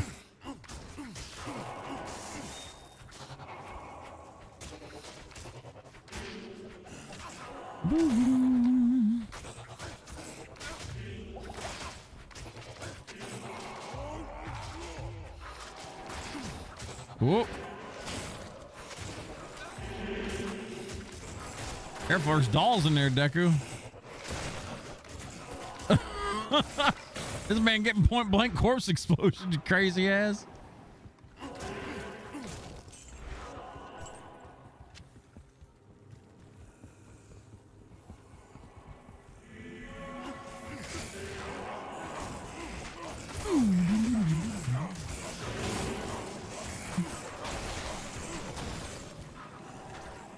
What's going on, Luke? How goes the hunt? Going good. We're helping our friend Skinny get his warlock through hell right now. I think once we finish Act 3, I'll probably be winding it down for the night. That explains the careful dealing with dolls. Yeah, dolls is terrifying in hardcore. Is it easy pop? Exits on you, Skinny? Okay. All right, Decker, let's go to Skinny.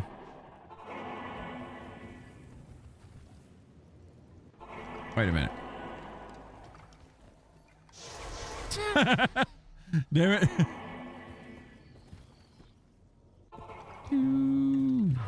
right, level 3. Let me reshout you guys. Ready to go. No dolls down here. Got nothing to worry about. I mean, Brim is kind of rowdy with conviction if he's got it, but...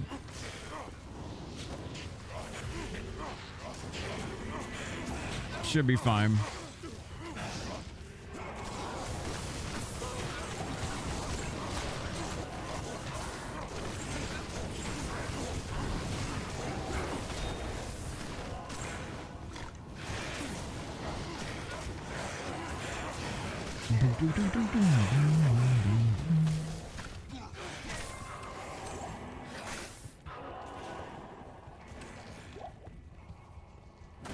God damn, holy freeze. Can't actually see what's going on in here.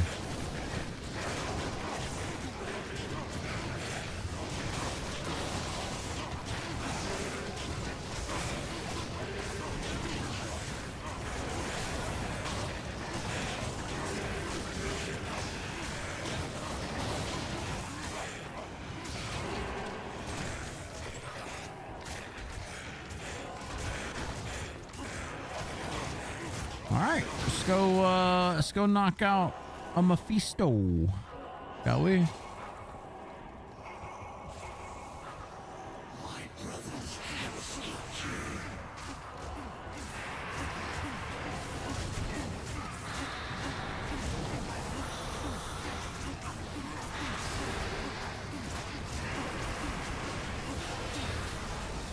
An Etnax. With that Isle Strike? Or no, Rune Master. Oh god. The 5 sockets.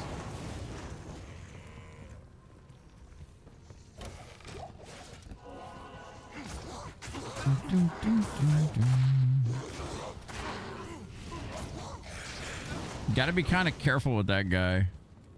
Extra strong spectral hit for some reason. I think it's still bugged. I think it can do like 2k plus damage easy.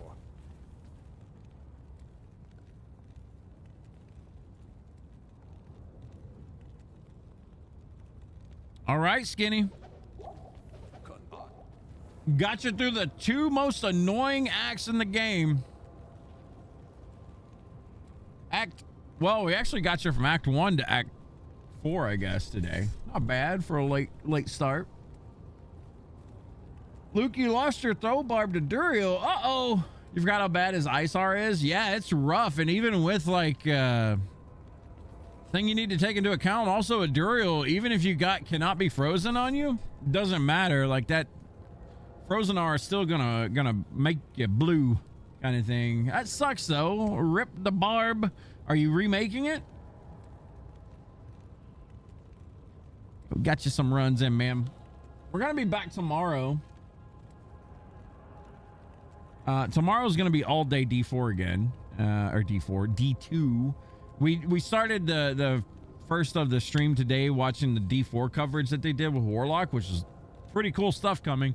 But D4, we're not gonna really be digging into D4 until like roughly, let's see. So next Wednesday is when Diablo 4, whoops, damn it. Next Wednesday is when Diablo 4's new season comes out. I am going to play that on stream until we finish the season completely, and then it's back to D2. This season's going to be really short because I guess, you know, we got the expansion coming out in like a month and 20 days or something like that.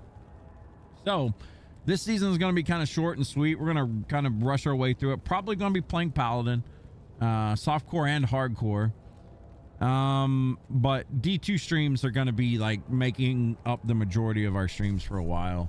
When we do eventually get to the point where we're streaming Diablo 2 and Diablo 4, aka when the expansion hits, on the 28th of April, when the expansion lands for D4, we're going to be playing that quite a bit. But then eventually we're going to start mixing back in with D2 and start doing Diablo 2 and Diablo 4 content. Gonna be basically living on Diablo for ever. It's gonna be a long time. It's gonna be a long time of Diablo, and I'm looking forward to it. I'm excited, man. Really excited. Are you gonna play it when you get better gear for it? Well, get that throw bar back on the train. Back on the train. Expansions in April. Yeah, it's April 28th. Got a lot of stuff to do on Diablo, though. I mean, the number one thing I got my eyes on now for D2, I'm getting this Necromancer to 99 at some point this season.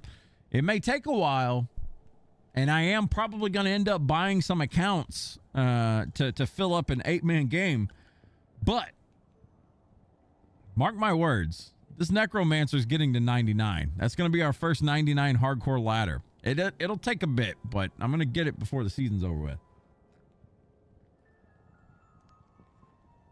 But that's going to be it for me tonight, folks. Thank you so much for hanging out with me tonight. Appreciate everybody that came in, chit-chatted, hung out, all that glory. We're going to be back tomorrow for another couple of hours, 4-5 hours of Diablo 2 tomorrow. Looking forward to it. Hope to see you there. For now, GG's. Y'all take care. Have a glorious night, and we'll see you later.